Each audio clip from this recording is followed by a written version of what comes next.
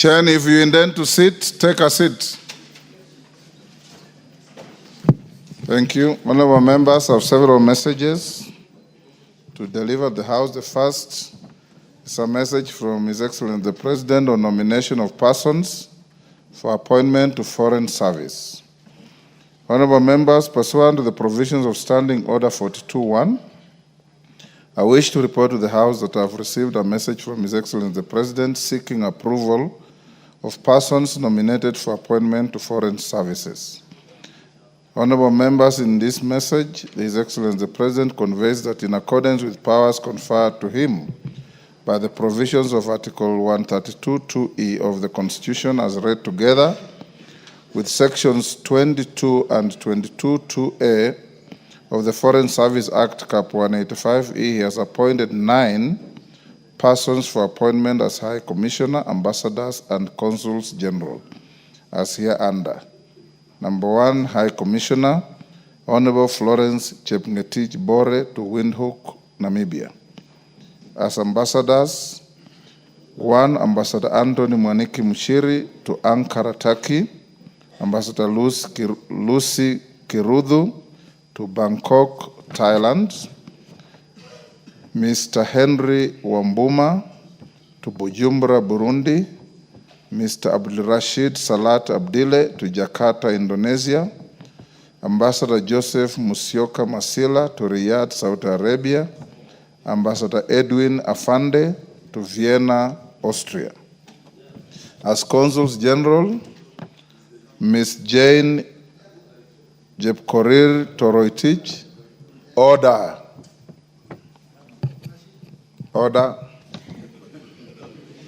Ms. Jane Jepkorir Toroitich to Dubai, United Arab Emirates, and Ms. Judy Kiaria Ngumiri to Goma, Democratic Republic of Congo.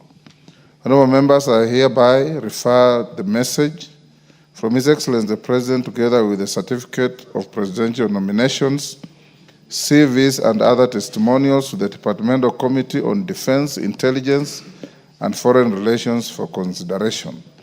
Honorable members, Section 8 of the Public Appointments Parliamentary Approval Act, Cap 7F, provides that unless otherwise provided in law, the committee to which such a nomination is referred shall consider the matter and table a report within 28 days. To this end, the committee should notify the nominees and the general public of the time and place for holding the approval hearing, and thereafter table its report soonest to enable the House to consider the matter within the set statutory timelines.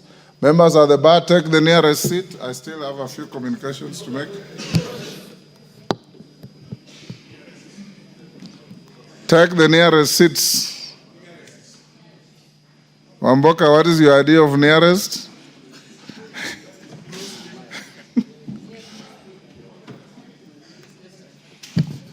Thank you, honorable members. The second message is also from His Excellency the President on nomination of persons for appointment as Registrar and Assistant Registrar of political parties. Honorable members, pursuant to the provisions of Standing Order 42.1, I wish to report to the House that I have received a message from His Excellency the President regarding the nomination of persons for appointment as Registrar and Assistant Registrar of political parties. In the message, honorable members, His Excellency the President conveys that in exercise of the powers conferred to him by the provisions of Section 34A and the 6th Schedule to the Political Parties Act, Cap 7D, as read together with Section 5 of the Public Appointments Parliamentary Approval Act, Cap 7F, he has nominated Mr. John Cox Lorionoku and Ms. Agatha Wanjiku Wahome to the positions of Registrar of Political Parties and Assistant Registrar of Political Parties, respectively, and now seeks their approval for appointment by the House. Honorable members, Standing Order 45 provides that upon receipt of notification of a nomination for appointment, such a nomination shall stand committed to the relevant departmental committee for consideration. In this regard, I hereby refer the message from His Excellency the President together with the CVs and other testimonials of the nominees to the Departmental Committee on Justice and Legal Affairs for consideration. Honorable members, paragraph 6 of the 6th schedule to the Political Parties Act, Cap 7D, provides that the National Assembly shall within 21 days of the receipt of the names of the nominees consider the nominees and approve or reject the nominations. In this regard, the committee is expected to immediately commence the approval process and notify the nominees and the general public of the time and place for holding the approval hearings, and thereafter table its report for consideration by the House. Honorable members, noting that the House is scheduled to commence its long recess from tomorrow, Wednesday, 20th August 2025, the committee will be required to table its report when the House next sits. I thank you. Members at the bar, take the nearest seats.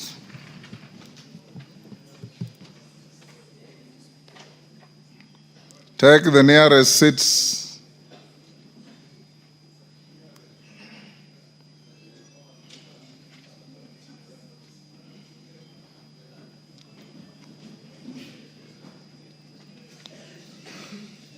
Member for Pokot, take the nearest seat.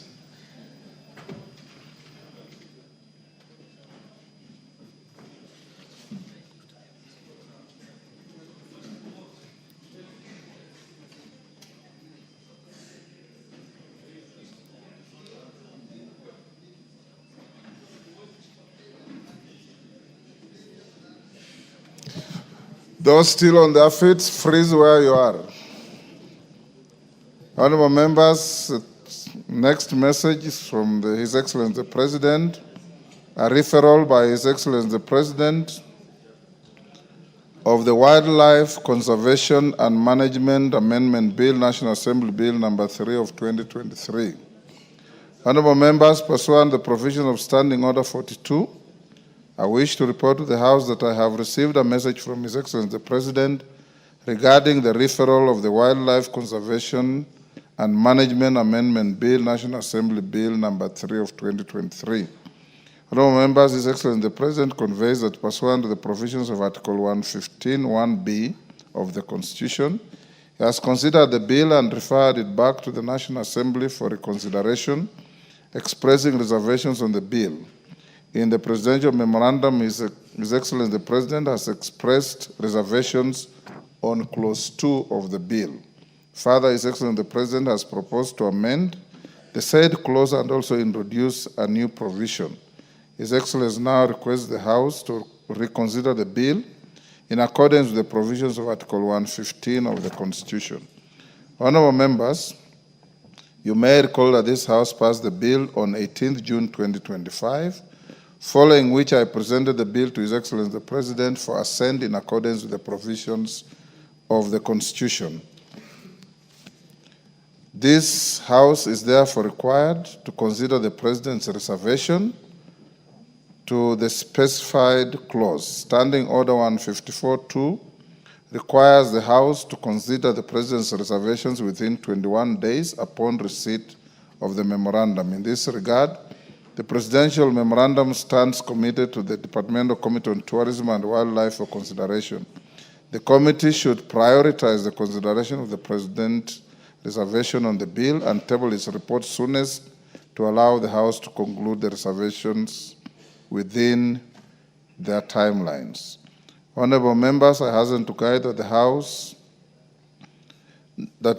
House, in consideration of the President's reservations with the bill by the committee, the House will undertake in accordance with the provisions of Article 115 of the Constitution. Further, the guidance contained in the Speaker's communication of 28th July 2025 relating the consideration of the President's reservation to a bill and amendments thereto will apply as shall be necessary. Honorable members, I now direct the clerk to circulate the memorandum of His Excellency the President to all members so that they familiarize themselves with the contents therein and the House is accordingly informed.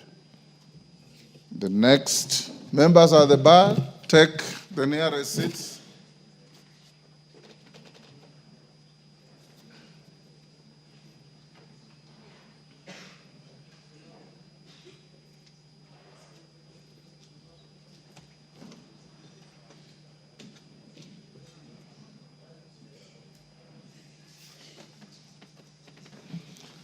The next, honorable members, is a message from His Excellency the President on nomination of a person for appointment as the chairperson of the Kenya National Commission on Human Rights. Honorable members, pursuant to the provisions of Standing Order 42.1, I wish to report to the House that I have received a message from His Excellency the President regarding the nomination of a person for appointment as the chairperson of the Kenya National Commission on Human Rights. In the message, honorable members, His Excellency the President conveys that in exercise of the powers conferred by Article 252B of the Constitution, Section 11 of the Kenya National Commission on Human Rights Act Cap 71, as read together with Section 5 of the Public Appointments Parliamentary Approval Act Cap 7F, he has nominated Ms. Clarice Awor Onganga for appointment as the chairperson of the Kenya National Commission on Human Rights. His Excellency the President now therefore seeks the approval of the House. Honorable members, you recall that on Tuesday, 12th August 2025, I notified the House about the withdrawal by notice in writing to the clerk of Dr. Duncan Obur Ojwang, the nominee who had been nominated for appointment to that position. Consequently, pursuant to the provision of Section 610 of the Public Appointments Parliamentary Approval Act, the candidate's nomination lapsed. The nomination of Ms. Clarice Awor Onganga is therefore consequent upon that withdrawal. In view of this, honorable members, I hereby refer the message from His Excellency the President together with the CV and the report of the selection panel and other testimonials of the nominee to the Departmental Committee on Justice and Legal Affairs for consideration in line with Standing Order 45.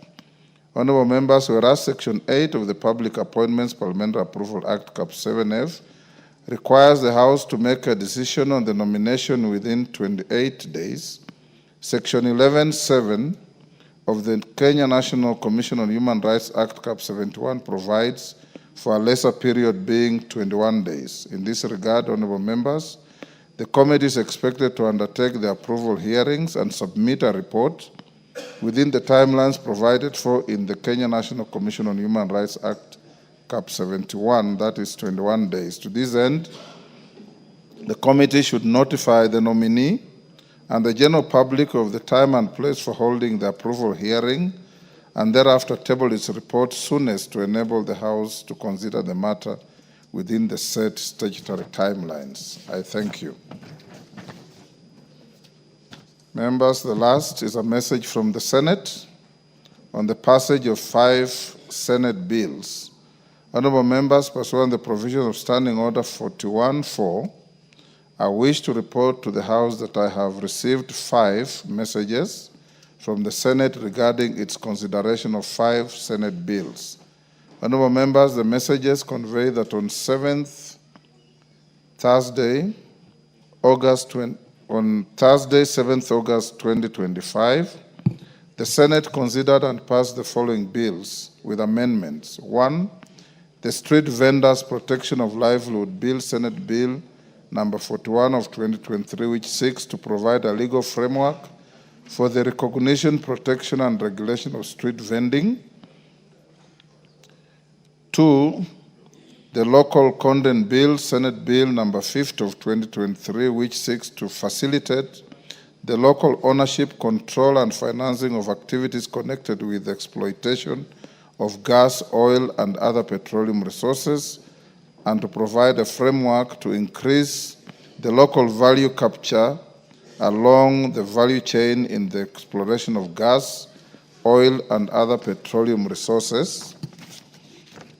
3, the Early Childhood Education Amendment Bill, Senate Bill number 54 of 2023, which seeks to amend the Early Childhood Education Act. Additionally, pursuant to the provisions of Standing Orders 162 of the Senate Standing Orders, Senator Eddie Okech, MP, the sponsor of the bill, has designated the Honorable Naisula Lesuda, MP, member for Samburu West constituency, as the co-sponsor of the bill in the National Assembly. And 4, the Creative Economy Support Bill, Senate Bill number 30 of 2024, which seeks to establish mechanisms for the support of the creative industry to the economy and to establish the Creatives Fund. Additionally, in accordance with Standing Order 162.2 of the Senate Standing Orders, Senator Eddie Okech MP, the sponsor of the bill, has designated Honorable Irene Mayaka MP, nominated member, as the co-sponsor of the bill in the National Assembly. In addition, honorable members, the message conveys that on Thursday, 7th August 2025, the Senate considered and passed the Business Laws Amendment Bill, Senate Bill number 51 of 2024 without amendments. The bill seeks to amend various statutes so as to create a conducive environment for doing business. In this regard, you'll note that standing orders require the Speaker to cause a bill received from the Senate to be read a first time upon conveyance of its message to the House. In view of this, and noting that the House will proceed on recess at the rise of today's sitting, I direct the clerk to schedule the 5 Senate bills in the order paper for first reading when the House resumes. Honorable members, inasmuch as I have directed the bills to be read a first time, close attention should be paid to the Creative Economy Support Bill, Senate Bill number 30 of 2024, in line with the provisions of Article 94(5) and 114 of the Constitution on the introduction of money bills and the consideration of money bills, respectively. The relevant committees therefore urge to take note of the constitutional provisions while considering the bill. Thereafter, the bills will stand committed to the following committees for consideration. 1, the Street Vendors Protection of Livelihoods Bill, Senate Bill number 41 of 2023, to the Departmental Committee on Trade, Industry and Cooperatives. The Local Content Bill, Senate Bill number 50 of 2023, to the Departmental Committee on Energy.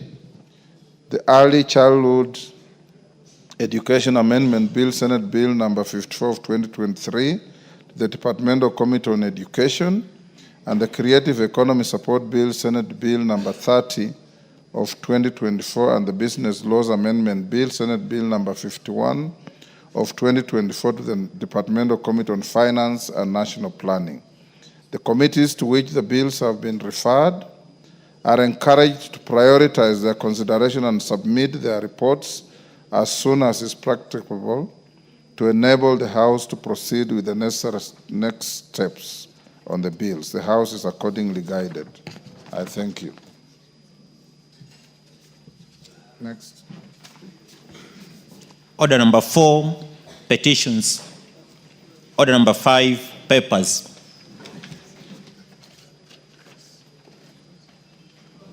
Majority Leader. Thank you, Honorable Speaker. Honorable Speaker, I beg to lay the following papers on the table of the House today, Tuesday, August 19th, 2025, in the afternoon sitting. 1, draft legal notice relating to the crops, fiber crops and crop fibers regulations 2025 from the Ministry of Agriculture and Livestock Development.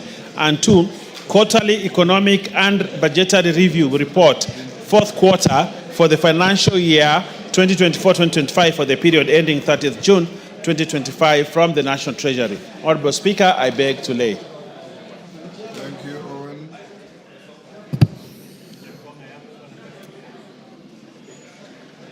Next order.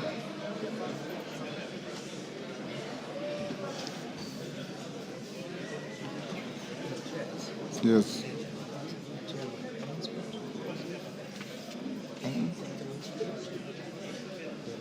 Why they put under order 5? Yes. Oh, yeah.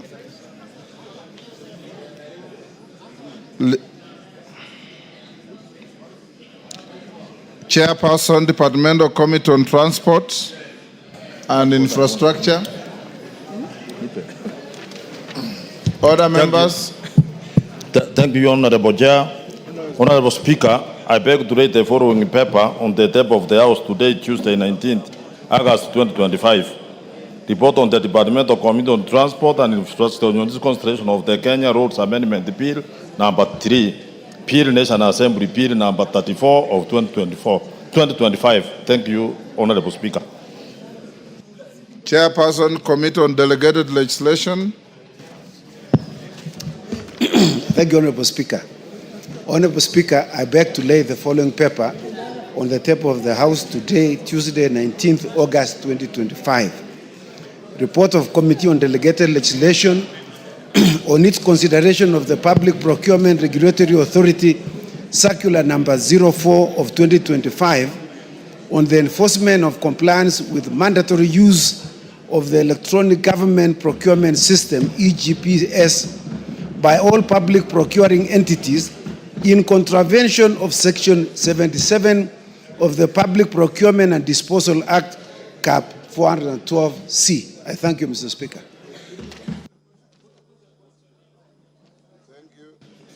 Chairperson, Departmental Committee on Agriculture and Livestock. Honourable Speaker, I beg to lay the following papers on the table of the House today, Tuesday, 19th of August 2025.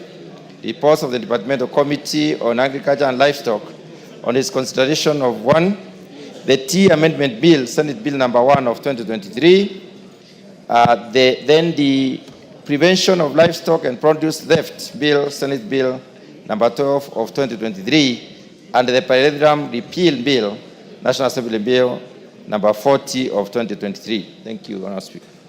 Thank you. Next order. Order number 6, notices of motion. Chairperson, Committee on Delegated Legislation. Thank you, Honorable Speaker. Honorable Speaker, I beg to give notice of the following motion. That this House adopts the report of the Committee on Delegated Legislation on its consideration of the Public Procurement Regulatory Authority Circular on the enforcement of compliance with mandatory use of Electronic Government Procurement System, EGPS, by all public procuring entities in contravention of Section 77 of the Public Procurement and Asset Disposal Act, Cap 412C, laid on the table of the House on Tuesday, 19th August 2025, and pursuant to the provisions of Section 18 of the Statutory Instruments Act, Cap 2, this House annuls in its entirety the Public Procurement Regulatory Authority Circular in the enforcement of compliance with the mandatory use of the Electronic Government Procurement System, EGPS, by all public procuring entities, Circular number 04 of 2025. I thank you, Mr. Speaker. Order, members. How do you expect your Speaker to put a question on a notice of motion? Honorable members, I know that is with a light touch. As we go to order, members, as we go to order number 7, I want to direct as follows in rearranging our order paper. The Honorable Murugara, Chair of Delegated Legislation, Jailak, sorry, is as requested to make a statement in relation to some issues that you discussed yesterday. Order. Order. After I allowed the Honorable Murugara to make his statement, the Honorable Wandeto approached me and wanted to move a motion of adjournment, but looking at the content of the motion and the statement of Murugara, they look tautologous. So I have advised Honorable Wandeto that he will join on to Honorable Murugara's statement, and once Honorable Murugara makes his statement, I'll allow the House to ventilate on the same. I'll give you the necessary time. In my reflection, 1.5 hours will do. Order. 1.5 hours will do. So we'll proceed as follows. We'll dispose of order number 8, dispose of order number 9, which is very simple and direct, dispose of order number 10 being first reading. When we finish with the statements, we will dispose of order 12 before we go to committee at order number 11. I hope we are clear with that. Thank you. So, clerk, go to orders number 8, 9, and 10 on the supplementary order paper. Order number 8, the Computer Misuse and Cybercrimes Amendments Bill, National Assembly Bill number 41 of 2024, second reading and question to be put. Honorable members, order. I'll now put the question at order number 8 that the Computer Misuse and Cybercrimes Amendment Bill, National Assembly Bill number 41 of 2024 be now read a second time. As many as of that opinion say aye. Will those of the contrary opinion say nay? The ayes have it. A bill for an act of parliament to amend the Computer Misuse and Cybercrimes Act Cap 79C and for connected purposes. Order number 9. Before you go to order number 9, members, allow me to acknowledge the following in the speaker's gallery: Joel Amimo School from Kisumu, Central Kisumu, Kipkeino Junior School from Tarbo, Uasin Gishu. In the public gallery, members, you should welcome these children to the House of Parliament. In the public gallery, we have Hale Mariting School from Jomvu, Mombasa, Athi Kamunyuni School from Kibwezi East, Makueni, and Kaptebeswet Secondary School from Aina Moi, Kericho. On my behalf and on behalf of the House, we welcome the students, their teachers, and those accompanying them to the House of Parliament. Next. Order number 9, motion, alteration of the calendar of the House. Majority Leader. Thank you, Honorable Speaker. Honorable Speaker, I beg to move the following motion that notwithstanding the resolution of the House of 13 February 2025 and 7th August 2025, and pursuant to the provisions of Standing Order 28.4 on calendar of the Assembly, this House resolves to further alter its calendar. 1, so as to commence a long recess on Wednesday, 20th August 2025, that is tomorrow, and end it on Monday, 22nd September 2025. And 2, to resume regular sittings on Tuesday, 23rd September 2025, to commence the third part of the session. Honorable Speaker, this is a simple procedural motion, not a procedural motion, but a motion to alter the calendar. As members are aware, we were to proceed on our recess at the end of last week, but we extended the sittings to this week. And Honorable Speaker, we will need to recover the time for the recess, this being a short working recess. And therefore, we are just extending the recess by a further 1 week. Instead of resuming on the 15th of September, we now resume on the on the 16th of September, we resume on the 23rd of September. And with that, I beg to move and request the Leader of Minority, who is also a member of the House Business Committee, where this matter was deliberated, to second. Junet. Mr. Speaker, I second. Members on their feet, take your seats.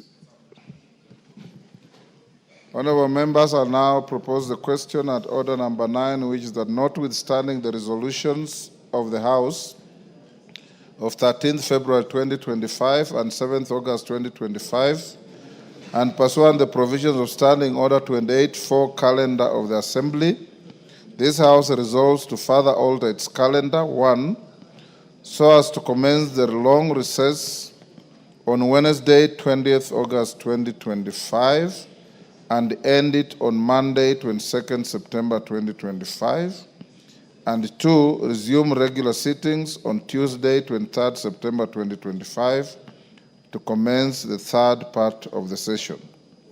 We put the question, and now put the question at order number 9, which is that notwithstanding the resolutions of the House of 13th February 2025 and 7th August 2025, and pursuant the provisions of Standing Order 28-4 calendar of the Assembly, this House resolves to further alter the calendar so as to commence the long recess on Wednesday, 20th August 2025, and end it on Monday, 22nd September 2025, and resume the regular sittings on Tuesday, 23rd September 2025, to commence the third part of the session. As members of that opinion say aye. Will those of the contrary opinion say nay? The ayes have it. Next. Order number 10, the Advocates Amendment Bill, National Assembly Bill number 24 of 2025, first reading. A bill for an act of parliament to amend the Advocates Act. Order number 7, questions and statements. Let me start with Dan Wanyama.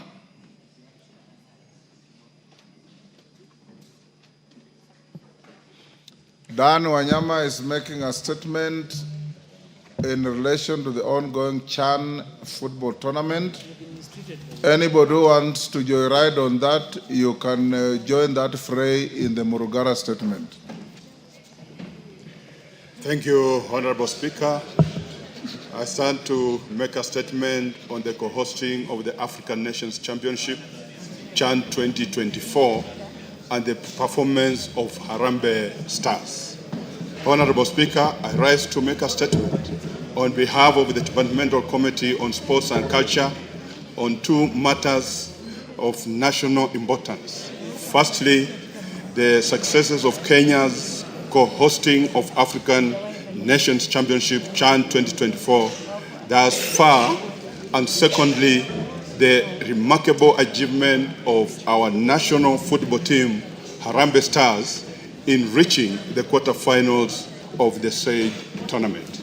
Honorable Speaker, as this House may be aware, Kenya, together with Uganda and Tanzania, were granted the prestigious opportunity on co-hosting the 2024 edition of the African Nations Championship CHAN by the Confederation of African Football, CAF. This tournament presents an important platform not only to showcase our sporting talent, but also to demonstrate our ability to host continental events of this magnitude. The Ministry of Youth Affairs, Creative Economy and Sports ensured that the stadiums met the international standards required to host a tournament of this magnitude, and that this is a great development of our sporting infrastructure. The Committee on Sports also performed its oversight role by engaging the ministry from as far back as 2023 on the status of Kenya's preparedness to host this great tournament. Honorable Speaker, despite our success in co-hosting the tournament, we have indeed suffered a few setbacks. The House will recall that on 10th August at Kasarani Stadium, challenges of crowd control and the ticketing breakdown posed a serious threat to the tournament. The situation resulted in sanctions imposed by Confederation of African Football, that's CAF, guided the advice from the committee to the local organizing committee, that is LOC, and the Ministry of Youth Affairs, Creative Economy and Sports. Innovative fan zones were introduced outside the stadium to absorb excess crowds, while government enhanced security measures within and around the venues. This initiative has been highly successful in congesting Kasarani, safeguarding funds, and ensuring compliance with CAF standards, thereby averting additional sanctions and enhancing Kenya's reputation as a capable host. The committee will continue to work with the ministry to ensure that the remaining matches are held in strict compliance with the standards required by the Confederation. Honorable Speaker, permit me to now talk about the performance of national football team, the Harambee Stars. The national team has shown commendable spirit, discipline, and determination. This House will recall that Harambee Stars defeated the Democratic Republic of Congo, overpowered Morocco, held Angola to a draw, and most recently outclassed Zambia. This has resulted in Harambee Stars emerging as the group leaders with the 10 points, thereby earning their place in the quarterfinals against Madagascar. The quarterfinals game is scheduled for Friday, 22nd against August at 5 p.m. at Kasarani Stadium. It is worth mentioning that the great work that national coach Benny McCarthy is putting in with his team, we commend him for the tactical skills that continues to impact to the national team. And we believe that he has what it takes to steer the team to victory through the quarters, semi-finals, and eventually the finals. Honorable Speaker, indeed, talent is not the challenge in Kenya across sporting disciplines. We have an abundance of talent beyond. Planning this administration is determined to actualize the Talanda Hela initiative. The committee will continue to work with the Ministry of Sports and all relevant stakeholders to ensure that any legislative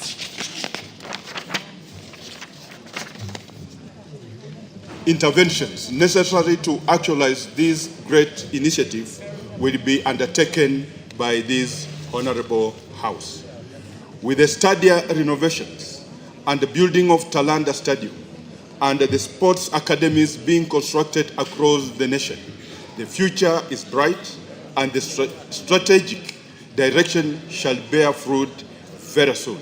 Indeed, we have demonstrated our ability to host international tournaments, and the infrastructure shall be available long after Chad.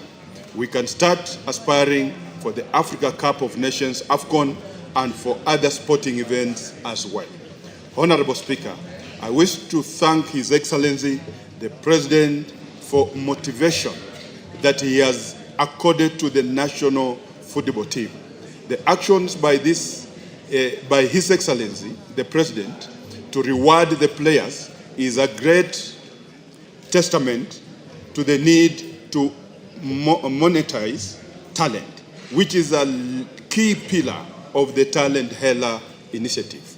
This will go a long way in motivating players to be the best that they can be, and will also ensure that they give the results of their hard work and in discipline. Honorable Speaker, I'm indeed grateful for the continued support of your office and the Office of the Clerk in facilitating the Committee on Sports and Culture to execute its oversight mandate on matters sports within the country.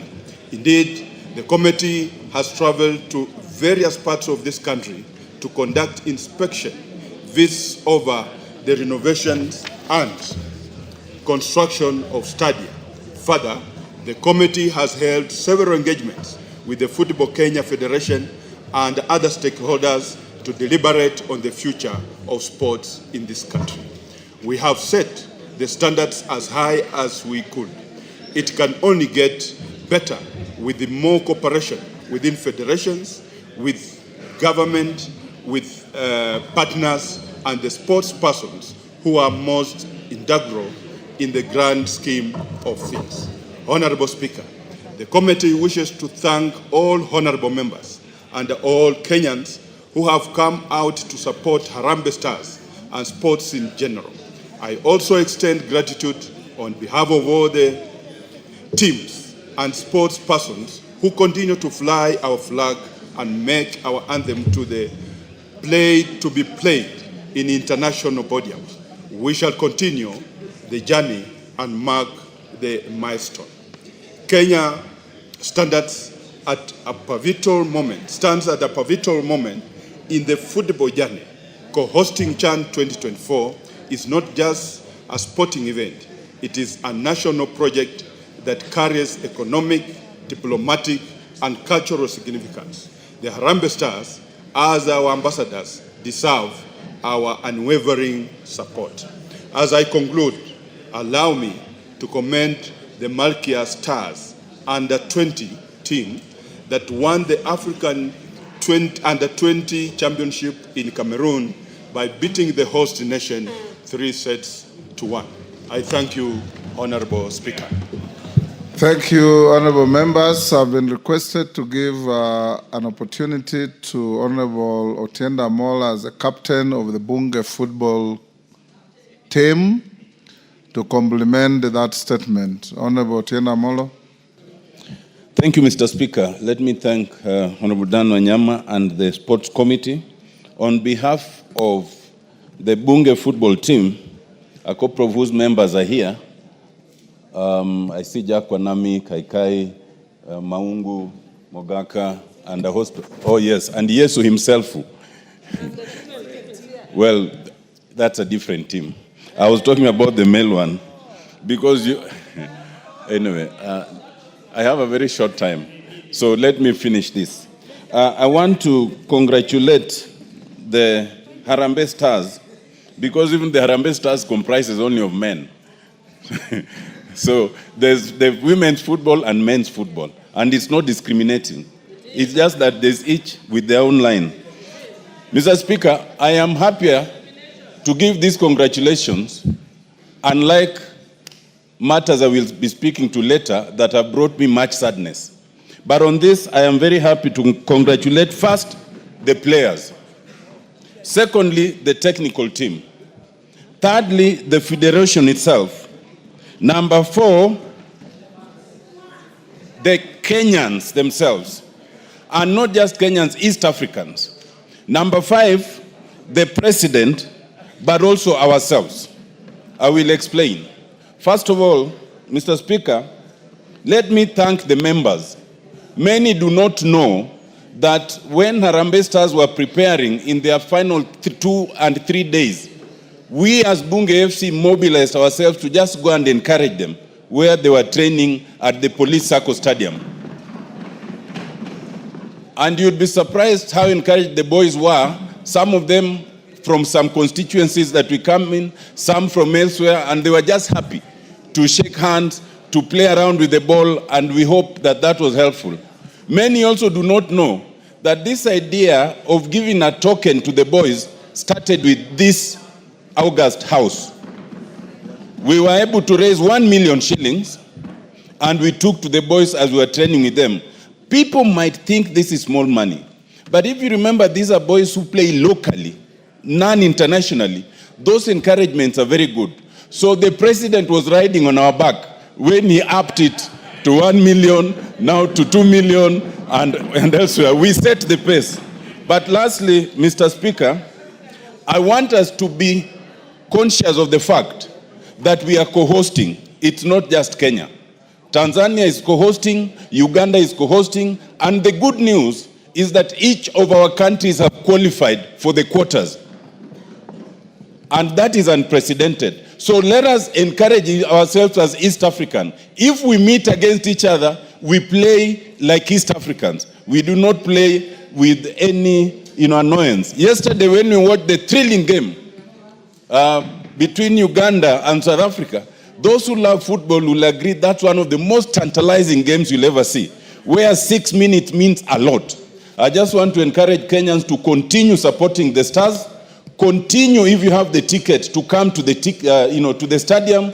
If unfortunately you don't have the ticket, go to any of the visual points that have been set up, or watch it at home. Thank you. Go the Stars.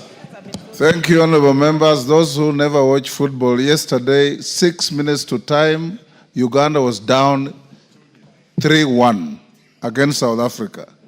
And in 6 minutes, they rallied their strength and scored twice. to draw and qualify. Honorable members, this CHAN has reignited our spirit of football.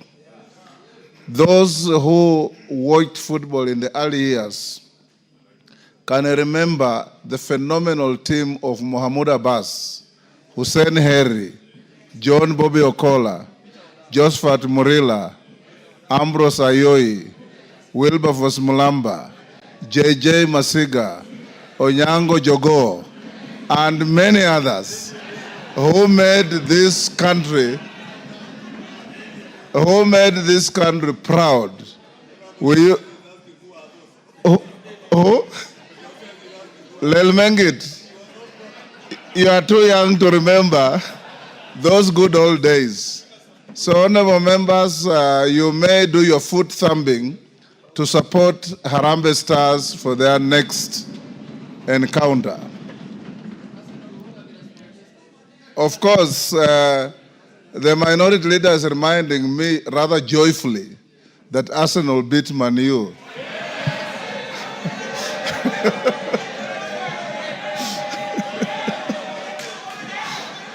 Yes, Millie. Yes, Millie. Millie, what is it? Thank you, Mr. Speaker. As a Man U fan, I cannot be in this house where the minority leader is trying to cast aspersions on the great team. When we sympathize with the small teams like Arsenal that my husband supports, small teams, those are useless teams.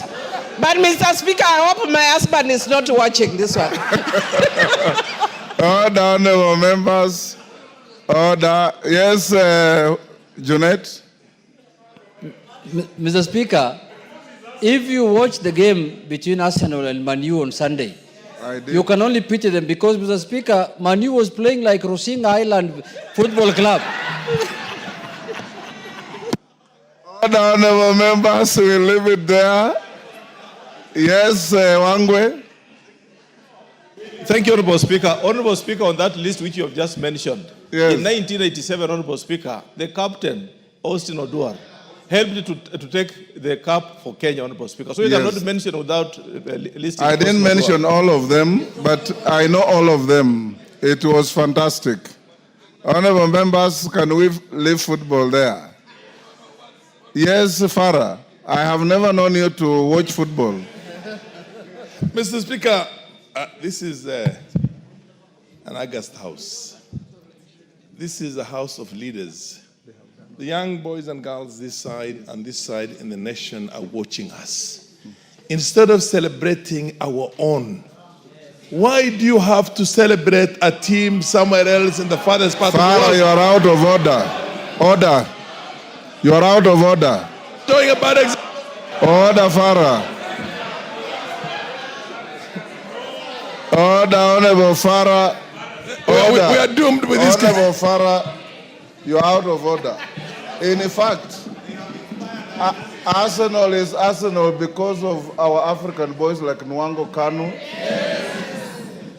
Ebue, Why don't they come here? and many others. Yes, Saka, right now, Bukayo Saka.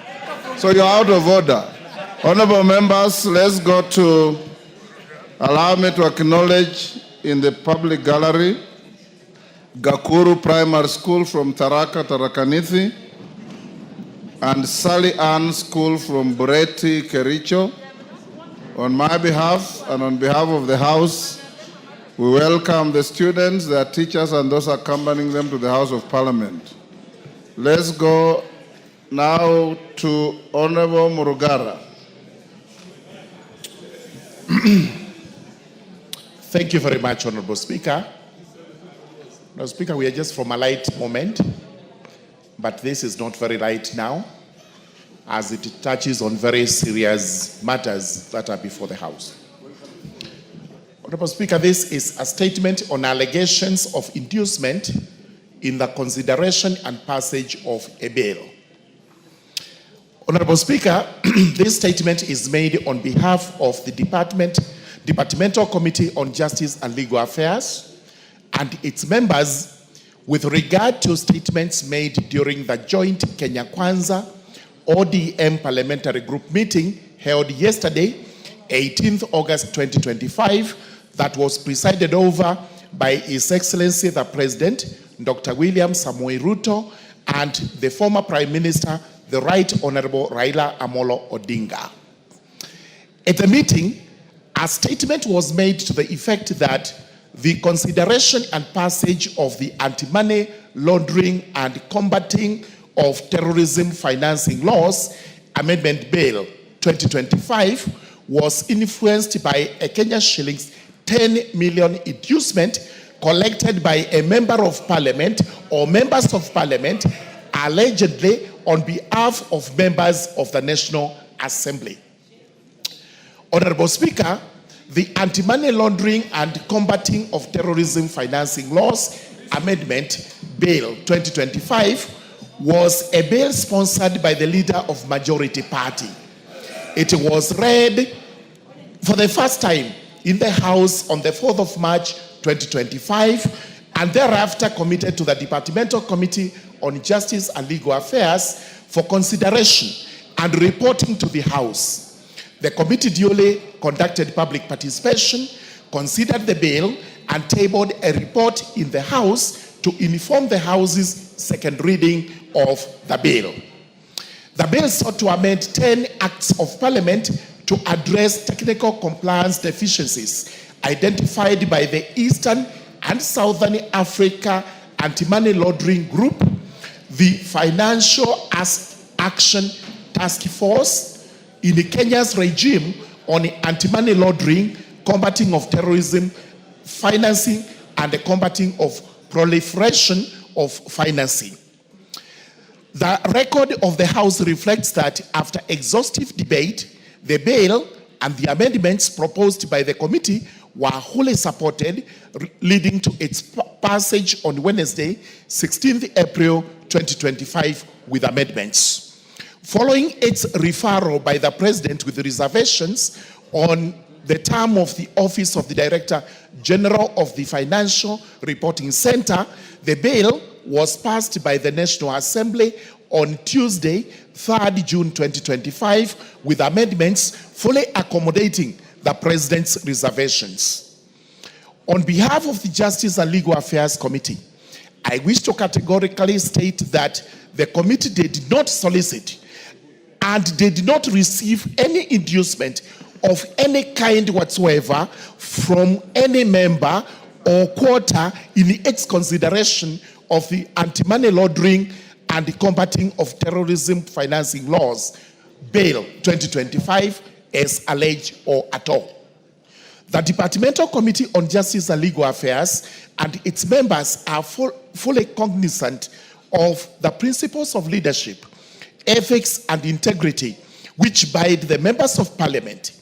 The committee and the members condemn and abhor corruption and any practice that is likely to erode these principles that are the substratum of the public trust that the people of Kenya have entrusted on this institution of the House of Parliament. Having deliberated over the matter and considering that the bill in question was a government bill whose contents were supported by the House, the committee poses the following 4 questions. Number 1, which member or members of the National Assembly solicited and or received the said Kenya shillings 10 million on the, or any other inducement in relation to the consideration and the passage of the bill? Number 2, who gave the alleged inducement? Number 3, what was the purpose of the inducement? And number 4, have the allegations been reported to the relevant law enforcement agencies? The committee notes that any inducement with respect to the bill could only have been given by to persons opposed to the strengthening of the laws against anti-money laundering, terrorism, financing, and related offenses. Only a person or entity that engages in corrupt practices or wash as is popularly known, could have opposed the passage of the bill.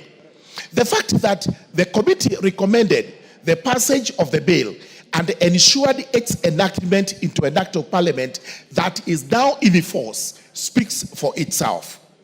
For avoidance of doubt, the position of the committee and its members is that if any member of the National Assembly or any other individual solicited and or received any inducement with respect to the consideration and passage of the bill as alleged, the member or individual is a criminal. Such a person ought to be investigated by the Ethics and Anti-Corruption Commission or the Directorate of Criminal Investigations, or even the committee of this House charged with the responsibility on such matters, prosecuted, and if found culpable to face the force of the law to the fullest. Such conduct has no place in the discharge of the mandate of the National Assembly and in the society of Kenya as a whole. The committee urges any person with information against any member of the National Assembly or any other individual with respect to the allegations to submit the information to the Parliamentary Powers and the Privileges Committee, which has always risen to the occasion and has jealously protected the integrity of the House and the members. Needless to add that the Justice and Legal Affairs Committee is one of the busiest committees in this House. It is unrivaled by the Finance Committee. These two being the busiest have always and will always resist any temptation, any advances that are made to induce the committees with the finances or any other form of material inducement, because the dignity of this House must be maintained at all times. Thank you, Honorable Speaker. I beg to lay my statement. Thank you very much. Before I sit, Honorable Speaker, before I sit, allow me kindly to read one article from the Constitution. This is extremely important, and members to listen because you'll be commenting on this. This is Article 96 of our Constitution. It is on the role of the Senate in the Republic of Kenya. Number one, the role of the Senate represents the counties and serves to protect the interests of the counties and their governments. Number two, the Senate participates in the lawmaking function of Parliament by considering, debating, and approving bills concerning counties as provided by Articles 109 to 113 of the Constitution. The most important is at sub-Article 3. The Senate determines the allocation of national revenue amongst counties as provided in Article 217 and exercises oversight over national revenue allocated to the county governments.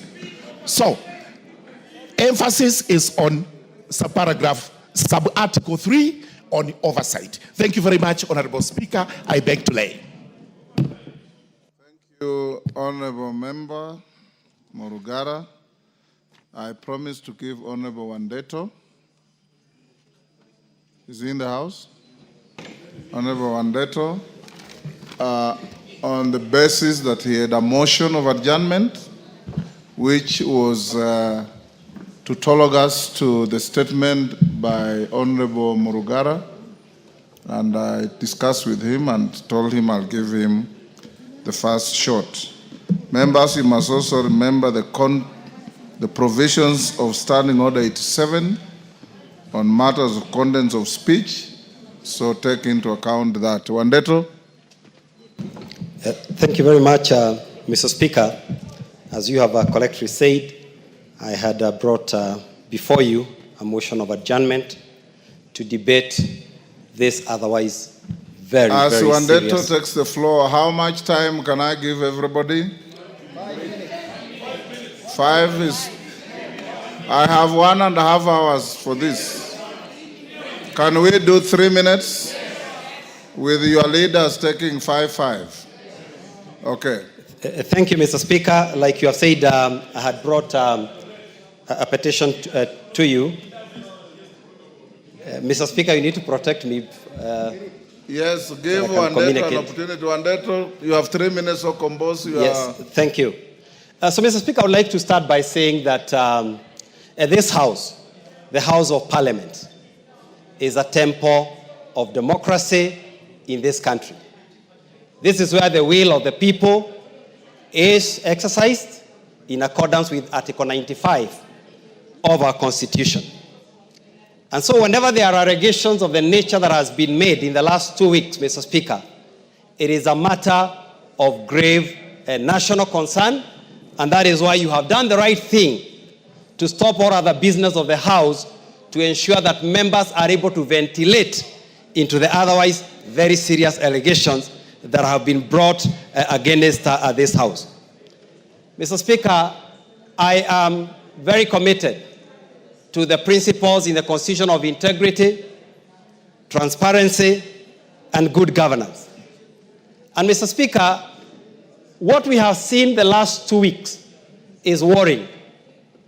It started, I think, 2 weeks ago with an allegation by a senior member of the executive that there is indeed allegations of bribery within Parliament.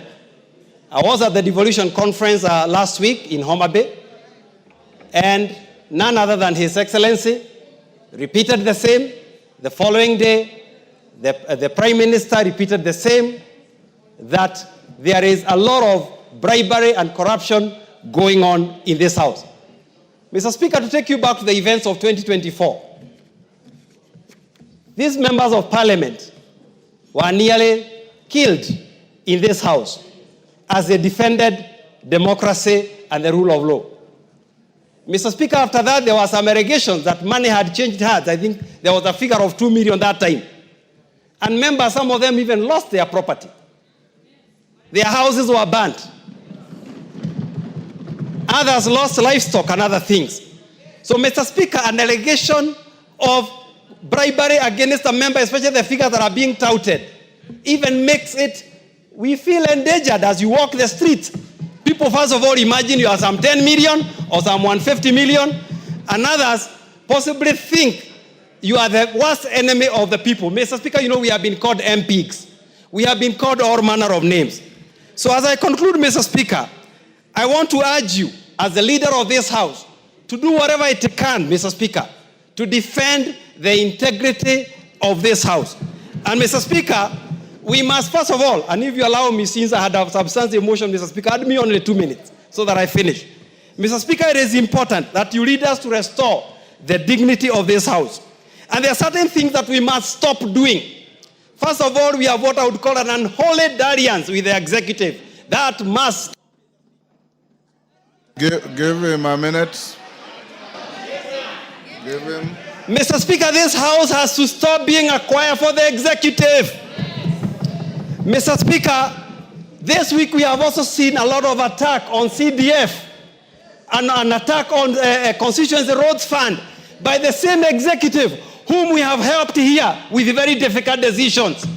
And now, I think, Mr. Speaker, the chickens have come to roost. Mr. Speaker, I invite the members of the executive to read Matthew chapter 7, verses 3 to 5. We know corruption is a big issue in this country, but the Bible reminds us, while look at the speck of sawdust in your neighbor, while you yourself, you have a log inside your eye. Mr. Speaker, as I finish, it appears some people are falling, but we will not allow them to fall with the whole House. Thank you, Mr. Speaker. Otienda Molo. Thank you, Mr. Speaker. Mr. Speaker, I will beg that I be added 2 minutes for context as a member of the Justice and Legal Affairs Committee. Mr. Speaker, first of all, let it be clear, I am a member of the committee. I have never sought or received any gain or advantage to support or oppose anything, except as by law and my conscience and my constituents. Mr. Speaker, the simple sequence of that long statement read by my chair is that this was a government bill sponsored by the Executive Office of the President. And we were told that we needed to pass it to remove Kenya from the grey list. In compliance, and it was signed off by the leader of majority, we complied, it came here, it passed. Where is our fault? Should we have rejected it? Because if we did, then you can blame us. Mr. Speaker, if that passage of the act and the amendment was procured by any corruption, then that corruption can only come from the Executive Office of the President. Because they are the ones who wanted it to pass. And if that is so, then three things follow. One, that either the President or someone in his office knows who gave the bribe. Two, the President or someone in his office knows who received that bribe. And three, they know why it was given, because obviously it could not have been for passage. It's even more annoying that it is alleged that some 10 million was given. Do you know 10 million to give the members, that's 28,000. So it's being alleged that members of this house are cheap as 28,000 to pass a law. It's even more annoying. Mr. Speaker, some of us have reputations and careers beyond this house. So when you attend a forum where for the first time in a PG, live TV has been invited, and then you are being accused of that kind of thing, it is so insulting, it is so demeaning, it is so unfortunate. Mr. Speaker, I want to say this, that even if there was such a supposition by the President, Standing Order 42 gives him the opportunity to write to you a special message, which then you can table and we can inquire into it, not to be paraded and demeaning as if we are criminals. Now, the way forward, Mr. Speaker, I want to suggest that our only way forward, you see, in this house, we cannot discuss people adversely because Standing Order 83 all the way to 107 restrict our discussion. But for us, unfortunately, no one protects us out there. All sorts of allegations are made against you and you must just sit and listen. Our only ventilation is Standing Order 191.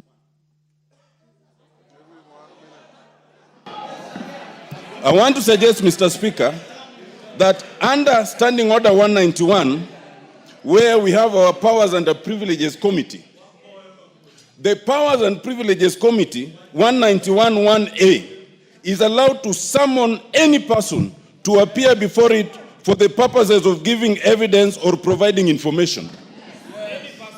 This house has been called the house of extortion. This house has been called a corrupt house. This house has been alleged to have received some 10 million. My suggestion, Mr. Speaker, authorize the Powers and Privileges Committee to summon the President, or if not the President, then the head of public service and the secretary to the cabinet to come and tell us about these allegations, because we don't know how to protect ourselves out there. I so submit, Mr. Speaker. Yes. Dr. Bukose.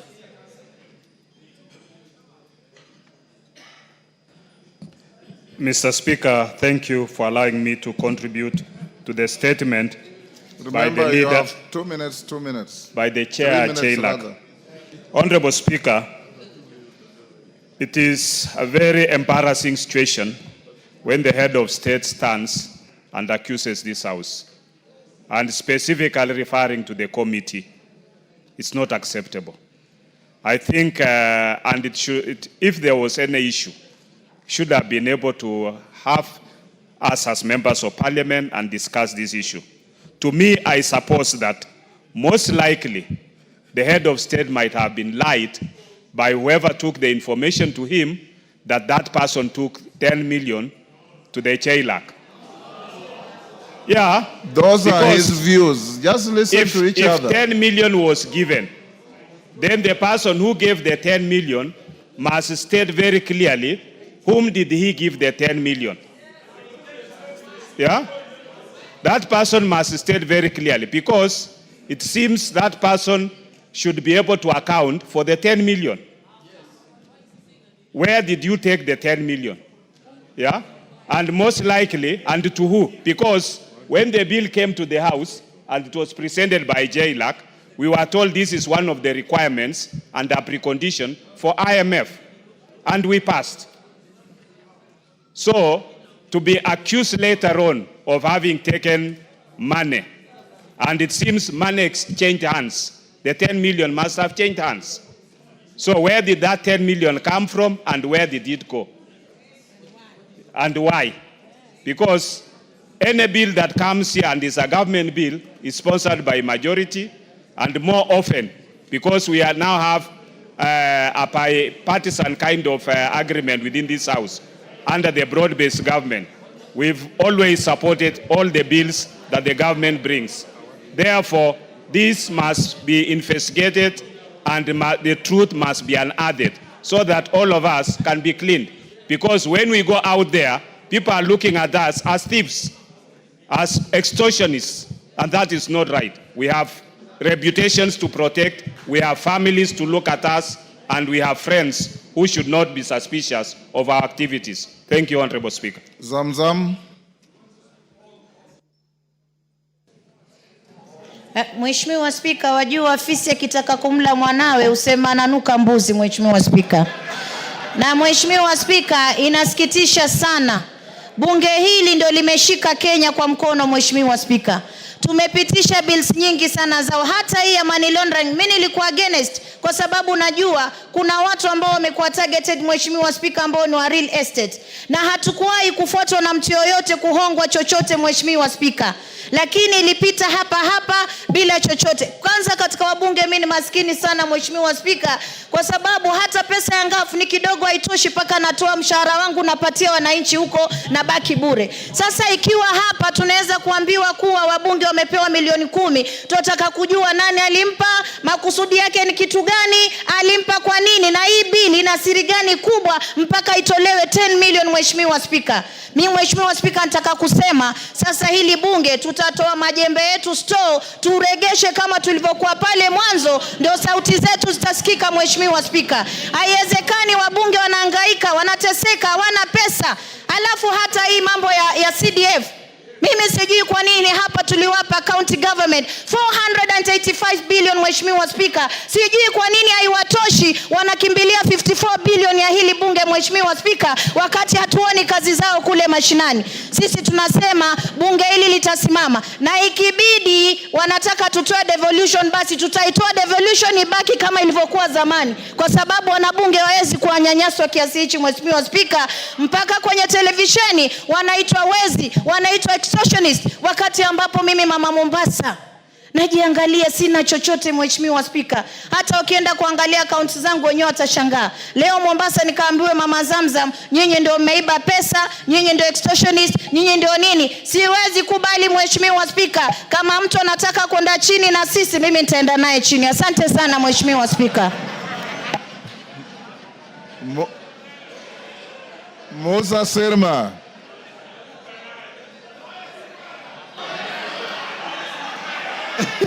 Order. Musa Serma. Yes. Mr. Speaker, I want to really support the sentiments of Honorable Murugara on this issue, where we are being portrayed as a parliament of extortionists and people who take bribe. Mr. Speaker, people who are corrupt have a place to go in this country, and that is the court. And if there is anybody who has been known to have done those things, we want to tell the government to pick those people, take them to court, and they belong to jail. Mr. Speaker, we are being maligned by people looking forward to taking the money from CDF and taking it to the counties to be eaten. If a whole governor can bring 150 million to Senate, for sure.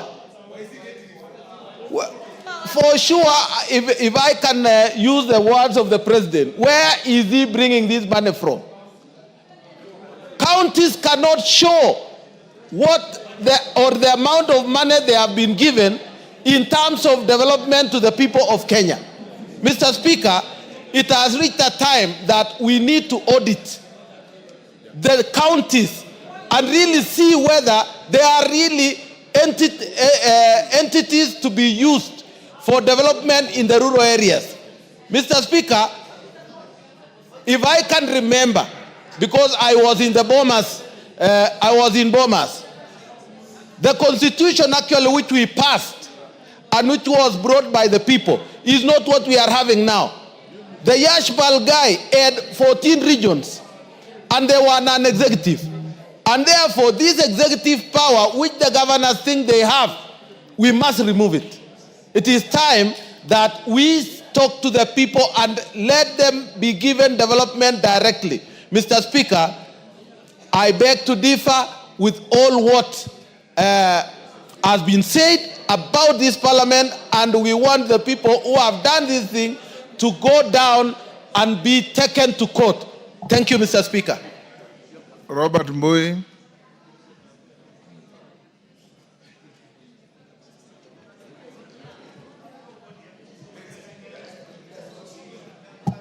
Thank you, Mr. Speaker. Mr. Speaker, Parliament is under attack, Mr. Speaker. And if you go on social media, read a newspaper, switch on your TV, continuously, this house is under attack. And Mr. Speaker, it has gone to the level where it has even gone to the funds that go to the people that we represent. That is CDF and KERA and GAF and the other funds. Mr. Speaker, the executive must respect this house. Members of this house have stood with the executive. Even though some of us have been opposing, members of this house have stood with the executive and supported them on all their agendas, including becoming extremely unpopular with the population because they were making sure that the agenda of the regime has passed on the floor of the house. But Mr. Speaker, now they have been thrown under the bus. It happened last year, even after passage of the finance bill, that the executive president again said that that bill was unpopular, and yet he's the one that had been telling members to support it. Mr. Speaker, I want to say that we must make sure that as a house we fight together. Mr. Speaker, there's something that is going on with the executive. When they say that this house has corrupt practices, I've been seeing empowerment agendas, empowerment forums all over the country. Mr. Speaker, someone who was just the other day a CS is able to give about 2 million, 3 million every week in a function, in fact, 2 or 3 functions in a week. Mr. Speaker, I want to tell you, what we need to do is start auditing the executive also. When they say there's corruption on the floor of this house, we also ask them, where is all the money you're spending coming from? Because, Mr. Speaker, this is a case of the pot calling the kettle black. So, Mr. Speaker, I want to say that it is important as a house we defend ourselves. Mr. Speaker, it shocks me when the executive goes completely against the Constitution, and members of, I'm lucky I was not in the lecture room yesterday, but Mr. Speaker, I hear that even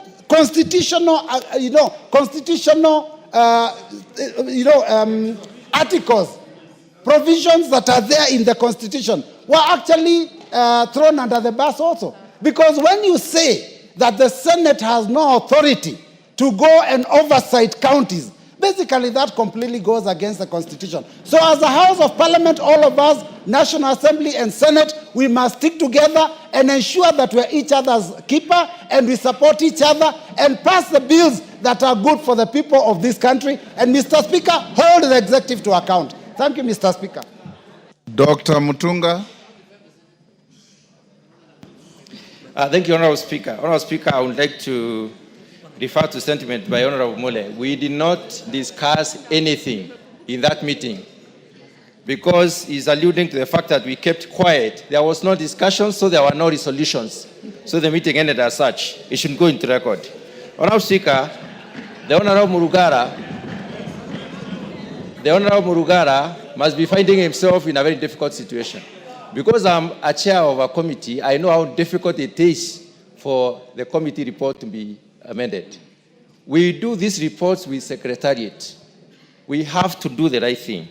We would like to know who this is. Honorable Speaker, the report was given from raw information, intelligence. So the person who was given the money is known. And the reasons why the person was given the money is also known.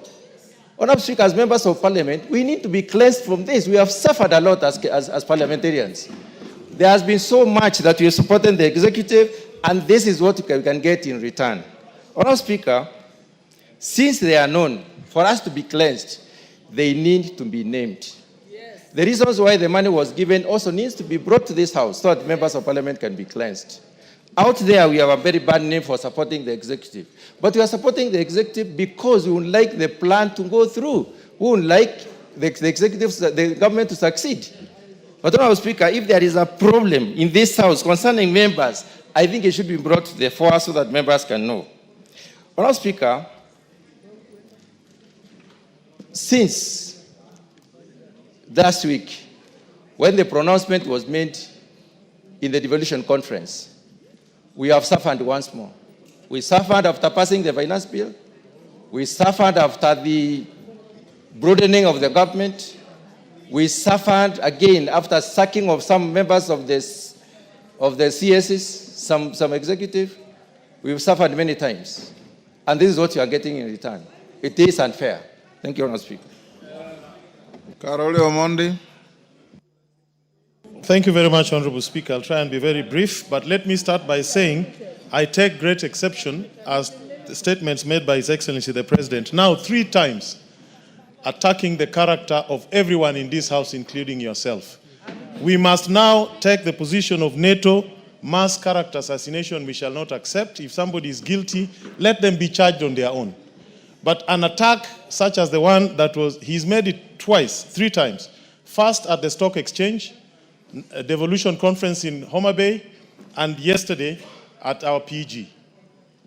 It is so unfortunate that a statement condemning all of us as corrupt extortionists, yet some of us have held the sharp end of the knife to support him, is something that we cannot accept.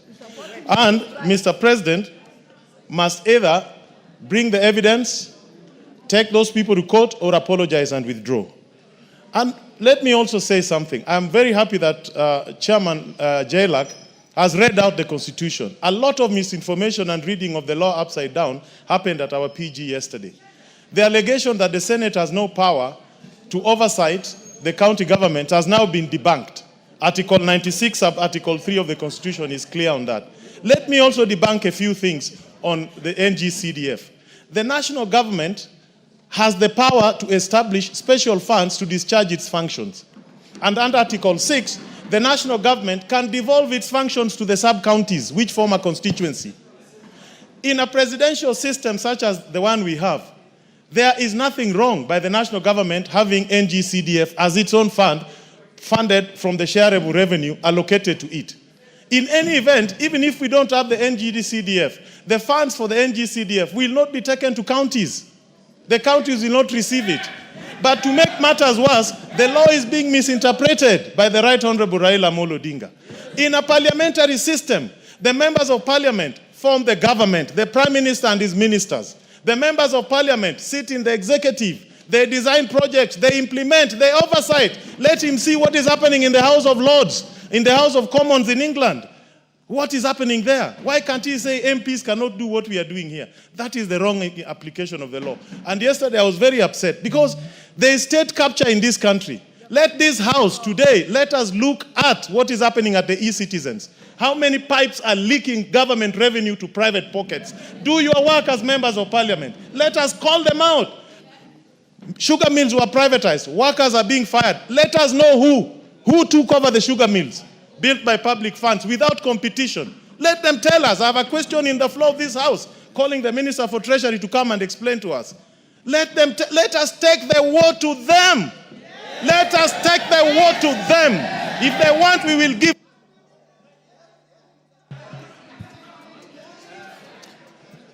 Member for Kieni.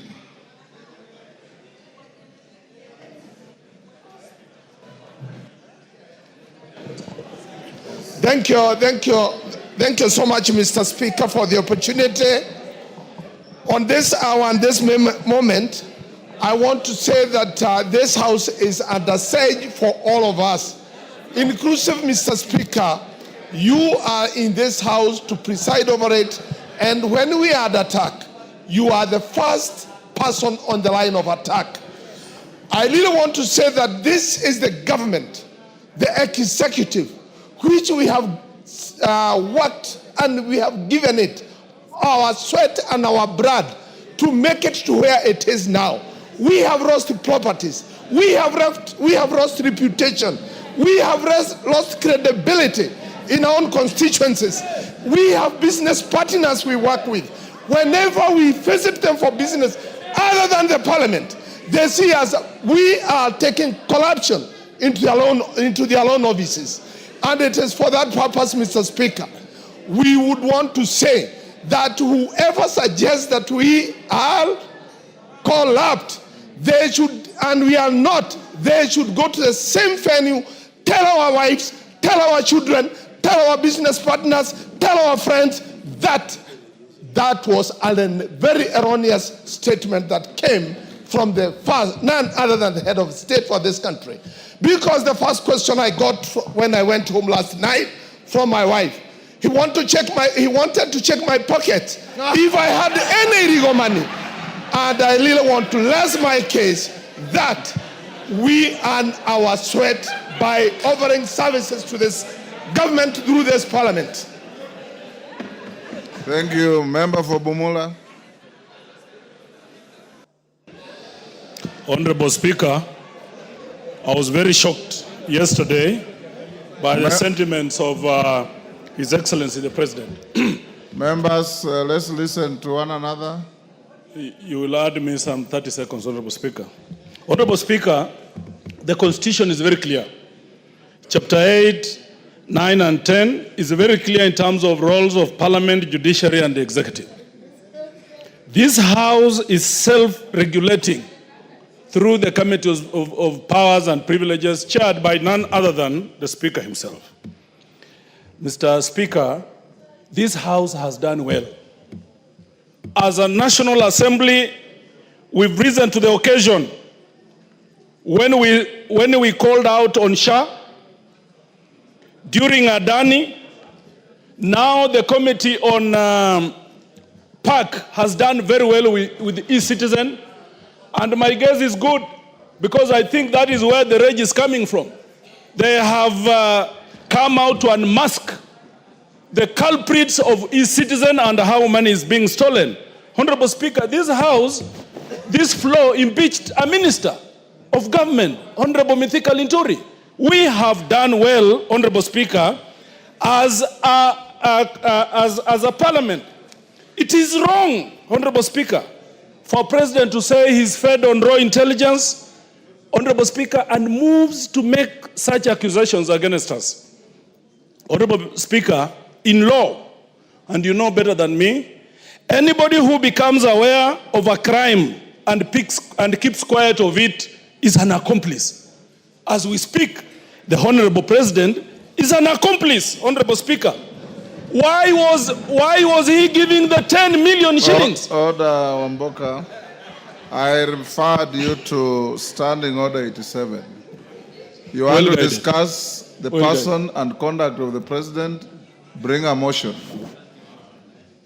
Well guided, Honorable Speaker. Yes. Read your standing orders. Well guided, Honorable Speaker. Honorable Speaker, the President has all instruments. The President has all instruments. Order, Otieno Amolo, what is it?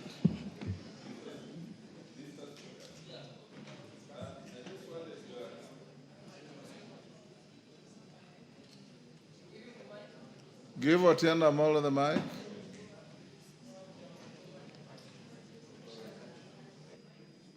What's happened? Move to the... Mr. Speaker, yes. As you know, I respect your guidance and rulings, but I had intended to bring this letter for your formal guidance on content of speeches. 87.1. Mr. Speaker, it's my understanding that what you cannot discuss is the conduct of the President, but you can discuss his speech. I'd like you to give a ruling on that. As we sit here, I have no speech from the president to discuss. You know very well, Honorable Tienda Molo, that when the president addresses the House, he makes a speech, and I allow you to debate it for 3 days. As it is here, I have no speech that can guide me on what you should debate. So Amboka, go on. There is a thin line, Honorable Speaker, of what we are discussing, but I think the point is made. Our thinking, Honorable Speaker, is someone is trying to get to NGCDF, CARA, Honorable Speaker, and other funds that are devolved through this House, Honorable Speaker, and that is unacceptable, Honorable Speaker. To the extent, Honorable Speaker, that you are a member of Parliament, #1, member of National Assembly, that we see the kind of headlines that we see, like what was there today, Honorable Speaker, add me 2 minutes, I was distorted, Honorable Speaker. Yeah, that we see the kind of headlines today, Honorable Speaker, that's unacceptable. That is unacceptable. You are the champion, you are the head of this House, Honorable Speaker. We will not allow anybody to try and mud you, because that is tantamount to mudding the whole House, Honorable Speaker. As I finish, we are now going to exercise our teeth. We are now going to bite. And Honorable Speaker, as I speak, there is a table essential motion. It is before you, Honorable Speaker, it's coming. We must now take our rightful position as a National Assembly. It is so painful. Some members of this House, most members have stood with the executive. They have defended the executive. They have suffered because of executive, Honorable Speaker. They have lost their popularity, some of them, presumably because of the executive. And now the same executive want to throw them under the bus. We say no. Wakwende. Honorable members, I'll now give to Silvanus Osoro, but before he takes the floor, I acknowledge the following. Kipsingay, order. Order, members. Kipsingay Secondary School from Sotik, Bomet. Joska PAG Church, Mavoko, Machakos. On my behalf and on behalf of the House, we welcome them to the House of Parliament. Osoro. Thank you. Thank you very much, Honorable Speaker. Honorable Speaker, I first want to confirm that I'm a member of the Jailer Committee. That has really largely been mentioned. Number two, even before I get to the details, Honorable Speaker, on what the Honorable Murugara has said, I also want to associate myself fully with the statements that have been made by the Honorable Karoli Omondi. And I'll be very particular, Honorable Speaker, on one issue even before I get to the second one, on the question of NGCDF and devolution. Honorable Speaker, I think that the vision and the mission of the drafters of the Constitution, and even the people who dreamt about devolution, including Right Honorable Raila Amolo Odinga, they really must have had a very good plan on what devolution is and actual things, what devolution ought to have been. Honorable Speaker, we want to tell them, and I say this with tremendous respect, that kwa ground vitu ni different. That what people think devolution ought to have been or should be is not what it is. There is nothing that is working on the ground as far as devolution is concerned, Honorable Speaker. And that is why in any case, Honorable Speaker, Article 96 should actually be implemented the more.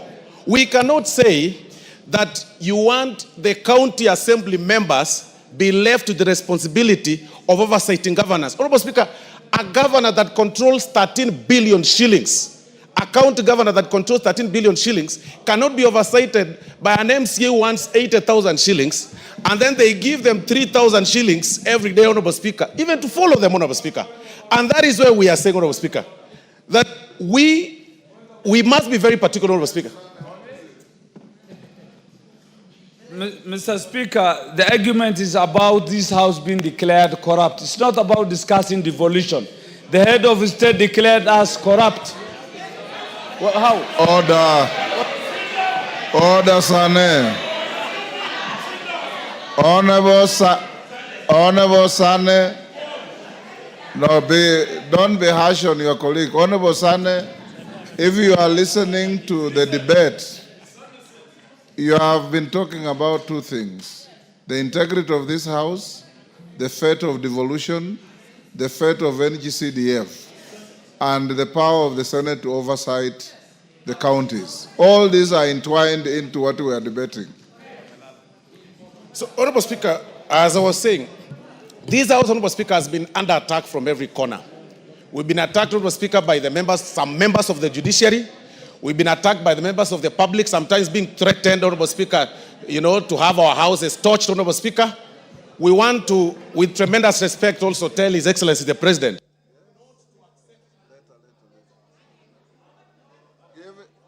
Give him a minute. We want to tell His Excellency the President of the Republic of Kenya that now that attacks are coming from all over, I want to inform him, Honorable Speaker, that he should not take the invitation to also join the bandwagon that attacks this House. Because this House, if somebody claims that they brought money to a certain committee or to a particular chair, then especially on a bill that is actually sponsored by the AG from government, then that person should actually be arrested the more, because he is the one picking money from some public side and then to try and bribe the members of parliament, Honorable Speaker. Because this House, Honorable Speaker, has been under attack from every corner. And it should actually not be happening. Today, as we are speaking, Honorable Speaker, people are already complaining about KERA. They want the KERA funds to be reverted to the counties. They want NGCDF to go. But, Honorable Speaker, you will need a microscope to see what governors or county governments are doing, Honorable Speaker, because there is nothing that is being done, Honorable Speaker. Time up. Time up. Parashina. Thank you, Mr. Speaker.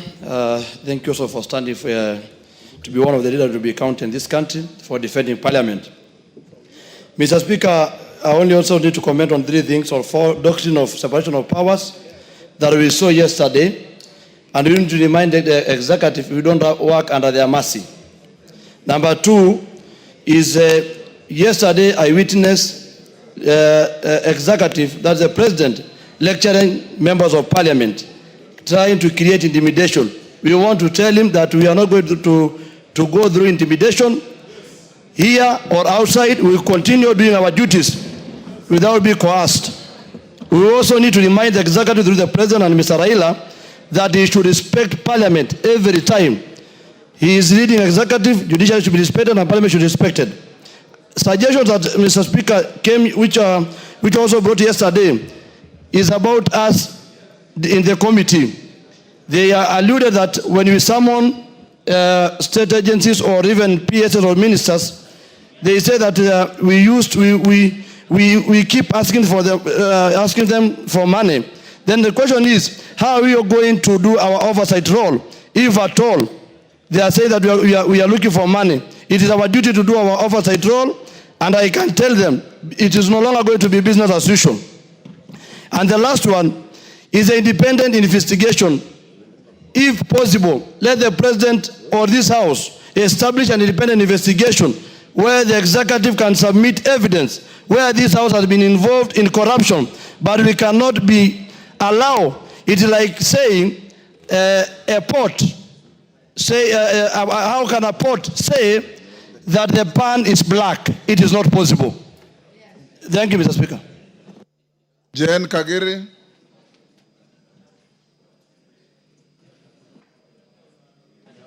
Thank you, Honorable Speaker, for giving me an opportunity to contribute to the discussion. Honorable Speaker, my English teacher always told us, before you skin a dog, you give it a bad name. Honorable Speaker, today, I feel that is actually what is happening. We all know that CDF, NGCDF, and GAF are under siege. And because of that, Honorable Speaker, that is why it is found right for an attack of members of Parliament, for them to give us a bad name. Honorable Speaker, I would just want to remind this Honorable House, and inclusive of anybody who contests for a position, that is including the presidency, that it is based on performance that we get re-elected. And even for the presidency, should be well noted that the performance of NGCDF, the performance of NGAF will also count for their performance at the end of the 5 years. So, Honorable Speaker, we need NGCDF respected, we need NGAF respected, and Honorable Speaker, let it go on record that members of Parliament make decisions based on their own minds and based on what they want to do for their people. So nobody is here to be helped to decide based on the money that they receive. We make decisions because we want the best for our people, Honorable Speaker. Thank you. Daud.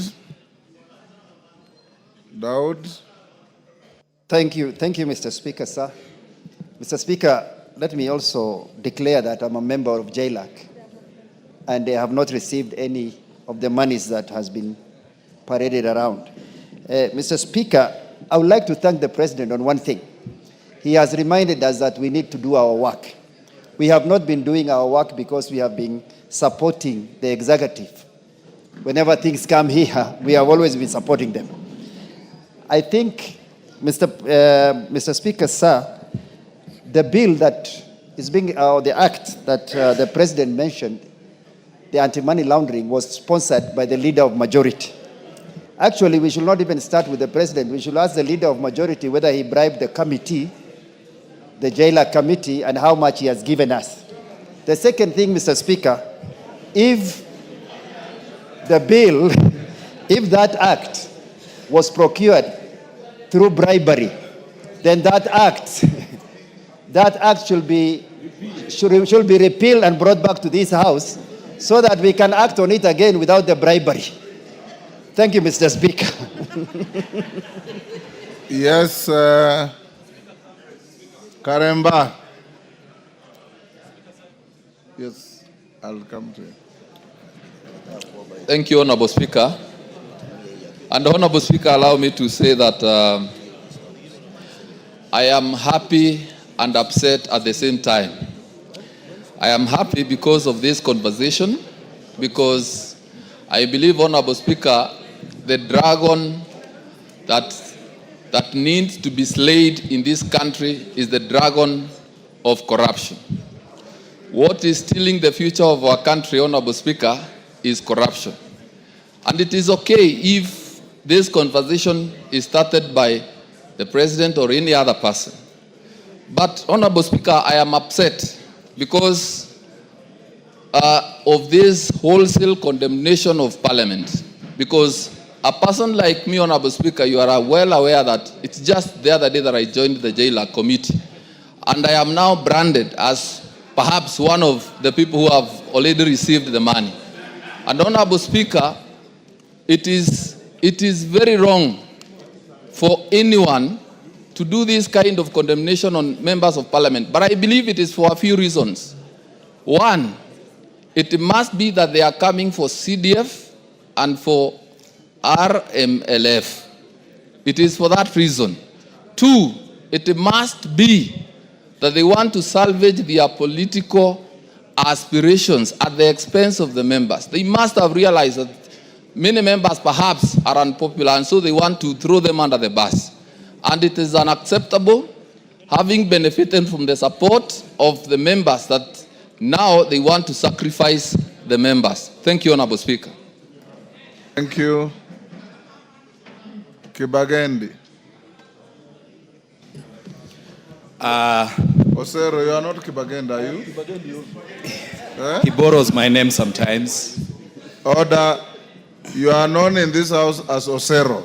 Take your seat. Thank you. Thank you, Honorable Speaker, for giving me this opportunity. It is the classic case of the skunk calling the pig stinky. The President, who himself bears responsibility for questionable governance decisions, erred gravely in issuing a blanket condemnation of this august House. While Parliament is not without flaws, indeed, dismissing it wholesome is unfortunate by the head of state, and hypocritical, and an affront to the very democratic institution that gives legitimacy to the presidency. Constructive criticism is welcome, but scapegoating an entire arm of government for failures that cut across the executive is both disingenuous and dangerous for our country. The president needs, going forward, to do proper investigations. He said he gets information from NIS and DCI. He needs to do proper investigations before he can condemn the entire House. But again, sometimes we have to tell those who call us names that they need to look in the mirror. Kenyans know that the temple of corruption is actually State House. Thank you, Honorable Speaker. Yes, Lel Mengit. Thank you, Honorable Speaker. I would also want to echo my sentiments on this case. Honorable Speaker, first, I would like to apologize to this Honorable House. Because a few years, Honorable Speaker, when I was in the university, I used to call the members here MPs. I was among those people who called the honorable members MPs because of the notion and the negativity out there, Honorable Speaker. Now, Honorable Speaker, I sit in this position as a member of Parliament, and now the ball is on my court. Honorable Speaker, I have realized that there is an enormous task bestowed to these honorable members, all the way as representatives, legislators, and oversighting responsibility. Honorable Speaker, I want to state this categorically, that even on the issues of NGCDF, as part of the representative duty that we do as honorable members, we cannot find substantive projects across the constituency or in the county governments that have been done by the county governments. Honorable Speaker, it's in my entire ward, Kilibwani ward constituency, I cannot find any single project that was done by the county governments.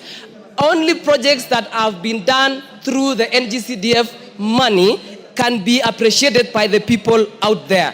Honorable Speaker, I want to mention this, that even in the case whereby in the future we might have a elected president similar to the, I don't want to mention names, but the president who will be giving resources basing on the shareholding basis, probably other counties and other regions of this country will be discriminated.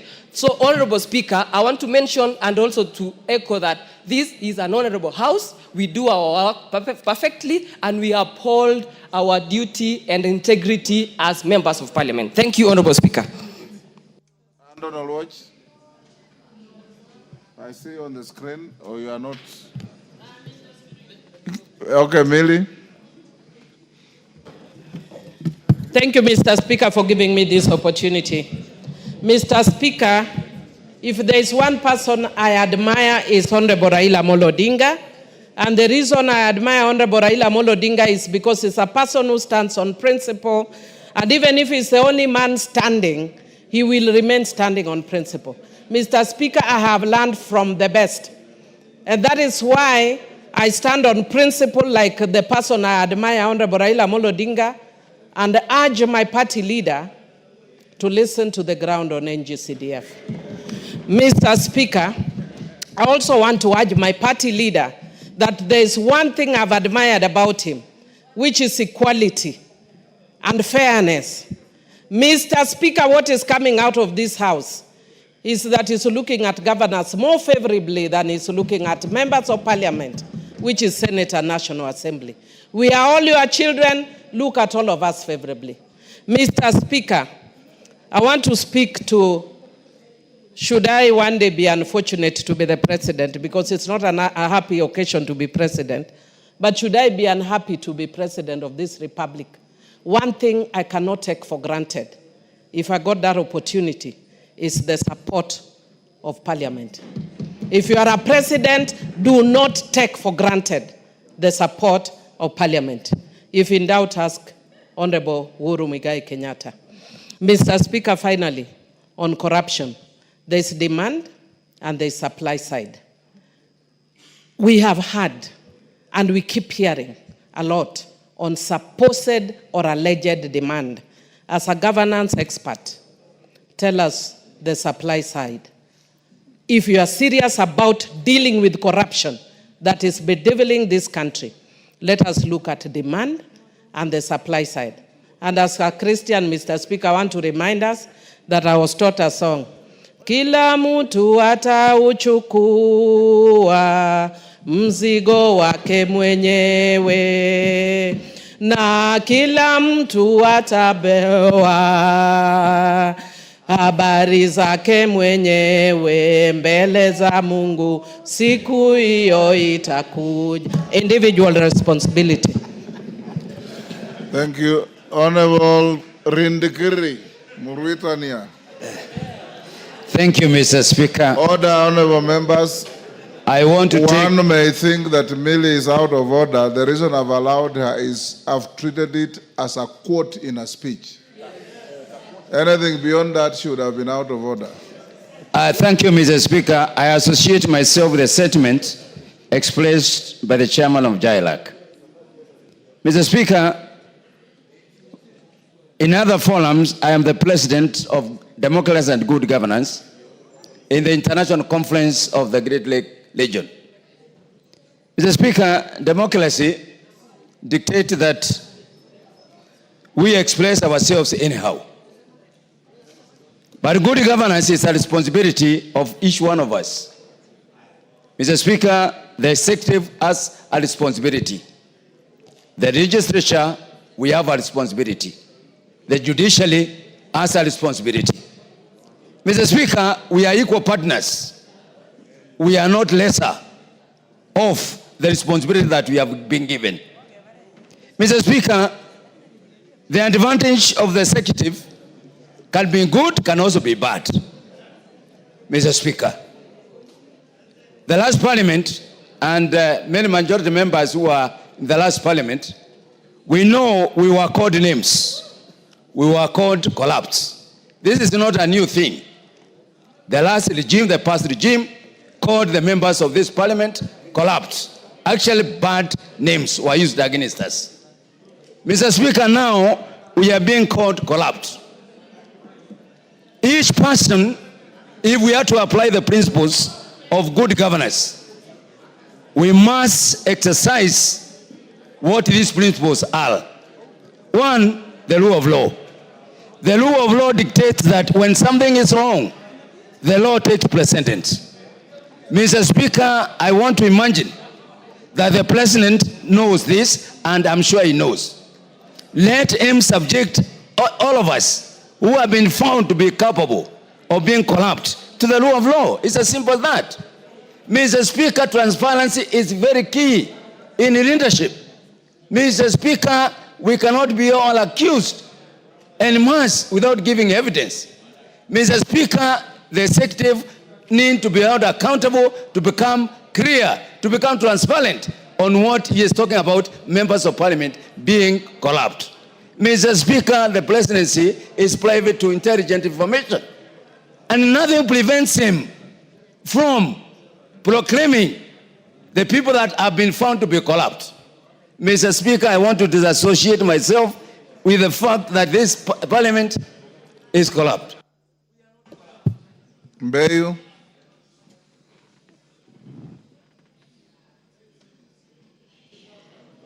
Asante Mheshimiwa Spika. Mheshimiwa Spika, mimi nahuzunika sana. Haya maneno yalitokea kwa viongozi wetu wakuu jana, ni jambo la kusikitisha. Na hasa nikisikia upande wa kuondolewa pesa za NGCDF na ni pamoja na ngafu.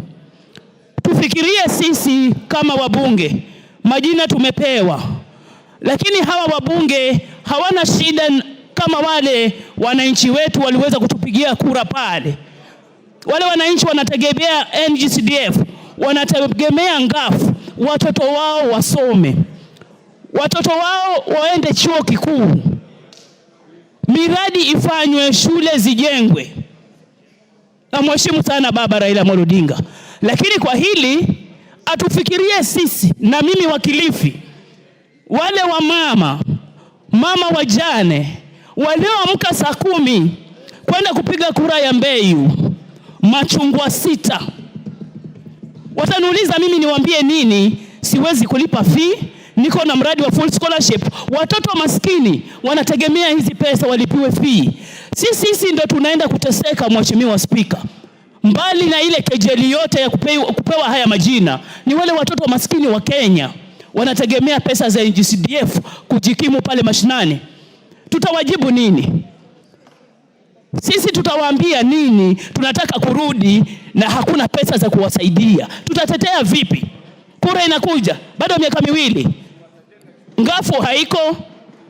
Kama zile pesa mabilioni yanaenda kwa counties na hakuna alama pale, health status mbaya, ya education imeshindikana, ile ya ECD, mambo ya maji shida, wakilimbikiziwa hizi pesa kama zile ndogo zimeshindikana pale kwa counties, wakiongezwa za NGCDF maeneo bunge 7, 8 na ile ya Nairobi iliyo na maeneo bunge mengi, wataweza vipi kutuonyesha kazi inafanyika? Alafu sisi tutakuja hapa, Mheshimiwa Speaker, tuwe flower girls sisi women rep na wale wa mama wengine kunywa chai tu, tutakuwa tuko kibaruani. Lakini yule mtoto wa maskini wa Kenya atafanya nini? Atapiga kura vipi? Apigie nini? Na tumaini gani?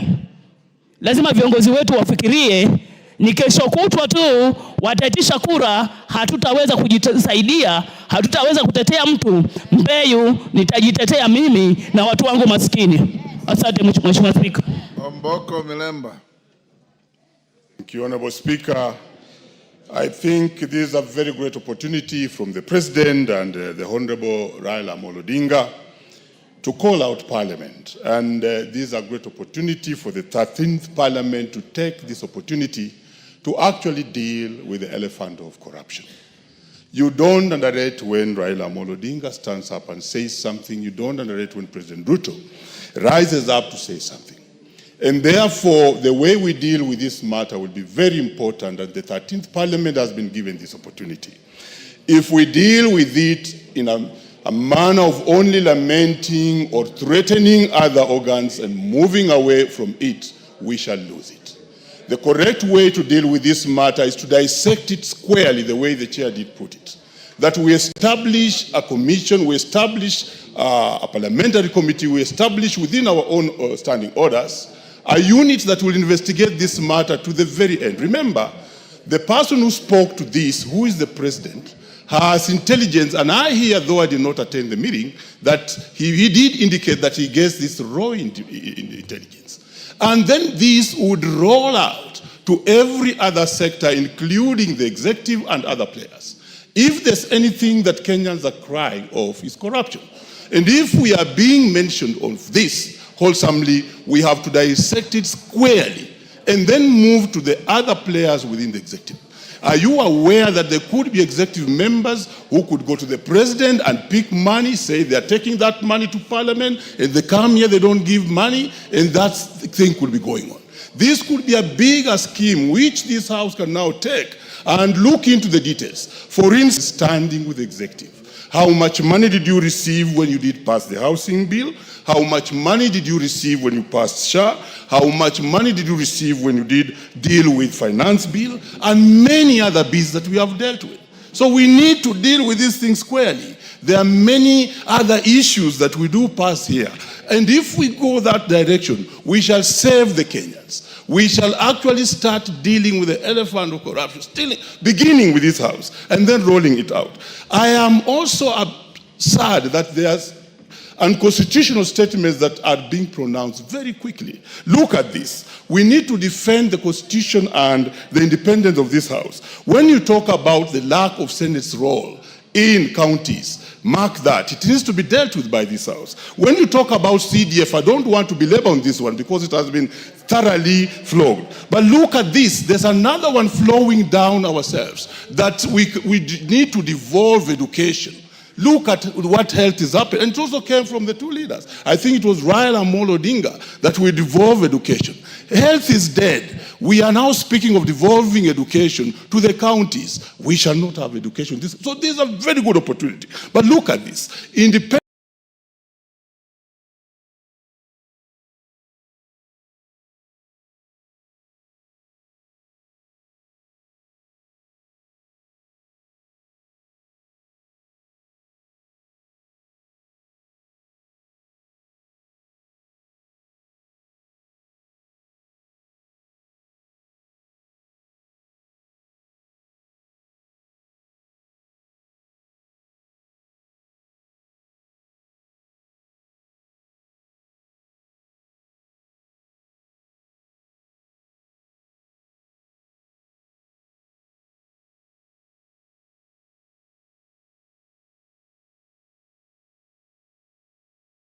those are issues that this parliament must now stand on and make good law. David Ocheng. Thank you so much, Mr. Speaker. Mr. Speaker, I've been here long enough to know that every time we've had a bipartisan initiative, this House suffers. I remember in the 11th Parliament, when the President and Raila came together at that time on IBC, we were brought here one afternoon, we were told, pass these bills, no removal of a comma, no full stop being removed. When BBI came, the same thing. Now we have this opportunity, and I thought this would be used to bring the country together and fight these ills together. Corruption has been pointed out as the biggest ill we've had. And all those initiatives, the one of Uhuru and Raila, the one now, corruption was at the forefront to be fought. But it disheartens me, Mr. Speaker, for the President to come before members of Parliament and tell us that he knows that a governor gave people money. He knows that an MP was given money. And those governors and those MPs are not arrested. What does he want us to do? Are we police? If you're the president and you know those who are stealing, why don't you arrest them? Why do you come to tell us? What do I have to do with it? You are the president. You are saying you want to fight corruption. And you know those who are stealing. What are you waiting for? Is it our business?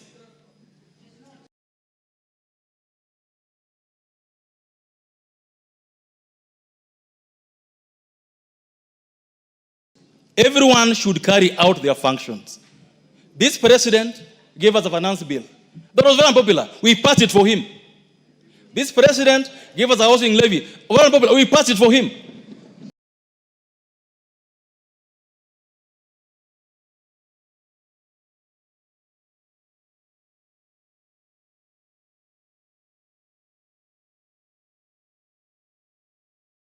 This president has asked us to pass SHA. We sat here until 10 p.m. Passed it for him. What have we done for him? What has this parliament not done for the president that he now has to come and bastardize us? What? Let him do his job.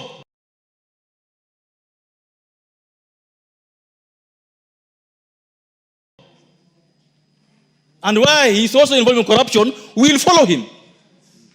You can't come and name everyone else be corrupt as if yourself you're very clean. It doesn't work like that. We have one country. We must all protect this country. We won't allow. We are not begging for CDF. We don't use CDF money ourselves. We're not begging for CDF to be kept. Senate should not beg to carry out its functions. It is not the job of Raila to tell us what the law says. It can't be. This House must take it back seriously going forward. And if there's a PS or a minister stealing money, let us deal with them. But we can't allow people to come and start reading for us Riot Act as if themselves they are very clean. This parliament must reclaim its place in history. Give him 30 seconds. So, Speaker, I was very happy yesterday with our leadership. Because you cannot go before governors, abuse us, insult us, then call us. Instead of telling us why you called us, you start lecturing us on matters that you should deal with personally. That's why I want to request for leaders today, leadership of parliament. let's deal with the issue the President has raised, but let's not be beggars. CDF, we must sit here as members of Parliament, make sure that CDF is entered in the Constitution.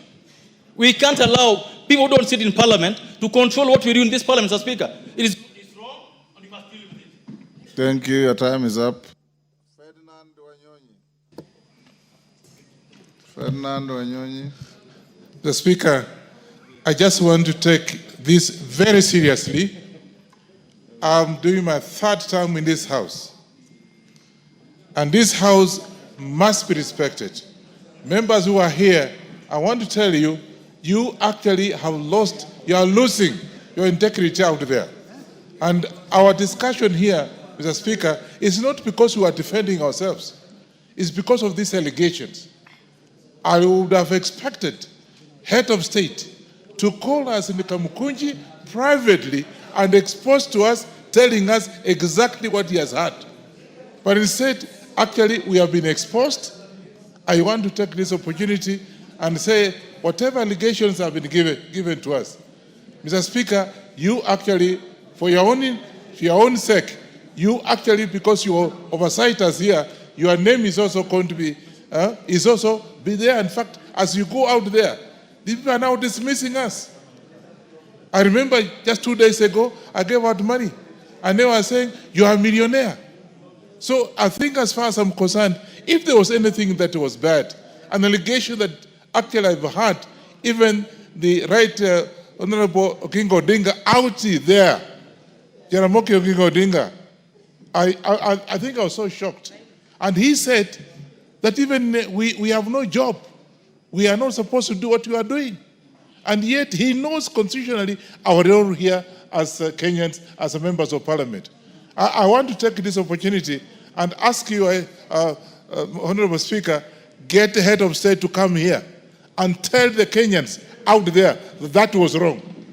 That what he said was out of order, and that so that people can, otherwise you go out there, what are people talking about us? It's bad out there. So I want to take this opportunity and request you, in your capacity, tell the head of state to come to this House and whatever he has said, he apologizes, because it's actually affecting us as leaders of this country. I think, members, that's what it is. Because out there, if you want to come back, I can tell you, it's not going to be easy. Because you are rich, you are poor, you don't take money out here because you are bribed and you are not giving money to the people out there. So, Mr. Speaker, I think I want to ask you, kindly get head of state here to come and tell this House so the Kenyans can hear that he was wrong. I think, members, actually, you agree with me. You agree with me. Let Ruto come here and tell the whole country that it was wrong for him to say what he has said. And if he's relying on Oginga Odinga for his re-election, Oginga Odinga died in 1994. Honorable Ferdinand Wanyonyi.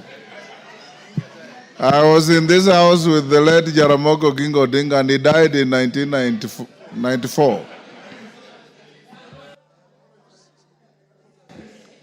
Yes, thank you. Chonga. Asante mstahiki Spika kunipa nafasi hii. Matamshi niliyasikia yakitoka kutoka kwa rais yalikuwa ni ya kuvunja moyo, si kwa wabunge lakini hata kwa nchi nzima. Ifikapo wakati ambapo kwamba baba anasema ameshindwa na watoto, ni kumaanisha kwamba hiyo jamii imeangamia. Palipo na kosa ambapo kwamba mtoto amekosea, baba anatakana asimame na aweze kupeana mwelekeo. Nchi nzima, ulimwengu mzima, ukitaja mambo ya ufisadi, Kenya tunapewa position. Kuna mahali Kenya inaonekana kwa upande wa ufisadi. Ufisadi ule ni wabunge ndio wao wamefanya ufisadi ule. Mbona tusichukue nafasi na wakati wa kujua exactly shida iko wapi? Ni jambo la kuhuzunisha. Nimemsikia mwenzangu hapa akizungumza ya kwamba jana akifika nyumbani bibi yake anamwangalia mifuko. Mimi nimetoka mashinani, Mheshimiwa Spika, nasikia njaa, lakini bibi yangu swali la kwanza ananiuliza, huu maskini tuko nao wa nini? Kiwa nyinyi mnabeba mabilioni haya yote huko nje, unapeleka wapi? Uko na bibi mwingine? Uko na warembo? Ama hii pesa inaenda wapi? Ile nafasi ya kuitwa mheshimiwa mstahiki Spika, sasa hiyo uheshimiwa umeshatoka. Tumekuwa wadharauliwa. Mbali na hayo yote ambayo kwamba sisi tunapambana nayo, tukitetea hususan serikali ya Mheshimiwa Rais Ruto. Mimi hapo nyuma, Mheshimiwa Spika, ulikuwa unanijua. Nikisimama mimi nilikuwa najua napeleka mawe yangu wapi. Nimepunguza utambi kwa sababu tunataka Kenya ionekane moja. Kenya isonge kwa agenda zile ambazo kwamba zinastahili. Lakini je, leo hii Mheshimiwa Spika, unataka mimi nikatetee serikali yenye inanidhulumu kuniita mimi mwizi? Tuko wabunge hapa wengine, hata ukiangalia hiyo kote amevaa ni 10,000. Iwapo kwamba kweli tunapewa pesa hizi ambazo tunapewa, mbunge anaweza kuvaa vibaya namna ile? Mheshimiwa Spika, ni jambo la aibu, ni jambo la kuelewesha. Pia mimi naunga mkono ya kwamba sisi ni tegemeo la rais, tunahitaji atuombe msamaha. Bila hivyo kila mtu atabeba msalaba wake, kama vile Millie Odhiambo alivyosema. Asante Mheshimiwa Spika. Sane.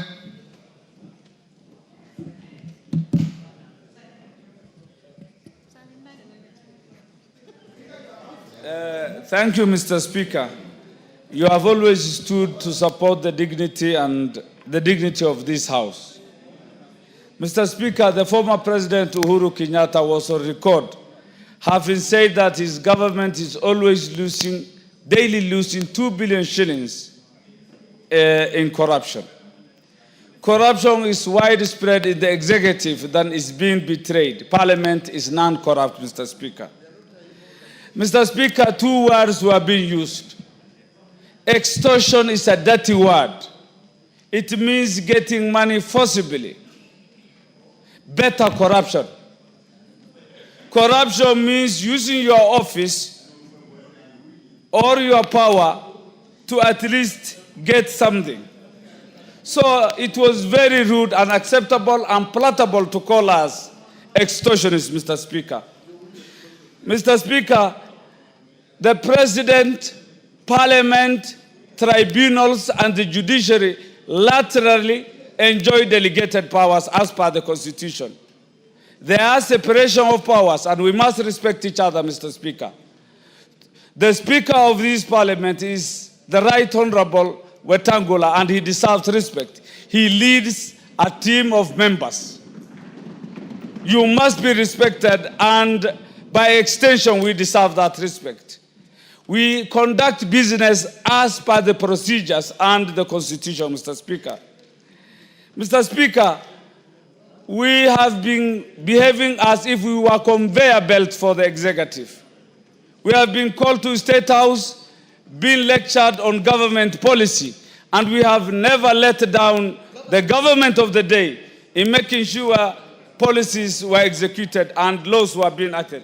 Mr. Speaker, we have been reprimanded most of the time using the Political Parties Act, that when we speak our mind, we were being told you will be de-whipped, you will face sanctions. I think it is time to revisit the Political Parties Act so that members exercise their discretion and their right to represent their constituents. We can no longer represent others but the people of Kenya, the sovereign, Mr. Speaker. Thank you for your kindness.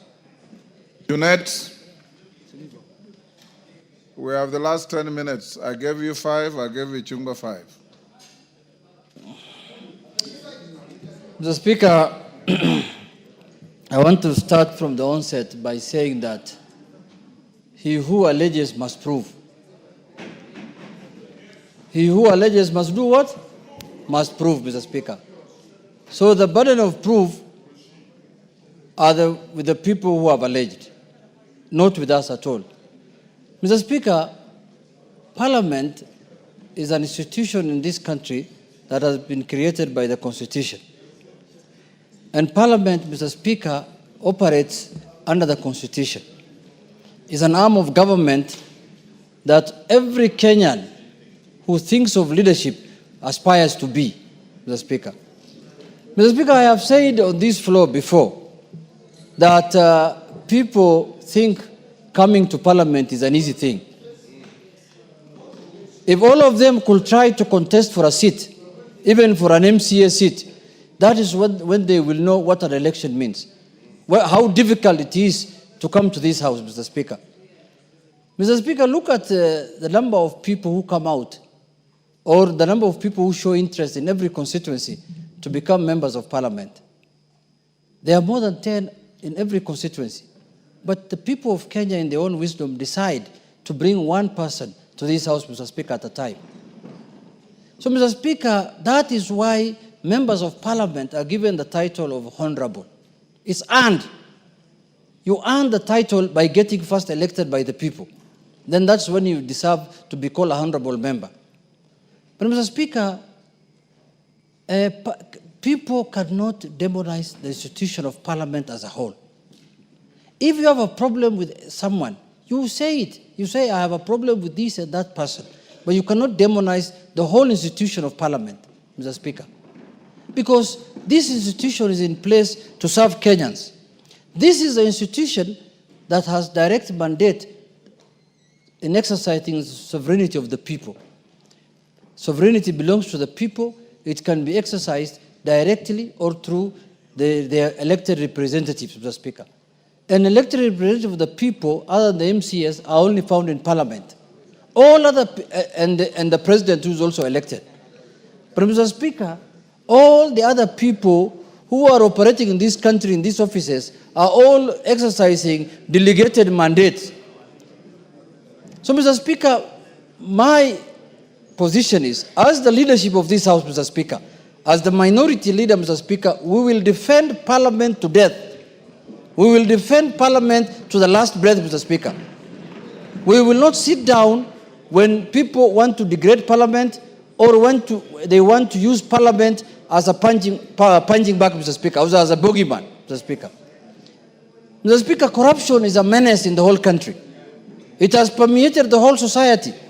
There is corruption in the executive, there is corruption in the judiciary, there is corruption in Parliament. Mr. Speaker, there is a way to address the fight about corruption. It is not a wholesome condemnation of a whole group of people who are serving Kenyans, Mr. Speaker. Mr. Speaker, on the issue of the NGC, Mr. Speaker, can you tell this man to leave me alone so I can speak? He has spoken his, and he's opening a Kamukunji here of what kind of, I don't know what Kamukunji it is. Mr. Speaker, I'm even losing my thoughts because when you are disrupted by NGCDF, Mr. Speaker, I want to take, as a minority leader, responsibility to go and persuade my party leader to leave that position he has taken on the NGCF. Mr. Speaker, you know, there is a notion that people think CDF is still doing the same work it was doing when it was started. CDF has changed. CDF now is only doing functions that are not devolved. It's doing functions that belong to national government. Education, security issues, and issues that are related to national government. CDF is not doing any devolved function. They are not doing county government functions. Even if, a member said here, even if, the members have said, Mr. Speaker, people have said that CDF is, even if it's not given to members of Parliament, that fund will not go to county government. It's money that is given to members of Parliament after DORA. We do the division of revenue. Money is separated into devolved functions and national functions. This money is coming from the national fund. Jeb Konga wants to inform you. Do you want information? Yes, Mr. Speaker. You know, it's... Thank you very much, Mr. Speaker. I just wanted to inform the minority leader that the Supreme Court, in fact, on the 15th of August, 2025, a few days ago, rejected the application of the Senate to review the orders of the Supreme Court, which declared that NGCDF does not concern counties. And it was completely rejected. And so it has nothing to do with counties. It cannot go to the Senate. It can only be enacted in this House. Thank you, Mr. Speaker.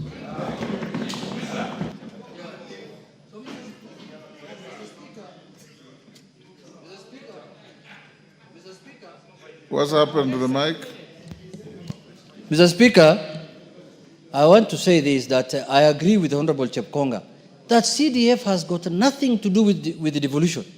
CDF, if this fund is not sent to constituencies, the national government can send it to county commissioners. They can say, county commissioners, go and build schools, go and build dams, chief's offices. Nothing stops the national government from taking this money to anybody they can even take it to chiefs. Chiefs can go and build even their offices themselves. So, Mr. Speaker, first we have to acknowledge that this fund has nothing to do with devolution. It's not taking money that belongs to devolved entities, Mr. Speaker. But, Mr. Speaker, lastly, I want to say that,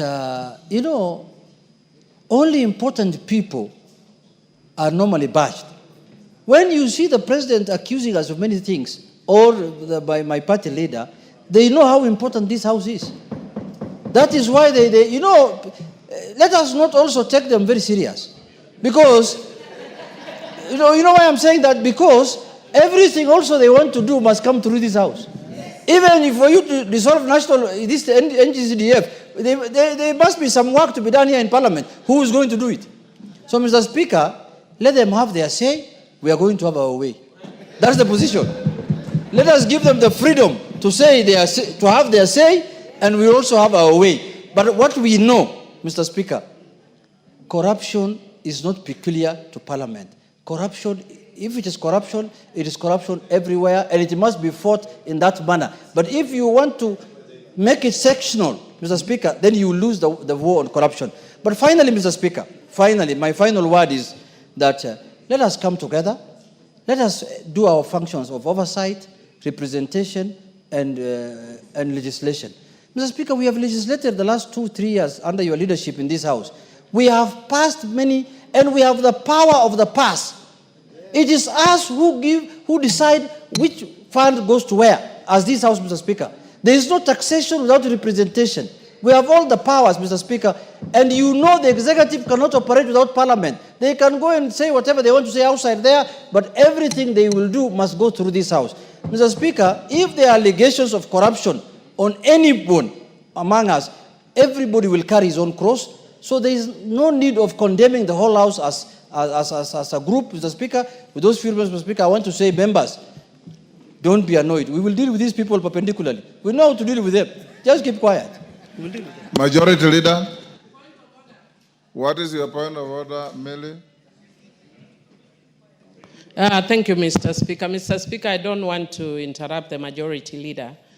But, Mr. Speaker, when Honorable Njenjeri has come to the House, and I know because she fears her political leaning nowadays has stopped her from speaking. But can you use your standing order number 1, especially for a lady who is young and who is emulating me, just to declare that she's exceptionally well dressed? Order, Honorable Millie Odhiambo. The Speaker can only rule you improperly dressed. I have no capacity to declare the excellence of your dress. Majority Leader, go on. Thank you, Honorable Speaker. Order, Jerry. The Speaker has no capacity to say exceptional dressing. Millie has a very sharp eye. Honorable Njeri passed just in front of me here, and I hadn't noticed, unfortunately. Honorable Speaker, let me join members and maybe just start off from where Junet has I think the only exception I see is that the gracious lady is wearing something that looks like a cheetah. Or a leopard. You can be certain, Honorable Speaker, if she was here earlier, yes, she would never have recognized any of the footballers that you are mentioning from back those days. Just like the Honorable Joses was asking who are those the Speaker is mentioning. Because they were not born by then, Honorable Speaker. But that is the beauty of this House, Honorable Speaker. And it tells you that in this House, Honorable Speaker, we have men and women, as Honorable Juneta said, who have been elected by the people to come and represent them and oversight government on behalf of the people. Therefore, Honorable Speaker, when we oversight the executive and the judiciary, because we have that singular role as enshrined in this constitution, we don't do it as a favor to anybody. Not to the president, not as a favor to those serving in the executive. We do it on behalf of the people. Therefore, I want first to encourage members that nothing and nobody should instill fear in you in doing your work as members of parliament. Because you are duly elected by the people of Kenya to exercise oversight even over the executive, even the office of the president, and even the president himself. That is why this house has powers under this constitution to impeach those in the executive, and those in the executive can do nothing to remove you from this house. Absolutely nothing. Because that is how we crafted our constitution, Honorable Speaker. Honorable Speaker, I have listened to many of the contributions, and let me take particular interest to what the Honorable Tienda Omolo said. That we have a Powers and Privileges Committee in this House, Honorable Speaker, which fortunately is chaired by none other than yourself. This Powers and Privileges Committee has the powers and a singular mandate to receive complaints, as Honorable Tienda Omolo said, from whatever quarter against any member of parliament who may engage in any manner of impropriety, whether within the precincts of parliament or outside parliament, Honorable Speaker. It is not fair to condemn the House in its entirety, Honorable Speaker. We have young members like Honorable Njeri, Honorable Joseph, who just joined this House the other day, Honorable Speaker. We have older members like the Honorable Keinan, the father of the House, who has been here for a long time, and yourself, Honorable Speaker. When this House is condemned, you are condemned. The Honorable Keinan is being condemned. The Honorable Njeri and Joseph here are being condemned. Honorable Speaker, if there are people who have suffered, I am among those people who have suffered immensely from this condemnation. I was a sponsor of that bill the Honorable Murugara was speaking about as leader of the majority. I saw yesterday when figures of 150 million shillings were mentioned that relate to the Senate. There are people who went on social media to say, oh, that is the 150 million Kimani Ichung'wah used to purchase I don't know what where, Honorable Speaker. No, this time they didn't mention a chopper, they were mentioning shares I invested in a bank.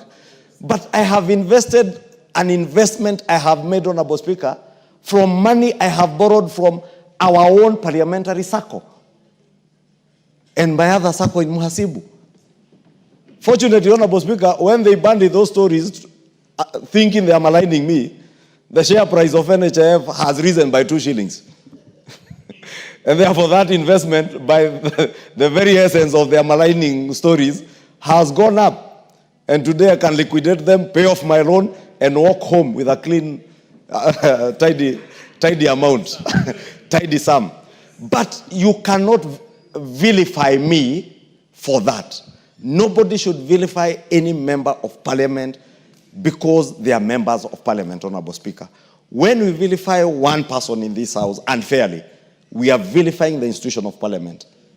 And we must protect and defend as strongly as we can the integrity, not of even ourselves as individuals, but of the institution of parliament.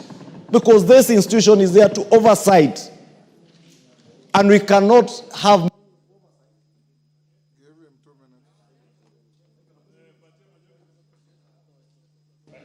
Honorable Speaker, I was saying we cannot have meaningful oversight over the executive if we are seen to be beyond reproach, Honorable Speaker.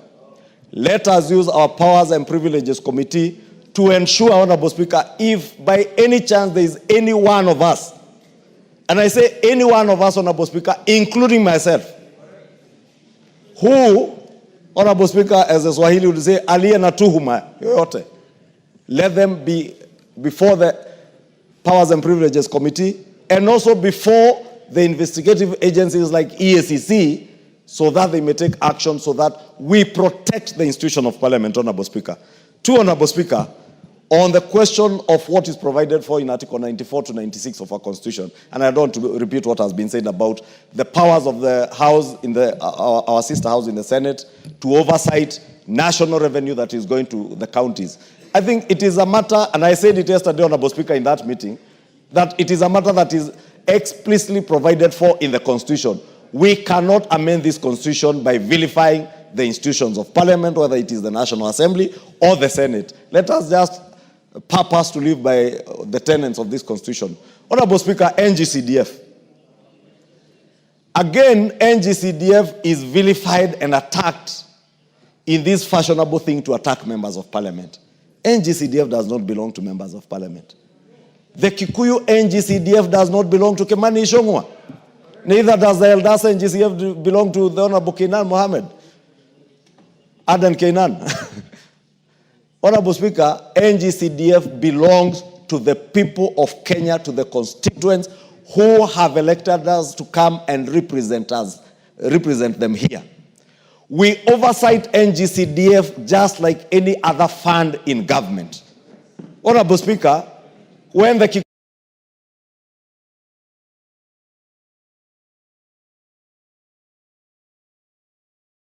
to their sittings, they called my fund manager and the board officials here, the board CEO, NGCDF board CEO. Therefore, Honorable Speaker, we must also protect NGCDF, not for our own sake, not because we have anything to do with NGCDF, because it has everything to do with delivery of public goods and services to the people who have elected us to represent them, Honorable Speaker.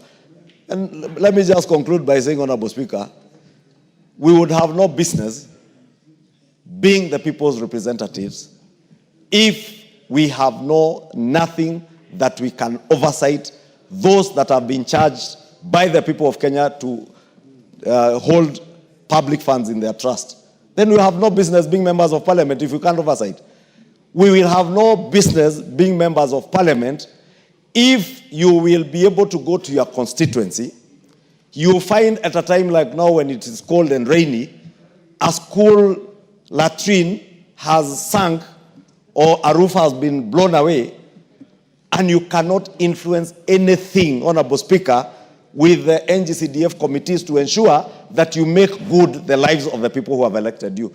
We must protect NGCDF with our blood and our souls, Honorable Speaker, in this House. We must. And we must tell everybody, Honorable Speaker, even those who are in the county governments, Honorable Speaker, and we have said it numerously, we are not in competition with the county governments. NGCDF, as Chepkonga has said, the new NGCDF Act of 2015 makes it very clear what role NGCDF plays in education, in security, Honorable Speaker. We amended the Act here the other day, Honorable Speaker, to even remove the contentious issues that were there before, like sports, and we removed them, Honorable Speaker, because we want to live and abide by what is provided for in this Constitution. Therefore, Honorable Speaker, let me say, we must, as a House, stand together, stand strong, and walk with our heads high, Honorable Speaker. If you have nothing to be suspicious of anything you do. Finally, Honorable Speaker, let me ask ourselves, the things we say, the things we do out there, also portray something of us. The things that were said here of the finance bill last year, Honorable Speaker, that members were being paid to vote this and that, Honorable Speaker, those are the things that lower the dignity, and we keep saying, lower the dignity of this House and entertain even those who are vilifying and entertaining things being said against us, Honorable Speaker. I beg, Honorable Speaker, to end there, and thank you. Honorable members, let me thank you as a House, particularly the Honorable Murugara and Honorable Wandeto, for having found it within their powers and necessary to bring the thank you as a House. Vilifying and entertaining. Honorable members, let me thank you as a House, particularly the Honorable Murugara and Honorable Wandeto, for having found it within their powers and necessary to bring the statement and the motion which I didn't approve, but which I informed the House and allowed Honorable Wandeto to have the first bite. Honorable members, as your Speaker, shall always be your first and last line of defense to your integrity and to the dignity of this House. I want to encourage us, in the words of the Honorable Minority Leader, as leaders, we cannot insulate ourselves from criticism, both fair and unfair, because that's the cost of leadership. When you are in leadership, you fall under the category of what one writer says, that when you meet people, 30% will like you without even hearing anything from you or knowing who you are. 30% will hate you without knowing who you are or hearing anything from you. It is now up to you to convince the remaining 40% to like you or to hate you. That is the paradox of life. And I want to encourage us, as a house of leadership, to be above irritations, to be above any temptations to have a short fuse on issues, because you are leaders. And when you are a leader, you cannot sit there and expect to hear only things that please you. You also hear things that don't please you. And sometimes when we hear things that don't please us, they raise us to a higher calling to ensure that things are done differently. I also advise that when something is said against you, if it is not true, you ignore it. If it is true, you do something about it. Then we move on. There was a very high state of anxiety and anger. Many members called your speaker, expressing displeasure, expressing anger, and wondering what direction we are headed.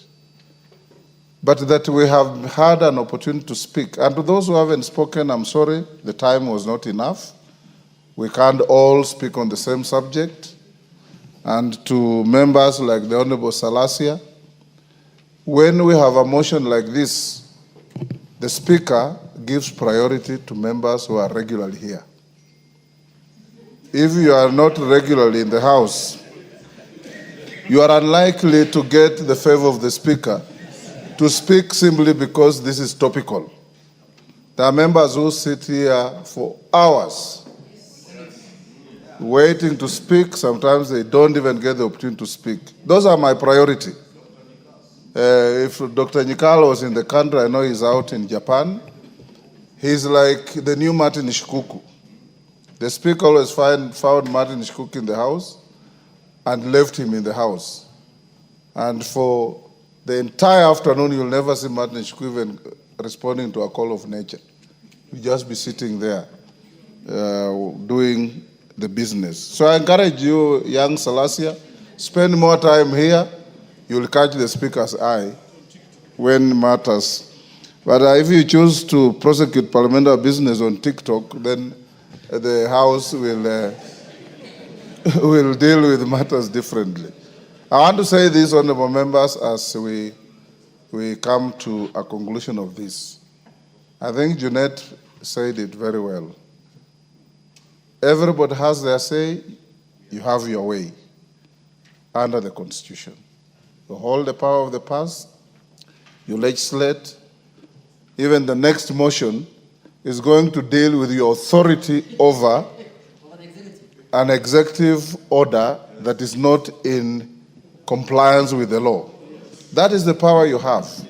And that's the power the Constitution has given you. So I want to urge all of us here that our integrity must be beyond reproach. We must be like Caesar's wife, whom nobody could suspect.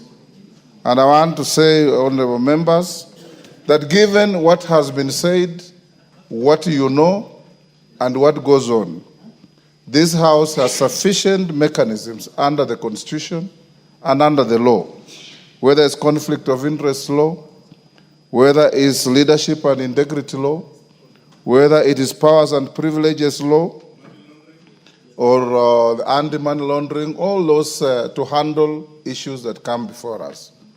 And I want to assure you that I have received some letters about members that I would have presented to the agencies on different things. Sometimes I call you, I talk to you, and you correct your ways. Let's also uphold our integrity. I have given you an opportunity this afternoon. Waswahili wanasema muue mkala, lakini haki yake mpe. And by giving you haki yenu, you have exercised your right of reply in the matter.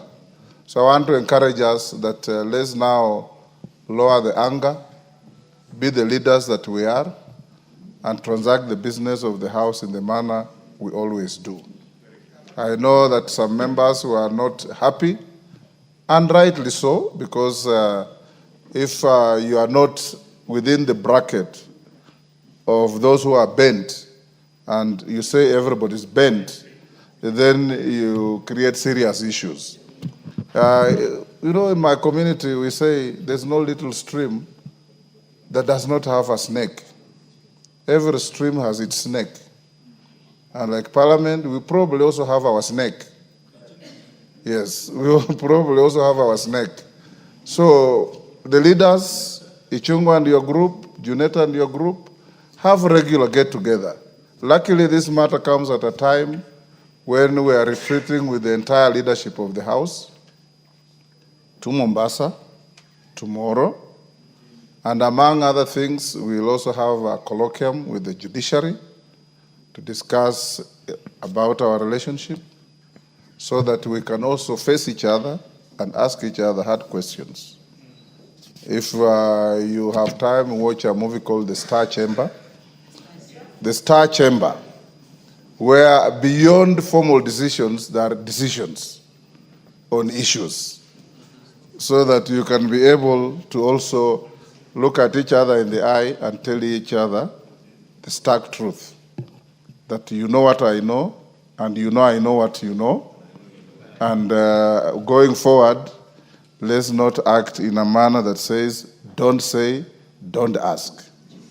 Thank you, honorable members. We'll now go to the next business, but the decorum you have displayed reaffirms what everybody expects, that this is a house of reason, this is a house of sobriety, this is a house of maturity, and this is the nerve center of the Republic of Kenya. You are the representatives of the people of Kenya. They have donated this power under the Constitution to you, to levy taxes, to appropriate those taxes, and to audit those taxes through oversight. It can't be any better than that. Let's live to that billing. Thank you, honorable members. As your speaker, you've seen today in one of the papers that is rapidly degenerating from a respected paper to not just a tabloid, but a gutter. Putting the two speakers on the front page and you read the story, there is no relationship whatsoever. But as leaders, we're used to this. They will do this, they will give up. What is important is focus on what you are doing. Winston Churchill said, you'll never finish your journey if you stop to throw stones at barking dogs. Focus on your journey, and you'll do things right. Thank you.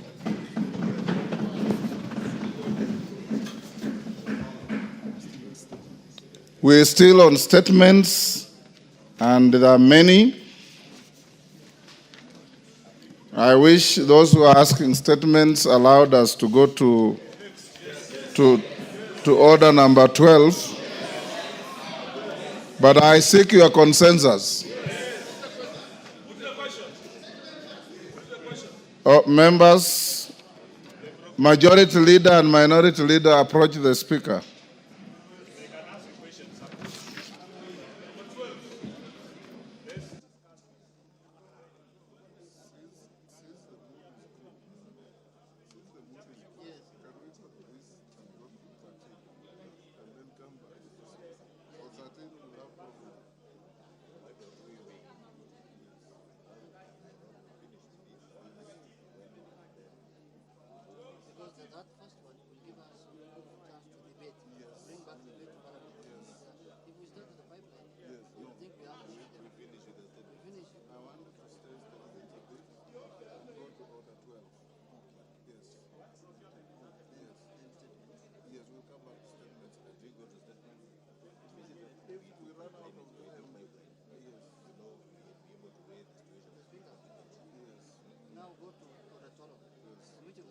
Be later. Order, honorable members. Order. Members on their feet, take your seats. Honorable members, after consultation with your leaders, we are in a common agreement that we hold on the statements and go to order number 12. And you know order number 12 directly affects you. So you'll have to declare your interest. Okay, clerk, order, clerk, call out order number 12. Order number 12, motion, consideration of the Public Procurement Regulatory Authority Circular number 4 of 2025. Honorable Chair, Committee on Delegated Legislation.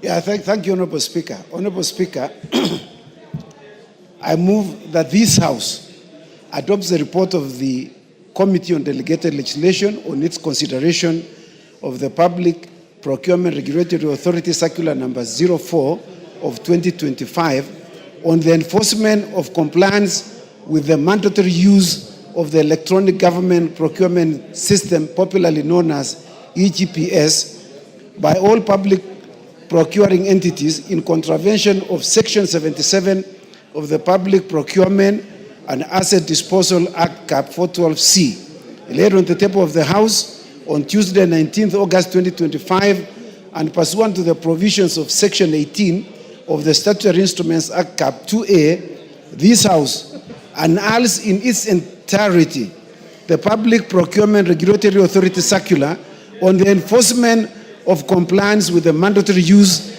of the Electronic Government Procurement System, popularly known as EGPS, by all public procurement entities, published as Circular number 04 of 2025 for the following reasons. Mr. Speaker, the circular contravenes Article 2, Sub-Article 1 and Sub-Article 2. It also contravenes Article 10. It contravenes Article 27, Sub-Article 2. Honorable Chepkonga, when you are moving a motion, you just read it as it is. Yes, that's what I'm reading. You are saying it contravenes Articles 2. It also contradicts. Where is it also? In contravention. Sorry. Where is it also?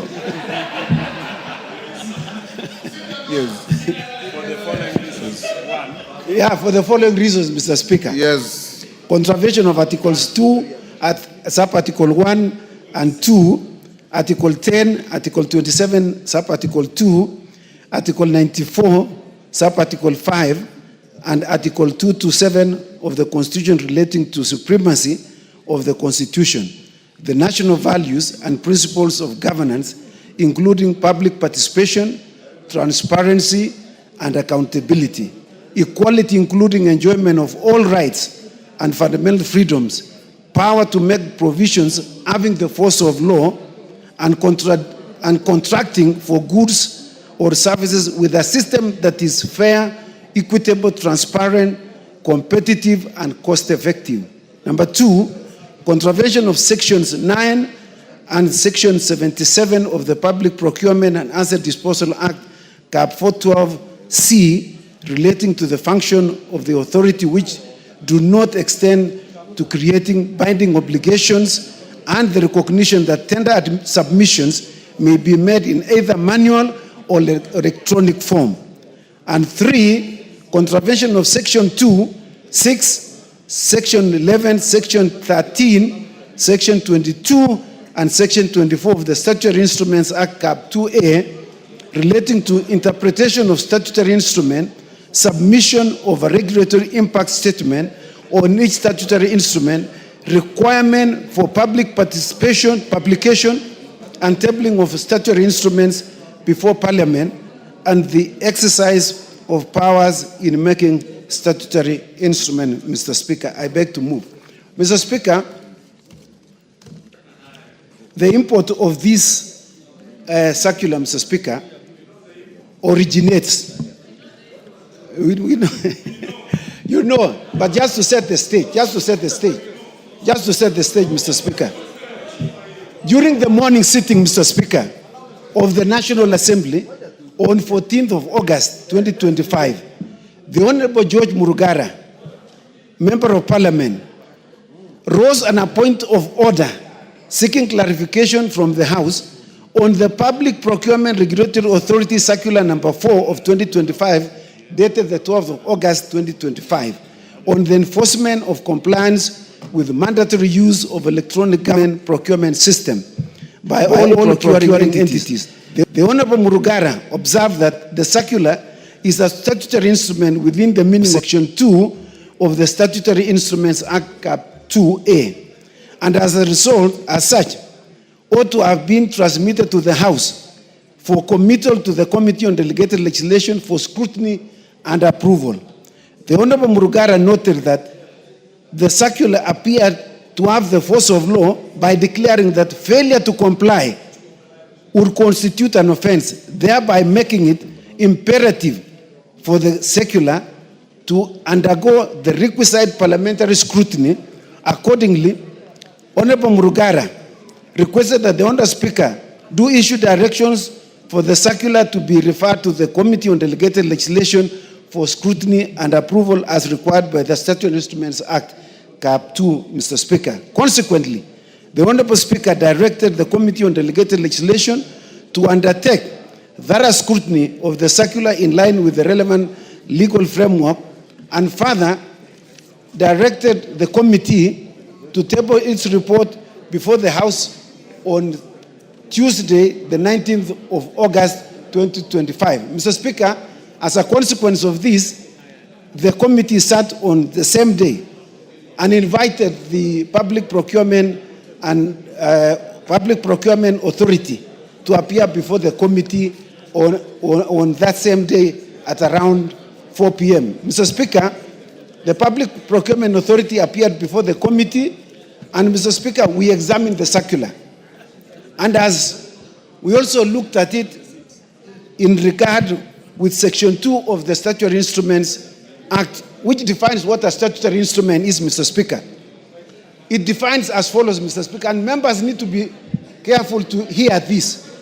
It states as follows, that a statutory instrument is any rule, order, regulation, directive, form, or any other instrument issued or made or established in the execution of a power conferred by or under an act of Parliament. Mr. Speaker, this circular makes an attempt and purports to exercise some statutory power by evading this House and giving direction and creating offenses, Mr. Speaker, on issues that this House has pronounced itself. And Mr. Speaker, I just want to mention just a few sections, Mr. Speaker, of the law that it contravenes. No, Mr. Speaker, no, it's important for purpose of record, Mr. Speaker, lest we are assumed to have contravened. Mr. Speaker, Section 77 of the Public Procurement and Disposal Act, Mr. Speaker, is absolutely very clear. It states as follows.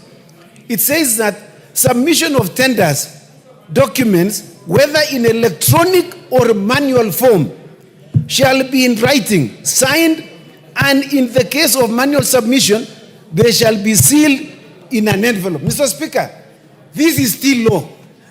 This circular makes an attempt to outlaw this law by saying that manual tenders will not be allowed, neither will they be submitted, Mr. Speaker. What does that mean, Mr. Speaker?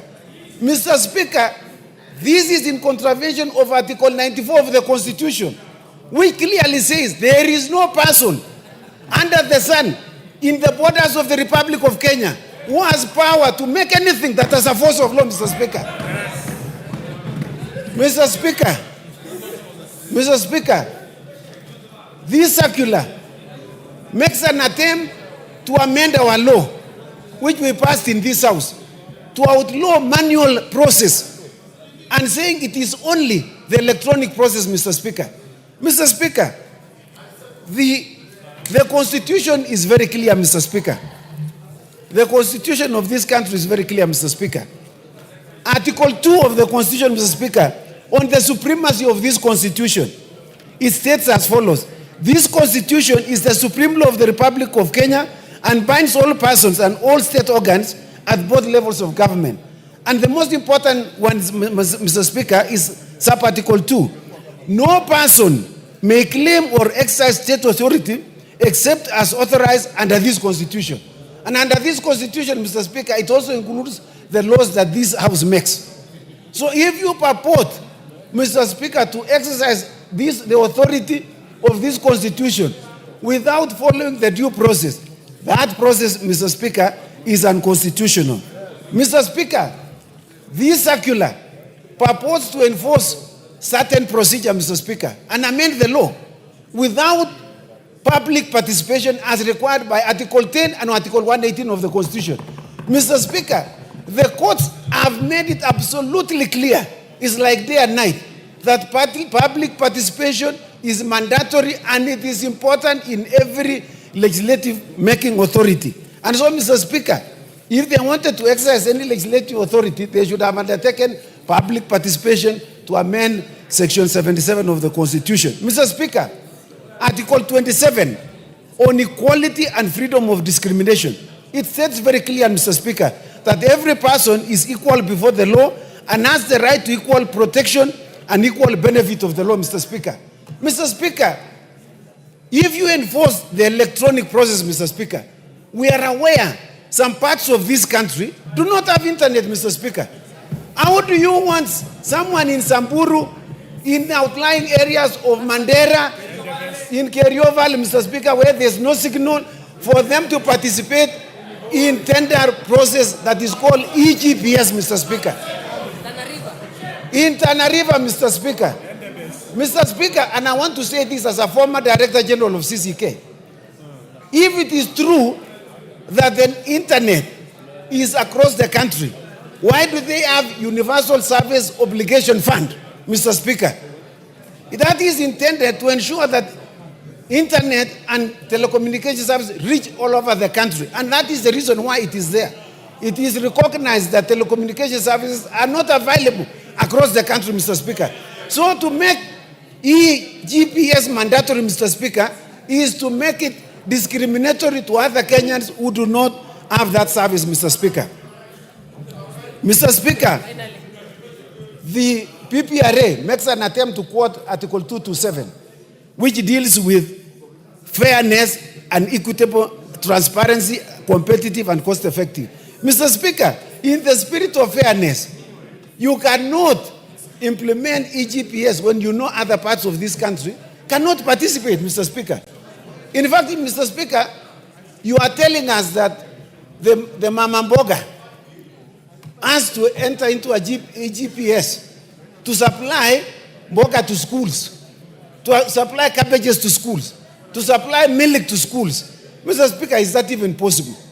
Is that even possible that Mama Mboga, the so-called hustlers, do they have the capacity and competence to enter into that system, Mr. Speaker? Mr. Speaker, this EGPS, Mr. Speaker, the purported circular, clearly contravenes the Statutory Instruments Act, Section 13 in its entirety. In its entirety, Mr. Speaker, there was no public participation. It was not brought to this House within 7 days. The Speaker has not committed it to the Committee on Delegated Legislation and all other parts of that Section 13 of the of Statutory Instruments Act, Mr. Speaker. Mr. Speaker, with those very many remarks, it is the submission of the Committee of Delegated Legislation that this House annuls in its entirety the Public Procurement Regulatory Authority Circular on the enforcement of compliance with the mandatory use of the EGPS by all public procuring entities as Circular Number 4 of 2025 for contravening Section 27 and the Constitution and all other enabling laws. Mr. Speaker, I move and I request the Honorable, I want to request the Honorable Junet to second.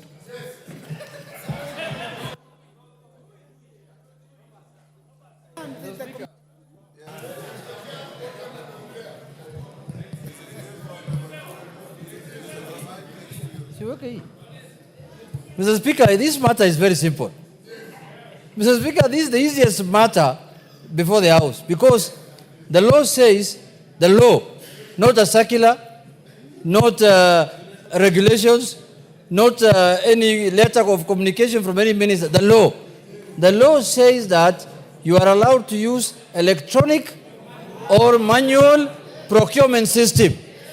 So if you want to tell the country to use only electronic system, the first thing you do is to change the law. You start from there. This circular is just a piece of paper. This one written by which ministry is that? This is just this is an opinion he is giving to the ministries. Because where there is a law, you cannot change the law by a circular. You can only change the law through parliament. And that's why I was saying in my earlier contribution that people don't know the powers we have. They will realize our power is slowly. Then they will realize these are the people who matter in this country. But more importantly, Mr. Speaker, you know, this thing reminds me something. In last parliament, the governor of the central bank issued also a circular saying that people cannot deposit more than 1 million shillings without explanation or withdraw more than 1 million shillings from their accounts through a circular. So we came to the house here, we brought him to the house himself and told him, why don't you bring regulations so that we can pass it, so that it can have the force of law. The man left here, instead of bringing the regulations, he sent someone to court to injunct parliament from doing their work. Even now, those people who are being asked questions in the banks when you're withdrawing over 1 million, you should just ignore them. There is no law that bars anybody from withdrawing. You don't have to explain anything to withdraw your money. So people are being taken as fools by the banks that they will tell you, can you fill this piece of paper to tell us where the money is going? Just write, the money is going to my house, and there's nothing they can do. But Mr. Speaker, this is a warning to the executive. This is a warning to the executive that the only entity, the only body the Constitution has given powers to make law is Parliament. No other person can do anything that will have force of law other than Parliament. So if you want to enforce anything, please bring it to Parliament. That is our work, that's our business, and that's why we are here. So this one should just be thrown out immediately, Mr. Speaker, with unanimous ayes, so that people can start procuring manually from tomorrow morning, or from midnight tonight, God willing. Mr. Speaker, I second. I beg to second. Honorable members, order members on their feet, take your seat. Umulher. Honorable members, I now propose the question at order number 12, which is that this House adopts the report of the Committee on Delegated Legislation on its consideration of the Public Procurement Regulatory Authority, Circular number 04 of 2025, on the enforcement of compliance with the mandatory use of the Electronic Government Procurement System, EGPS, by all public procuring entities in contravention of Section 77 of the Public Procurement and Asset Disposal Act, Cap 41412C, laid on the table of the House on Tuesday, 19th August 2025, and pursuant to the provisions of Section 18 of the Statutory Instruments Act, Cap 2A, this House annuls in its entirety the Public Procurement Regulatory Authority Circular on the enforcement of compliance with the mandatory use of the Electronic Government Procurement System, EGPS, by all public procuring entities, published as Circular number 04 of 2025 for the following reasons. One, contravention of Articles 2, 1 and 2, 10, 27, 2, 94.5 and 227 of the Constitution relating to supremacy of the Constitution, the national values and principles of governance, including public participation, transparency and accountability, equality, including enjoyment of all rights and fundamental freedoms, power to make provisions having the force of law, and contracting for goods or services with a system that is fair, equitable, transparent, competitive, and cost-effective. 2, contravention of Section 9 and 77 of the Public Procurement and Asset Disposal Act, Cap 412C, relating to the function of the authority which do not extend to creating binding obligations and the recognition that tender submissions may be made either manual or electronic form. And 3, contravention of Section 2, 6, 11, 13, 22, and 24 of the Statutory Instruments Act, Cap 2A, relating to interpretation of a statutory instrument, submission of a regulatory impact statement on each statutory instrument, requirement for publication and tabling of a statutory instrument before Parliament, and exercise of powers in making statutory instruments. There are some members who have approached me saying they want to speak. Do I put the question? Yes. Is that the mood of the House? Yes. I now put the question that the Speaker now puts the question to order number 12. As members of that opinion, say aye. Aye. Will those of the contrary opinion say nay? Aye. The ayes have it. Honorable members, other members at the back, take your seats. I have not put the question yet. Take your seats. Honorable Ngeno, take the nearest seat. Take your seats. Honorable members, I now put the question at order number 12, which is that this House adopts the report. Order. That this House adopts the report of the Committee on Delegated Legislation on its consideration of the Public Procurement Regulatory Authority Circular number 04 of 2025 on the enforcement of compliance with the mandatory use of the Electronic Government Procurement System, EGPS. Order. Order. Kwenya and your colleague, order. EGPS by all public procuring entities in contravention of Section 77 of the Public Procurement and Asset Disposal Act, Cap 412C, laid on the table of the House on Tuesday, 19th August 2025, and pursuant to the provisions of Section 18 of the Statutory Instruments Act, Cap 2A, this House annuls in its entirety the Public Procurement Regulatory Authority Circular on the enforcement of compliance with the mandatory use of the Electronic Government Procurement System, EGPS, by all public procuring entities, published as Circular number 04/2025 for the following reasons. 1, contravention of Articles 2(1) and 2, 10, 27(2), 94(5), and 227 of the Constitution, relating to supremacy of the Constitution, the national values and principles of governance, including public participation, transparency and accountability, equality, including enjoyment of all rights and fundamental freedoms, power to make provisions having the force of law, and contracting for goods or services with a system that is fair, equitable, transparent, competitive, and cost-effective.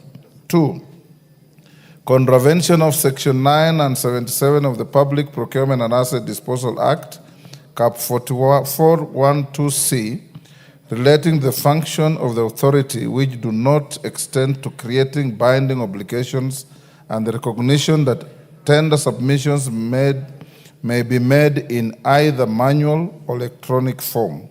And 3, contravention of Section 2, 6, 11, 13, 22, and 24 of the Statutory Instruments Act, Cap 2A, relating to interpretation of a statutory instrument, submission of a regulatory impact statement on each statutory instrument, requirement for publication and tabling of a statutory instrument before Parliament, and exercise of powers in making statutory instruments.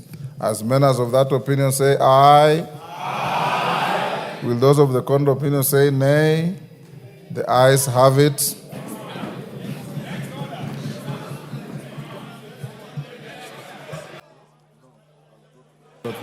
Honorable members, Can we now go to order number 13?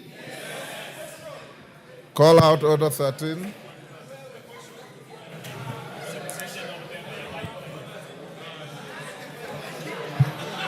Clerk, call out order 13. Yeah? We do statement first.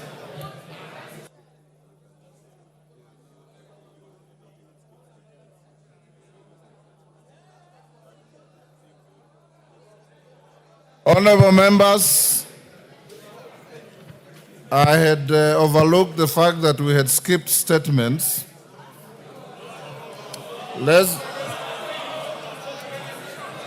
Let's clear statements first. Call out order 7. Order, members, order. Order. Honorable Wamboka. Order. Order, members. Order. Unfortunately, that authority is not shared. Call order 7. Order number 7, questions and statements. Just Kambalu. Honorable member, order. Order, Honorable Kimilu, order. Order, members, take your seats. Order, members. Order.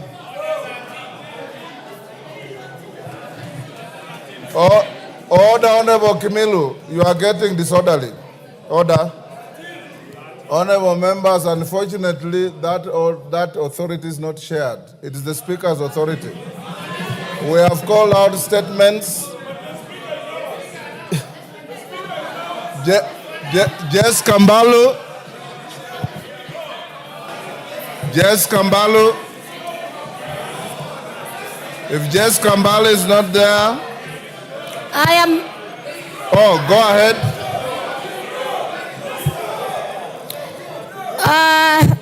With the order from the Speaker, Honorable Speaker, pursuant to provisions of Standing Order number 44-2C, I rise to request for a statement from the Chairperson of the Departmental Committee on Administration and Internal Security regarding the delayed operationalization of administrative units gazetted within some Kambu sub-county in Kibwesi's constituency. Honorable Speaker, in 2017, the national government gazetted new administrative units in Makueni County with the aim of bringing government services closer to the people. Further, in 2024, additional administrative units were gazetted, which included one... Order, members. Jessica, hold on. Order, members. Allow the Honorable Member for Kibwesi East to prosecute her statement. I move on, Mr. Speaker. Thank you. Of course, I understand the House. Honorable Speaker, in 2017, the national government gazetted new administrative units in Makueni County with the aim of bringing government services closer to the people. Further, in 2024, additional administrative units were gazetted, which included one sub-county, 4 divisions, 28 locations, and 48 sub-locations spread across the county. Subsequently, on 11th March 2024, the then Cabinet Secretary, Minister of Interior and National Administration installed the first Deputy County Commissioner for Kambu Sub-County. Despite the installation of the Deputy County Commissioner, some administrative units in the sub-county are yet to be operationalized, thereby denying residents access to critical government services. As a result, many residents of Kambu Sub-County are forced to travel longer distances to access such services. Honorable Speaker, it is against this background that I request for a statement from the Chairperson of the Departmental Committee on Administration and Internal Security on 1. a report on the status of operationalization of the administrative units in Kambu sub-county, particularly Nguata and Chulu divisions, Kavatini, Ndongoni, Zambani, Kadhekani, and Mutito Andi locations, and Kikunduku, Dua, Maiku, Usalama, Adi Salama, and Kidhiruli sublocations, so as to improve service delivery, address security concerns, and enhance equitable access to opportunities dependent on administrative units. 2, steps being taken to ensure that the Deputy County Commissioner and police officers within the administrative units in Kambu sub-county are provided with vehicles, given that the vast size of the area, including posting of additional police officers and administrative officers. And 3, measures being taken to operationalize the gazetted administrative units in Kambu sub-county and the timeline for their activation. I thank you, Honorable Speaker.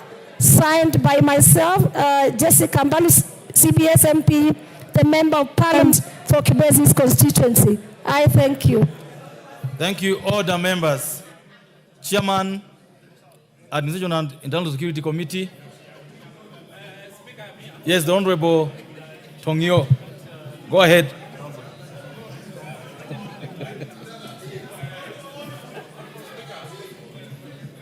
The Honorable Tongoyo, how long, and I hope you heard that question. Okay, how long do you need to respond to this? Give the Honorable Tongoyo the microphone. The Honorable Karoli, there's nothing out of order, and you know that very well.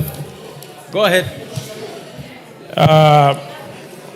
Honorable Speaker, I will respond to the question 1 week on resumption from recess. But I want to add, Honorable Speaker, the issue of operationalization of several units across the country has been actually extensively addressed by the CS severally on several occasions, that all of it is a result of lack of funding. But nevertheless, I will respond 1 week on resumption from duty. I'm from recess. Honorable Mbalu, you heard that 1 week after we resume from recess.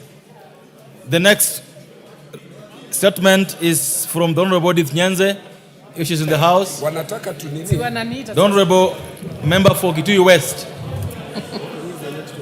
Is she in the house? Yeah, she's in the house. Go ahead. Here. I'm here, Mr. Order. Speaker. The Honorable Yugi. Create space between. Correct. Yes, thank you, Mr. Speaker. I'm here to request for a statement regarding the provision of motor vehicles to national government administration offices in Kitui West constituency. Honorable Speaker, pursuant to standing orders 44(2) Section C, I rise to request for a statement from the chairperson, Departmental Committee on Administration and Internal Security, regarding the provision of functional motor vehicles to the National Police Service and the National Government Administration Offices, GAO, in Matinyani and Kitui West sub-counties. Honorable Speaker, the motor vehicle leasing program initiated in 2013 was designed to enhance the mobility of National Police Service and National Government Administration officers, thereby facilitating the effective provision of crucial security and administrative services. The program has progressively increased the availability of vehicles for police operations, resulting in quicker response times, improved visibility, and enhanced service delivery across the country. Honorable Speaker, despite the importance of this program, the Deputy County Commissioners for both Matinyani and Kitui West sub-counties, the only 2 sub-counties in Kitui West constituency, have been without functional vehicles since the expiry of the previous lease agreement in 2022. Regrettably, neighboring sub-counties within Kitui County have already received vehicles through renewed lease agreements. This discriminative consideration has created disparities in service delivery and resulted in delayed responses in security and administrative needs in the affected areas. Honorable Speaker, it is against this background that I seek a statement from the chairperson of the Departmental Committee on Administration and Internal Security on the following. Number one, the reasons for the delay in the delivery of motor vehicles and the renewal of motor vehicle leasing agreements for the national government administrative offices in Matinyani and Kitui West sub-counties, which have been forced to operate without functional vehicles since 2022. Number two, the steps being taken to provide the two sub-counties with motor vehicles, considering that sub-counties within Kitui West constituency have not received their vehicles. And number three, the measures put in place to ensure alternate means of transport are provided to the affected areas as the renewal of leases and provision of vehicles is being finalized. I thank you, Honorable Speaker. Thank you. The Honorable Tungoyo, this is directed to you, and this is not an isolated question, Honorable Tungoyo. And this isn't about Kitui West, you know that? Yeah. This is a national issue, so we need to get a proper answer to this kind of statement. Go ahead. Thank you, Honorable Speaker. And as you had actually well put it, it is a question that keeps coming out every other time on the floor of this House. And I want to say, as the CS had actually informed the House last time he was here, there is a procurement process of being undertaken by the National Treasury to provide the motor vehicles for the Ngao, to include the Ngao, of course, the National Police Service. Nevertheless, Honorable Speaker, maybe 2 weeks on resumption, I can able to come with a comprehensive response. Honorable members, the question asked by the member of Kitui West is a very important question. It's about motor vehicles for all offices in the country. And the chairman has said 2 weeks after recess, he'll bring a report.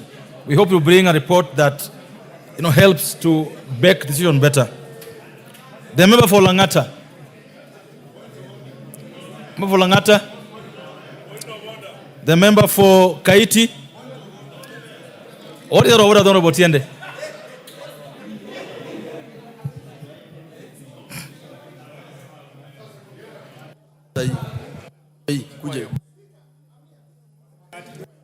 Point of order, just hold on. Mr. Speaker, we were all here when the substantive speaker made a declaration in terms of adjustment of this order paper.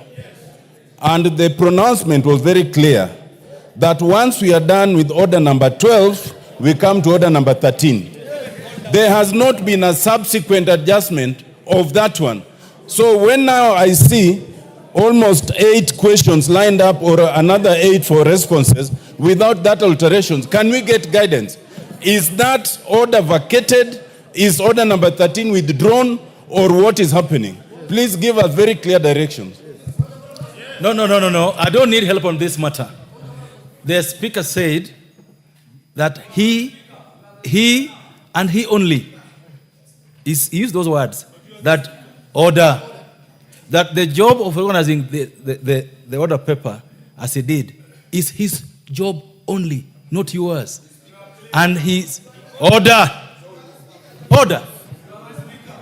And I will follow his ruling on this matter. He ruled that we go back to order number 7 and left the seat when you're already in the middle of order number 7. We'll proceed that way. The member for Kaiti, go ahead. The member for Kaiti, go ahead. The member for Kaiti. Thank you, Mr. Speaker. Kaiti, go ahead. Mr. Speaker. The member for Kaiti, go ahead. Thank you, Mr. Speaker. Mr. Speaker, before I read my statement, Mr. Speaker, I want to say that the statement I have here, Mr. Speaker, has taken by event because it was about the EGP. So, Mr. Speaker, I withdraw. Thank you. Thank you. The member for Isiolo South, the Honorable Tubi Bidu. The member for Isiolo South, go ahead.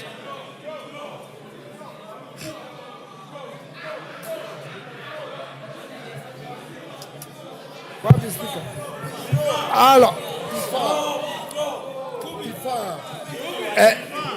thank you, Mr. Speaker.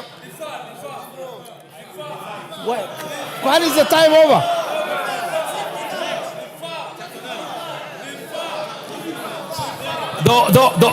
Order. The Honorable Tubi shall be heard. And he shall be heard, and he shall be heard in silence. Go ahead. Thank you, Mr. Speaker, for giving me the opportunity. Mr. Speaker, I'm good.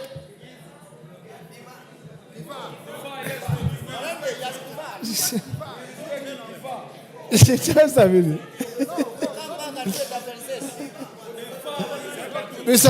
Mr. Speaker, thank you, Mr. Speaker, for giving me the opportunity. But because of the pressure from my fellow colleagues, I would like to defer these questions for next time. Thank you.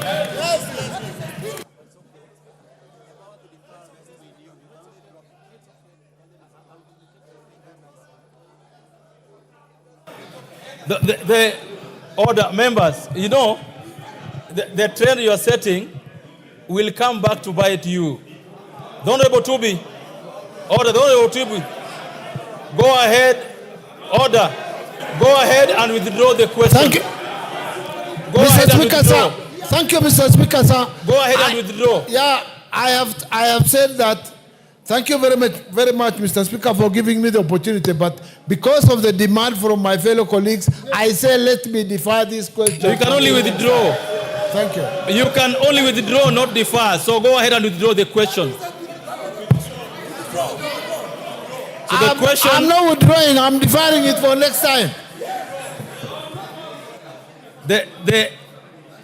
This question is marked as withdrawn, not deferred. Basically dropped.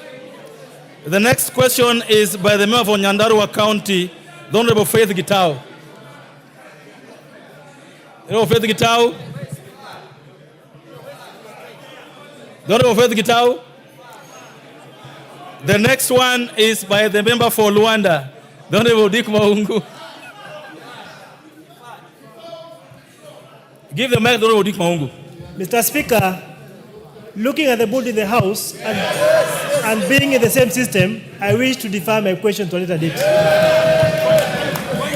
So the question is accordingly dropped. The next one, no, order. We are on to the last question before I give you a point of order. The last question for today would be from the Honorable Abubakar Talib.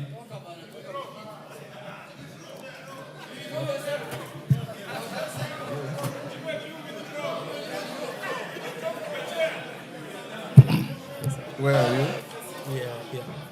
I think they're basically bullying them. We're here now. Not this in. Maybe you can. Yes, order. Order. Rally. Honorable Kimilu.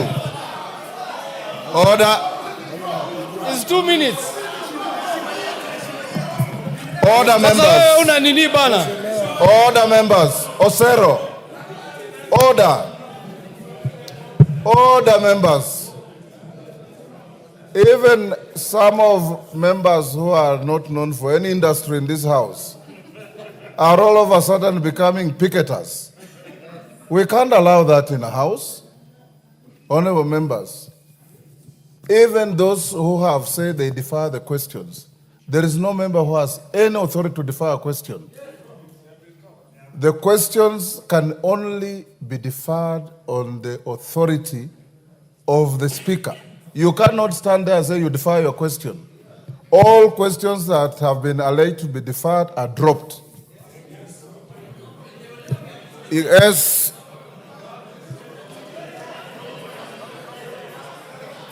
Talib Abakari. Thank you, Honorable Speaker. Honorable Kimilu. I have known you to be a very decent member.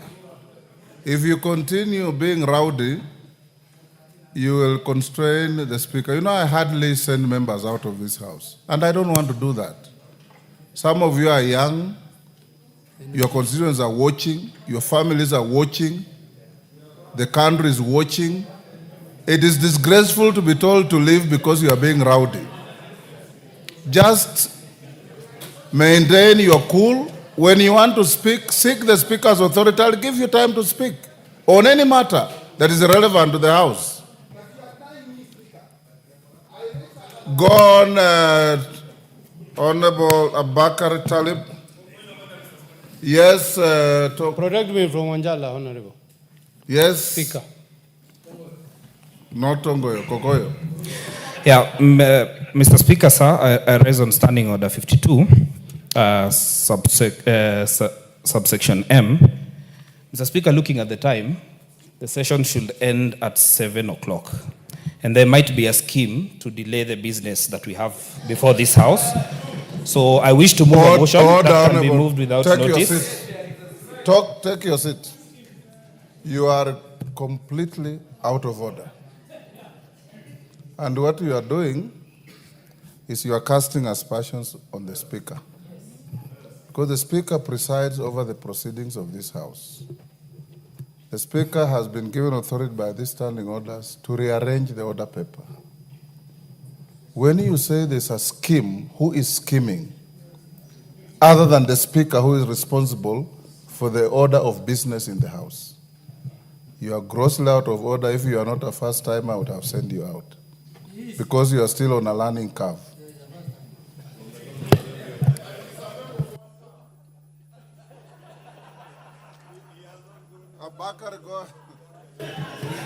Abakar, go ahead. Yeah, thank you, Honorable Speaker. I withdraw my question. Thank you. Question dropped. Now we go to responses to questions. Defense, Intelligence, and Foreign Relations. Respond to the question by Waitan Mohammed. Go ahead. Nelson, go ahead and respond. I will not be long. Just allow me 2 minutes, kindly. As a response to a request, it's an important issue that touches on Muslim members of parliament who are going to the Hajj. And I allow just 2 minutes to respond to it. Honorable Speaker, pursuant to the provisions of Standing Order 44.2c, the Honorable Member for Mandera East Constituency, Honorable Hussein Waitan Mohammed MP, requested for statement from the Cabinet Secretary for Foreign and Diaspora Affairs regarding the management of the Hajj program in the country. The member specifically sought to be informed on the following areas. Number one, a report on the management of the Hajj program in Kenya, including a detailed account of 2025 Hajj session. Number two, measures being undertaken by the Ministry of Foreign and Diaspora Affairs to ensure the welfare of Kenyan pilgrims in protected, particularly on the failure by SUPKEM to provide essential services while charging exorbitant facilitation fees. And three, the long-term strategy to manage the Hajj program, including the establishment of a regulatory framework to anchor the program within the government agency, and oversight mechanisms to ensure the welfare of Kenyan pilgrims, including the cost effectiveness of the administration of the program and specific timelines for implementation of these particular reforms. Honorable Speaker, on the management of the Hajj program, the ministry reported that Hajj, one of the 5 pillars of Islam, is coordinated globally by the Kingdom of Saudi Arabia through its Ministry of Hajj Affairs and Umrah. In Kenya, participation is facilitated through accredited Hajj agencies, SUPKEM, and stakeholders. SUPKEM provides coordinated support services to pilgrims, including pre-departure education, registration support, liaison with Saudi authorities, health advisory, and compliance with administrative requirements. In 2025, a total of 4,500 Kenyan pilgrims participated in pilgrimage, up from 3,400 in 2024. Kenya's allocation remains at 10,000 pilgrims, although the Hajj mission has opted not to fully utilize this allocation. The introduction of the NASC platform on Massa wallet system in the 2025 pilgrimage significantly improved visa processing, financial transparency, and overall organization. However, challenges in transportation, accommodation, and on-site logistics support negatively impacted the pilgrim experience. Honorable Speaker, on the measures being taken to safeguard the welfare of Kenyan pilgrims, the ministry indicated that a dedicated Hajj team from the Kenyan Embassy in Riyadh and consulate in Jeddah is deployed annually to assist pilgrims in consular matters, emergencies, and liaison with Saudi authorities. Pre-departure medical checks and insurance requirements are enforced in coordination with the Ministry of Health.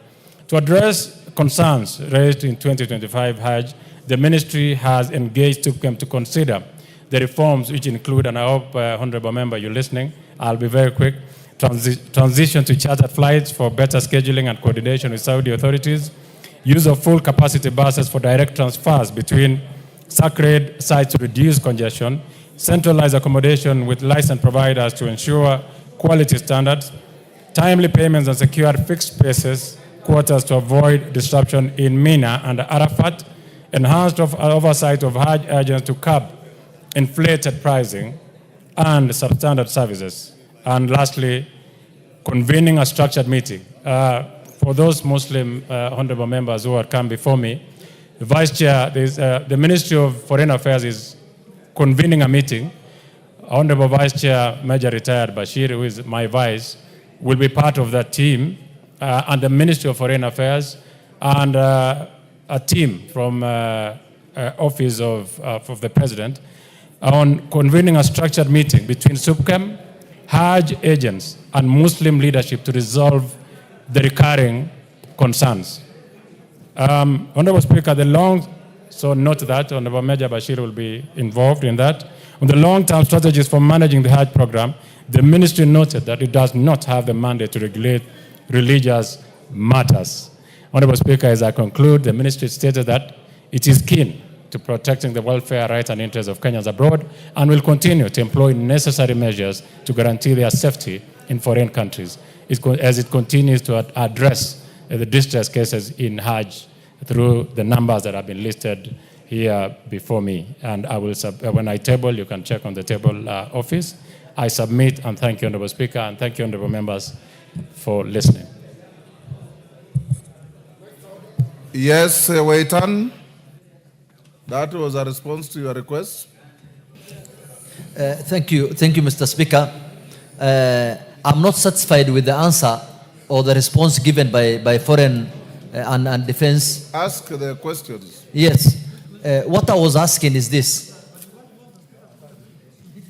What have you done on the question I asked over SUPKEM's failure, to keep Kenyans the level that they deserve, just like other African countries, Tanzania, Uganda, Somalia, while Kenyans were taken to level 6, or zone 6 in other words, which is over 7 to 8 kilometers to the Jamarat. Jamarat is the stone throwing area.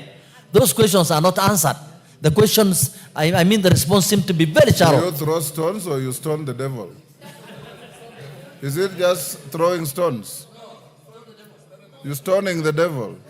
Yes. Yes, Mama Samsam. Take note, Nelson, you'll respond after.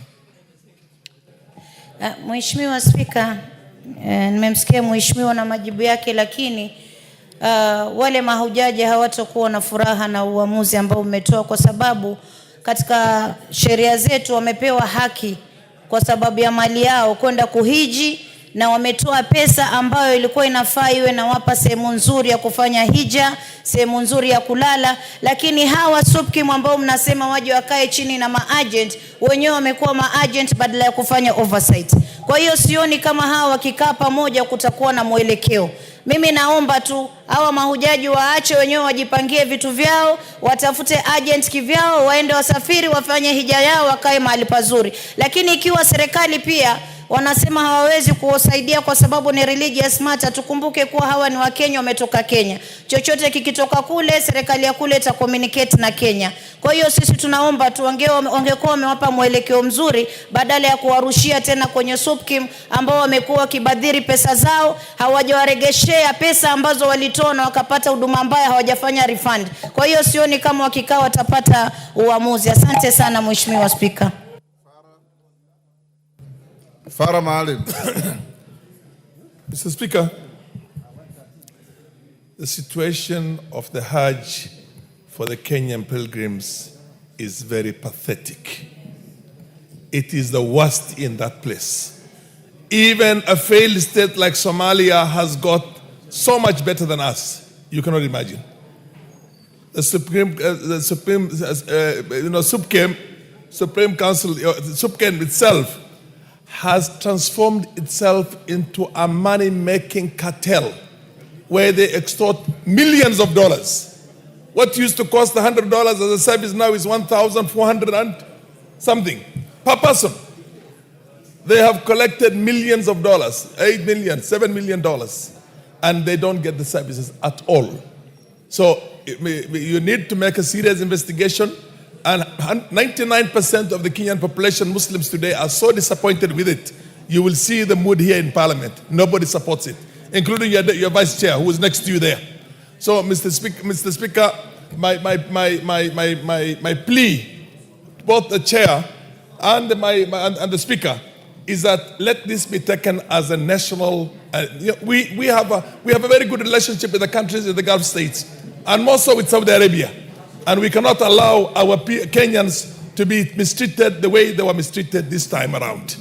So, Mr. Speaker, I want this chairman to make a serious investigations, involve members of parliament in here into this, and let's get to the bottom of this cartel, which is bleeding Kenyans and is literally very, very bad. Yes, Sane.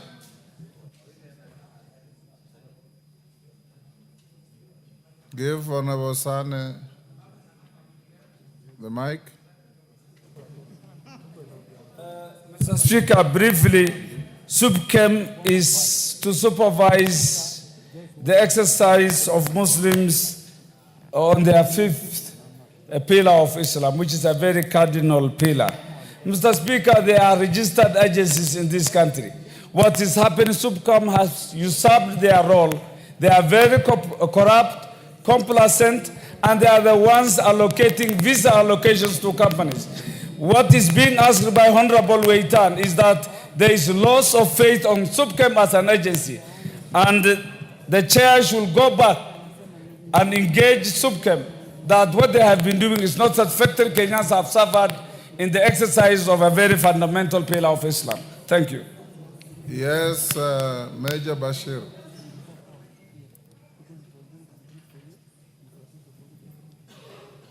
Honorable Speaker, first and foremost, I'm a member of the Committee of Defense, Intelligence and Foreign Relations, and of course, as a Vice Chair, thank you. And I understand the pain that members of the Islamic faith undergo when they go for Hajj, and the most important thing is that this is not a matter for really government to regulate, because Islamic issues cannot be regulated by the Ministry of Foreign Affairs. When I heard the statement that was read by the chair, it says there must be a structured meeting between SUPKEM, which has been alleged, Hajj agents, and the Muslim leadership to convene. I think that is the best way forward that we need to engage. So instead of trying to tell, because I mean, this house has a number of religious entities. So the best way is that we convene a meeting between SUPKEM, Hajj agents, and the Muslim leadership, so that we come up with a structured way of handling Hajj way forward. Thank you. Farah. Yes, Honorable Junet. Farah, hold on.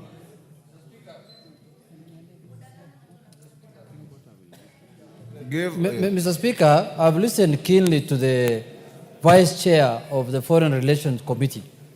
Mr. Speaker, by virtue of going to Saudi Arabia for Hajj, you don't lose your nationality. you still remain a Kenyan. And so you must get, that is why, one of the reasons why the Kenyan government has an embassy in the Saudi Arabia is to facilitate Kenyans who are going there. That's why they have even this government, I must appreciate them, because they even went and opened a consular general in Jeddah, near the Hajj place, so that Kenyans you can feel sick, you can become sick, you can die there. But you can't just say, call the SUPKEM, Hajj agents, and leadership of Muslims. They cannot agree on anything, you know. That is why government is in place, so that the government can tell them how to go and how to do things. I know you are a Hajj agent yourself, but don't bring your agency into this matter. If you are conflicted, there's a conflict of interest bill that is going to deal with you thoroughly. Yeah. Farah. Mr. Speaker, thank you for giving me this opportunity. This issue is not about Islamic religion. It's about the administrative aspect of the Hajj.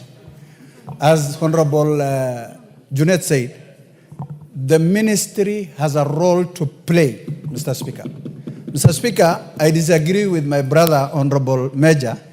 I want the committee to investigate this issue, call all the relevant departments or stakeholders to do a thorough investigation and come with a conclusive answers in this House. Mr. Speaker, what the chairman has read here is not a solution to the people who went to Hajj for the last several years. They have been suffering and they were tortured in a very bad way, Mr. Speaker. Thank you very much. Honorable Koech, just take your seat first. I listened to your response. I appreciate that you are reading what is written at the ministry. Even as the Speaker, I find it unsatisfactory. For the simple reason, and I can tell you for free, when I was foreign minister, and Farah can bear me witness, I dismantled the cartels that were swindling our pilgrims to Mecca. They were charging exorbitant resources and abandoning the pilgrims. A delegation saw your speaker in the chamber, and I was shown a contrast. Pilgrims from Tanzania are put in a level where they have beds, they have sanitary facilities, they have catering facilities. Pilgrims from Kenya are wriggling on the floor in a very awkward situation. And the people who go to Mecca, as our compatriots, don't lose their citizenship when they go there. They go there because we facilitate them to go. It's a religious duty for Muslims to go to Mecca, those who can. I would direct you to get back to the ministry, tell them that what they gave you is inadequate. We want you, if necessary, I'll send you a committee to go to Jeddah and go to Riyadh and find out where these lapses are that are put in Kenya in a very awkward situation. You understand, Nelson? Give Nelson the... You probably have not had serious interaction and close interaction with the Muslim faith. I have, and I know. I largely relied on my deputy, considering this is a religious matter, who is a Muslim and I'm a Christian. But listening to what members, the Muslim members, yes, and the few members who have spoken, there's a serious problem, evidently, that deals with management. And even if we were to have a meeting with the Ministry of Foreign Affairs, for instance, with the leadership, I don't think it would make sense. So, like you rightfully instructed, I think it's imperative for my committee to now seriously consider this matter and call all the parties for a meeting. I think that will be the best thing to do. So I'll pursue it that way. I've also, before you take over, Honorable Speaker, I've been engaging with the mover of the Honorable Hussein, person who requested for this statement.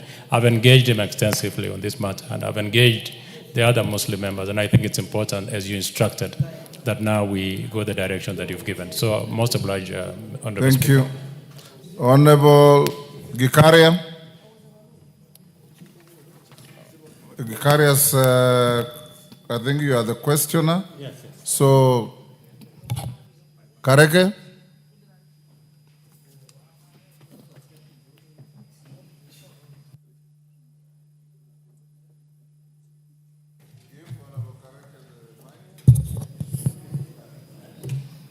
Thank you, Mr. Speaker. Mr. Speaker, first I would like to seek one guidance. Because, Mr. Speaker, we had very close interactions and engagement with the honorable members because I have 7 statements to give this afternoon. We had engagement with the members who had sought the statement.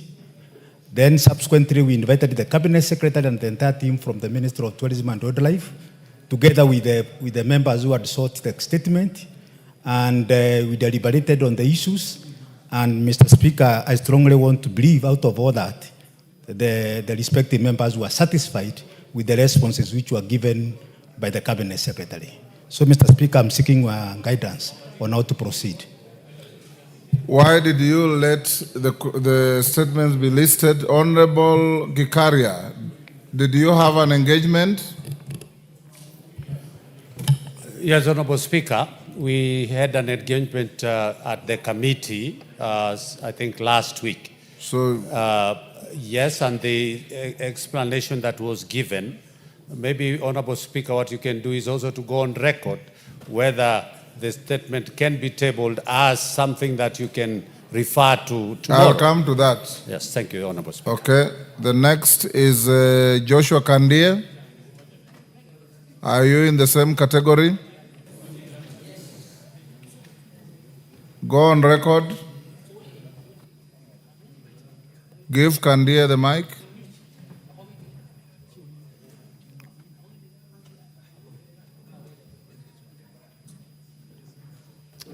Yes, Kandie. Thank you, Mr. Speaker. I'm waiting for the reply from the Ministry of Tourism. Okay. Kareke, go ahead. Thank you, Mr. Speaker.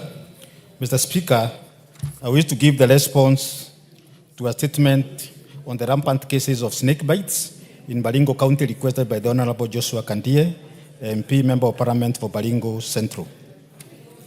Mr. Speaker, the statement sought the following concerns.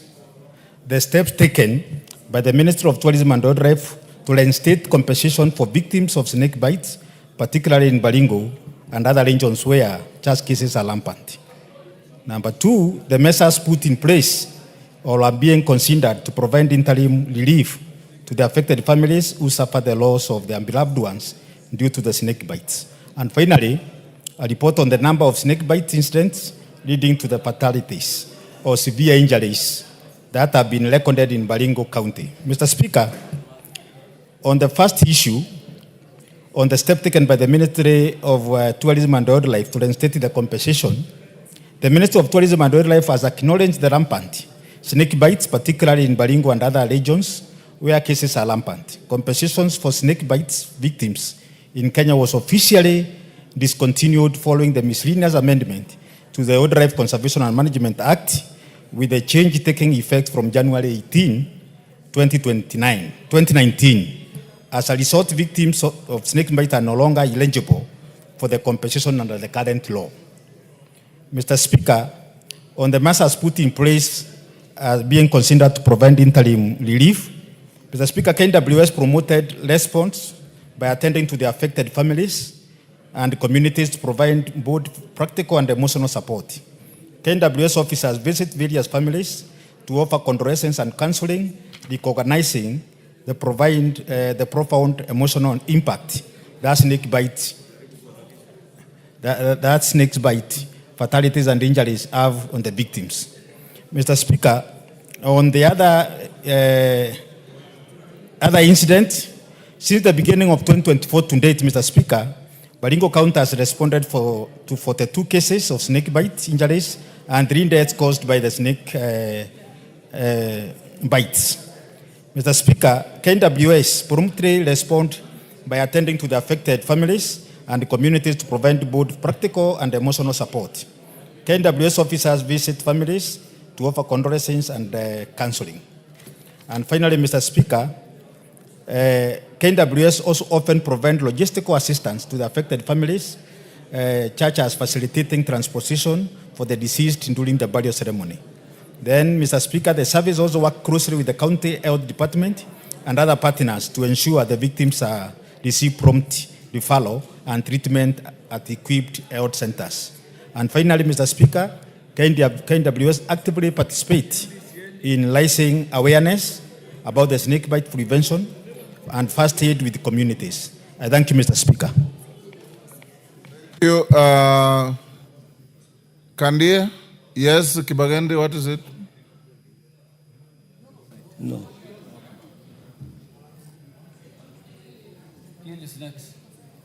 Give Honorable Kibagende the mic.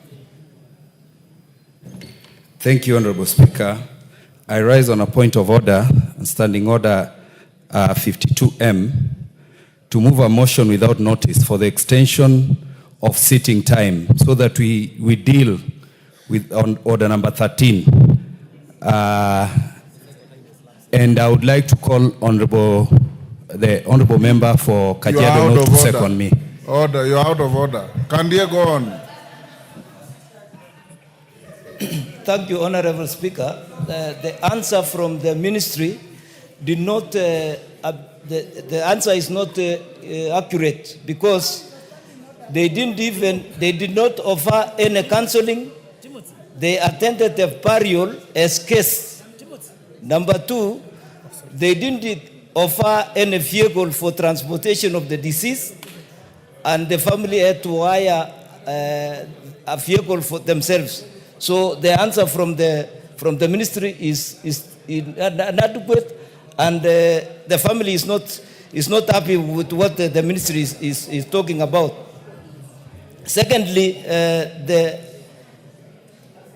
Amos Jeburet Kimeres was bitten by the snake within their home compound and not grazing codes as per the report presented by the chairman.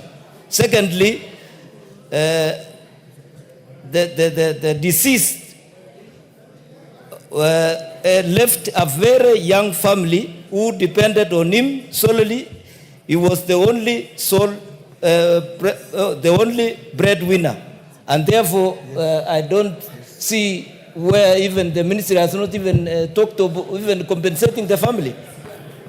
So the answer is inadequate. The answer is inadequate. Kareke, can you note that and engage the honorable member more? Yes. Thank you, Mr. Speaker. Mr. Speaker, I note the same, but I would also like to encourage, because the issues of snake bite are rampant.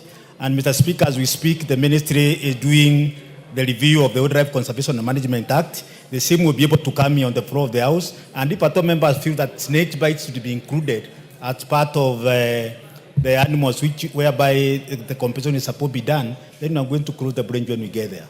But I will engage the member. We're also going to have a discussion with the ministry together with him so that we can be able to resolve the matter. I thank you, Mr. Speaker. Thank you. Marian Kaitany is not here, so that one is stayed. Victor Koech, did you engage with the chairman and the ministry? Yes, Honorable Speaker, I did. And you are satisfied? Yes, I'm satisfied with the responses that I was given. Thank you. Thank you. Julius Taitumu. Yes, Kimilu. Kimilu, give him the mic. Thank you, Mr. Speaker. Mr. Speaker, I'm standing on order number 52, Mr. Speaker. And Mr. Speaker, I want you to advise us, Mr. Speaker. Because, Mr. Speaker, once you go to M, it says that motion for the extension of sitting time of the House without notice, Mr. Speaker. Mr. Speaker, I'm standing to request the extension of hours because of interest of number 13, Mr. Speaker, so that we can have time to extend up to 8, Mr. Speaker. And I request, Mr. Speaker. I already ruled your colleague out of order. Take your seat. Where? Take your seat. Honorable Victor Koech, you are suspended Julius Taitumu is not in the house. Irene Mayaka is not in the house. Oh, she is. Irene, have you gotten your... Can you receive your response? Yes. Kareke, are you ready? No, we engaged with the committee as well. You engaged, that's all right. Yeah. You are satisfied. Honorable John Waluke is not in the house. That ends statement time. What is it, Honorable Joroke? Mr. Speaker, I had wanted you to give directions, maybe not now. I had wanted you to give directions, Mr. Speaker, maybe not now, but understanding order number 1 as read with standing order number 40 on the order paper. Mr. Speaker, the order paper once settled is required to be published by the clerk. But understanding order 40, you retain the discretion to rearrange it. However, Mr. Speaker, understanding order 42, you can only rearrange it for the convenience of the House. In my understanding, business shall be disposed of in the sequence in which it appears in the order paper or in such other sequence as the Speaker may, for the convenience of the House, direct. Mr. Speaker, I'd like you to give this guidance maybe for the future, because this request for rearrangement was requested by the leader of majority. My understanding of the convenience of the House is like you usually ask, is that the mood of the House? And in this case, the mood of the House was not to rearrange. So, Mr. Speaker, I beg, not now, but in future, please give a proper interpretation of Standing Order 42, so that we are very clear at whose discretion we rearrange the order paper. Thank you. Honorable Tendamol, I can read right through your mind. And I can assure you that what the Speaker has done is perfectly legal, is within the standing orders. And for members who have been shooting up, purporting to move motions to extend the sitting of the House, that's not how to run business. Even an informal motion like that requires the Speaker to approve. You cannot just sit there and say, I have moved a motion and so will second me. The House is not run like that. And it's good for you seniors like Otienda Molo to engage and tell your colleagues first-timers. Courtesy requires, for the longest I've been in this House, and as a first-timer I sat on this chair, you draft a handwritten motion, take it to the Speaker, he'll look at it, because you don't have to print it. If he approves it, then he tells you, go and move it. You don't just stand there as if we are at a marketplace and say, I want cabbages or I want eggs. We don't operate like that. Yes, Honorable Junet? Yeah, we've been also around here for some time now. One of the most important issue in Parliament, Mr. Speaker, is the time of sitting. And that issue must be taken very serious, because you cannot extend the time of sitting of Parliament just like that without the concurrence and the approval of the Speaker. And to some extent, we were told before, it may even require House Business Committee approval. But Mr. Speaker, now I'm requesting officially if we can go to order number 13, even as we are ready, for those who support it. Thank you. We'll now go to honorable members. We still have order number 11, which I'll stay. I hope, Honorable Tienda Amolo, you have no challenge to that, because you can't have your cake and eat it. You'll now also challenge why I'm staying order number 11. Order number 11 is stayed. I'll now ask to call out order number 13.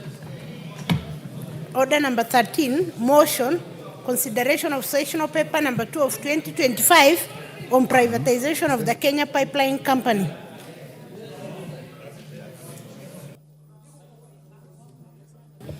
And jury, order members, order, and order Kimayo. Order, honorable members. That Kamkunji is illegal. Toto, you appear to be the center of attraction. Take your seat. Order, members. Honorable members, order. Kiborek, order. Take your seats. Honorable members, for guidance of our new colleagues in the House, even those like Kimilu who are purporting to move a motion to extend the sitting, a motion to extend the sitting of the House, first must be with the authority of the Speaker. Two, it must come at least 30 minutes before the House rises. You should read your standing orders properly. Before Sharia stands to move his motion, I have been requested by several members that the motion we passed at order number 12 requires an urgent follow-up by the implementation committee to ensure compliance. And I direct that it shall be so done.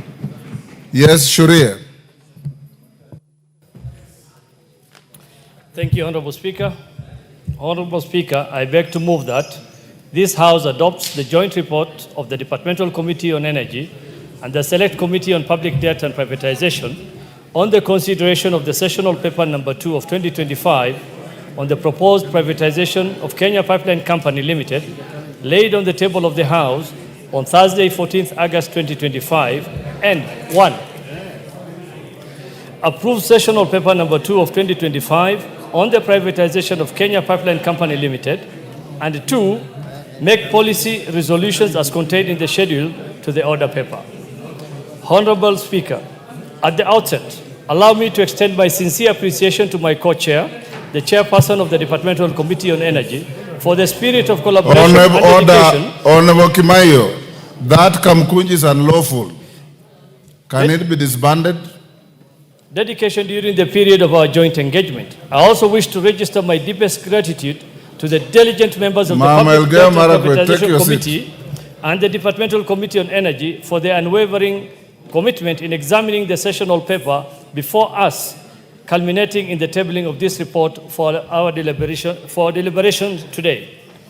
Honorable Speaker, the joint committees undertook a detailed review of the sessional paper and concluded that Kenya Pipeline Company Limited is indeed suitable for privatization.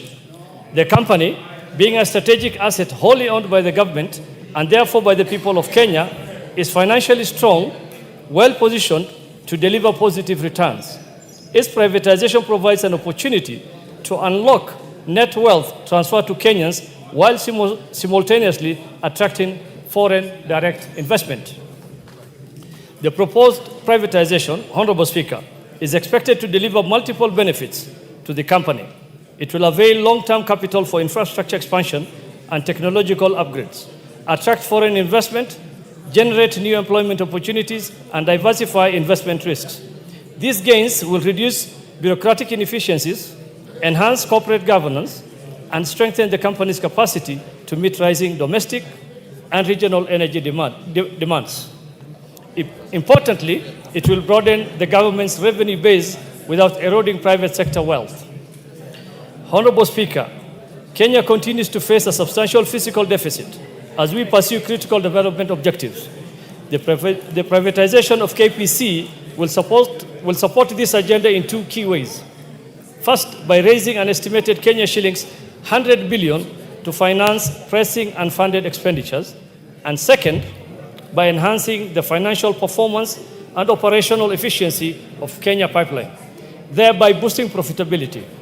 This in turn will expand the tax base, increase corporate tax contribution, which reinforce government revenue collection in the long term. Honorable Speaker, this process also highlights the importance of integrating non-tax and non-debt financing mechanisms, such as privatization and public-private partnership, into our broader fiscal strategy. Such instruments, when aligned with coherent policy, can optimize resource mobilization and deliver long-term economic benefits. Honorable Speaker, the government currently owns 100% of Kenya Pipeline Company and proposes to privatize not more than 65% of its shareholding, retaining at least 35% under state control. This approach broadens ownership while safeguarding national interests. The committee emphasizes the importance of preventing excessive concentration of shares in a few hands in order to preserve broad-based ownership, enhance market competitiveness, and protect national and energy security.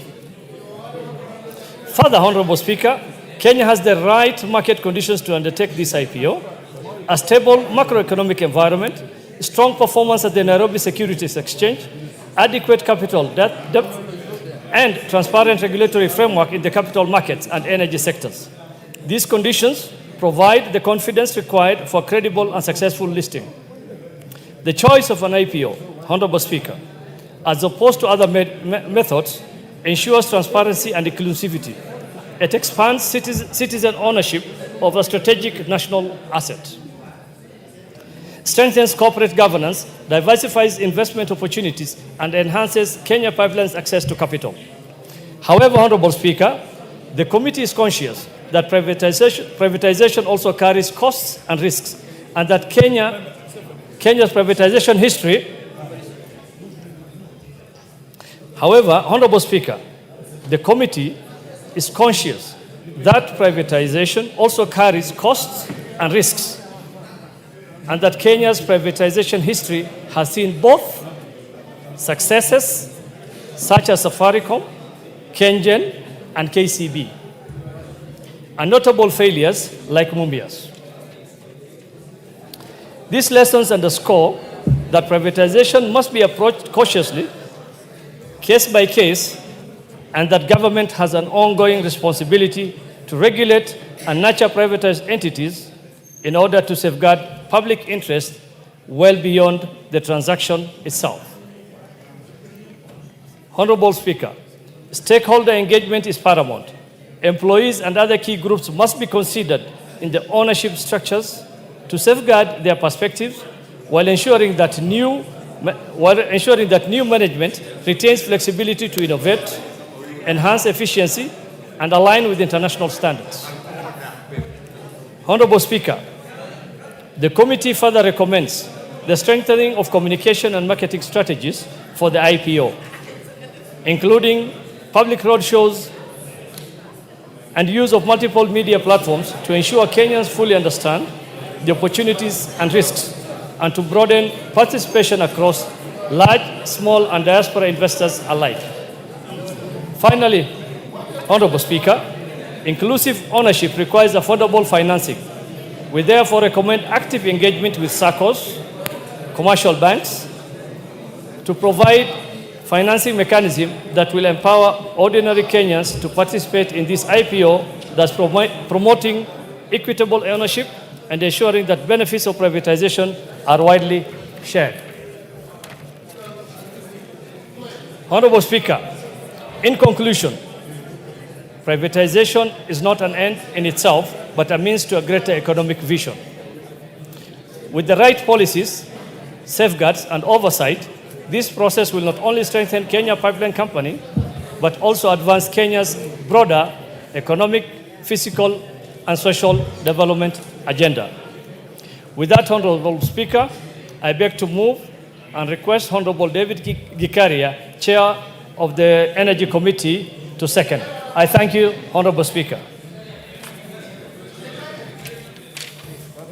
Thank you, Honorable Speaker. I arise to second the adoption of the joint report on matters to do with the public debt, privatization of Kenya Pipeline.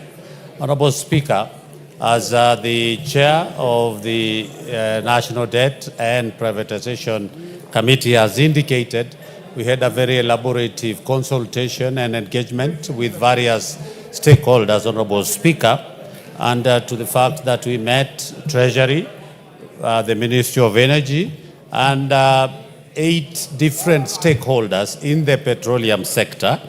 And I want to admit, Honorable Speaker, that all of them did support the sale of this because of a very, very obvious reason. One, Honorable Speaker, is that during our budget public participation, it was alluded to the fact that we will be raising 149 billion shillings through privatization, out of which, Honorable Speaker, 100 billion was going to be realized from the sale of Kenya Pipeline Company, Honorable Speaker.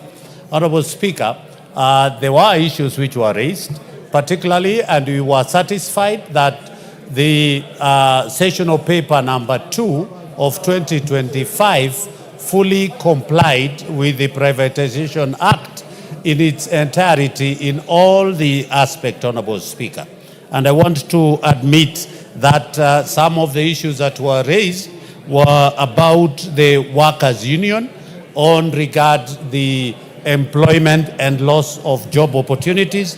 And Honorable Speaker, it was agreed that the workers are assured that no job losses will be envisaged. Secondly, there was an issue as to whether the petroleum tariffs will be increased by bringing in a private investment. And Honorable Speaker, it was confirmed that EPRA will continue in its mandate and responsibility of regulating the petroleum prices in the market. Honorable Speaker, I don't want to go deeper into the details, and I want to admit that it is indeed important for us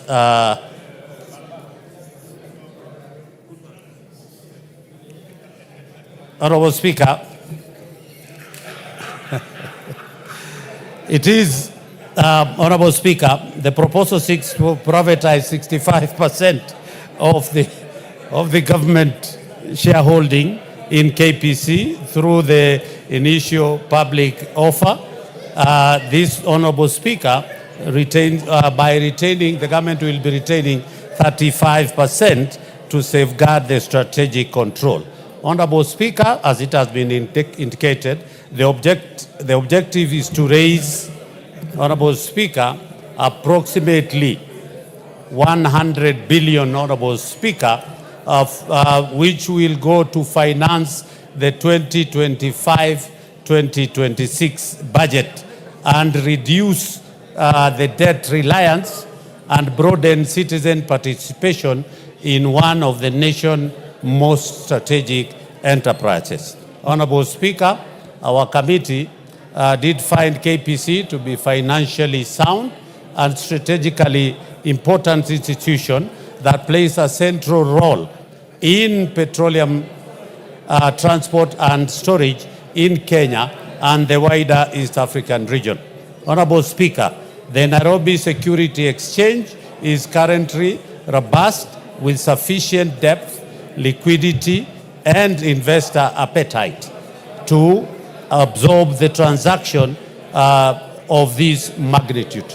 Honorable Speaker, Kenya regulatory framework in both the energy and capital market sectors is strong enough to guarantee transparent, fairness, and protection of investors' interest. Honorable Speaker, the committee made several recommendations. First, that the House approves the privatization of KPC through an IPO in which government will retain 35% of the stake. Second, that, yes, Honorable Speaker, that this indeed is a very important privatization. Honorable Speaker, I second.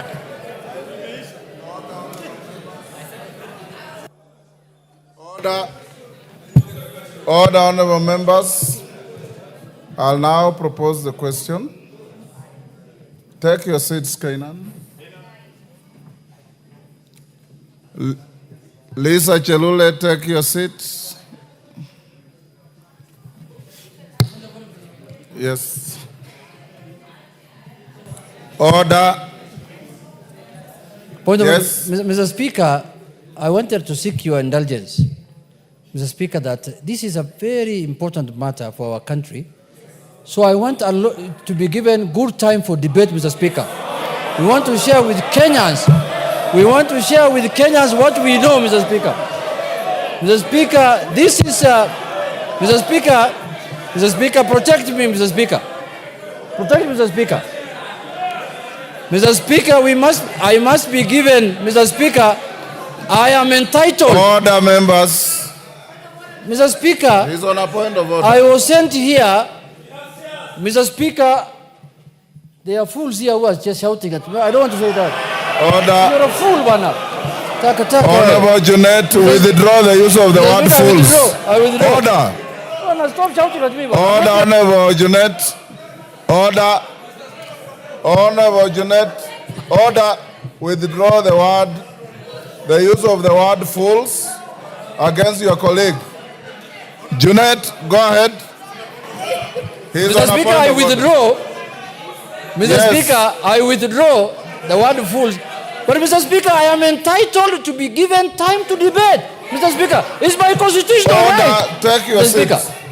Honorable members, I'll propose the question at order number 13, which is that this House adopts the joint report of the Departmental Committee on Energy and Select Committee on Public Debt and Privatization on the consideration of the sessional paper number 2 of 2025 on the proposed privatization of the Kenya Pipeline Company, KPC Limited, laid on the table of the House on Thursday, 14th August 2025, and 1, approves sessional paper number 2 of 2025 on the privatization of Kenya Pipeline Company, KPC Limited, and 2, makes policy resolution as contained in the schedule to the order paper. Order, honorable members, will you be upstanding?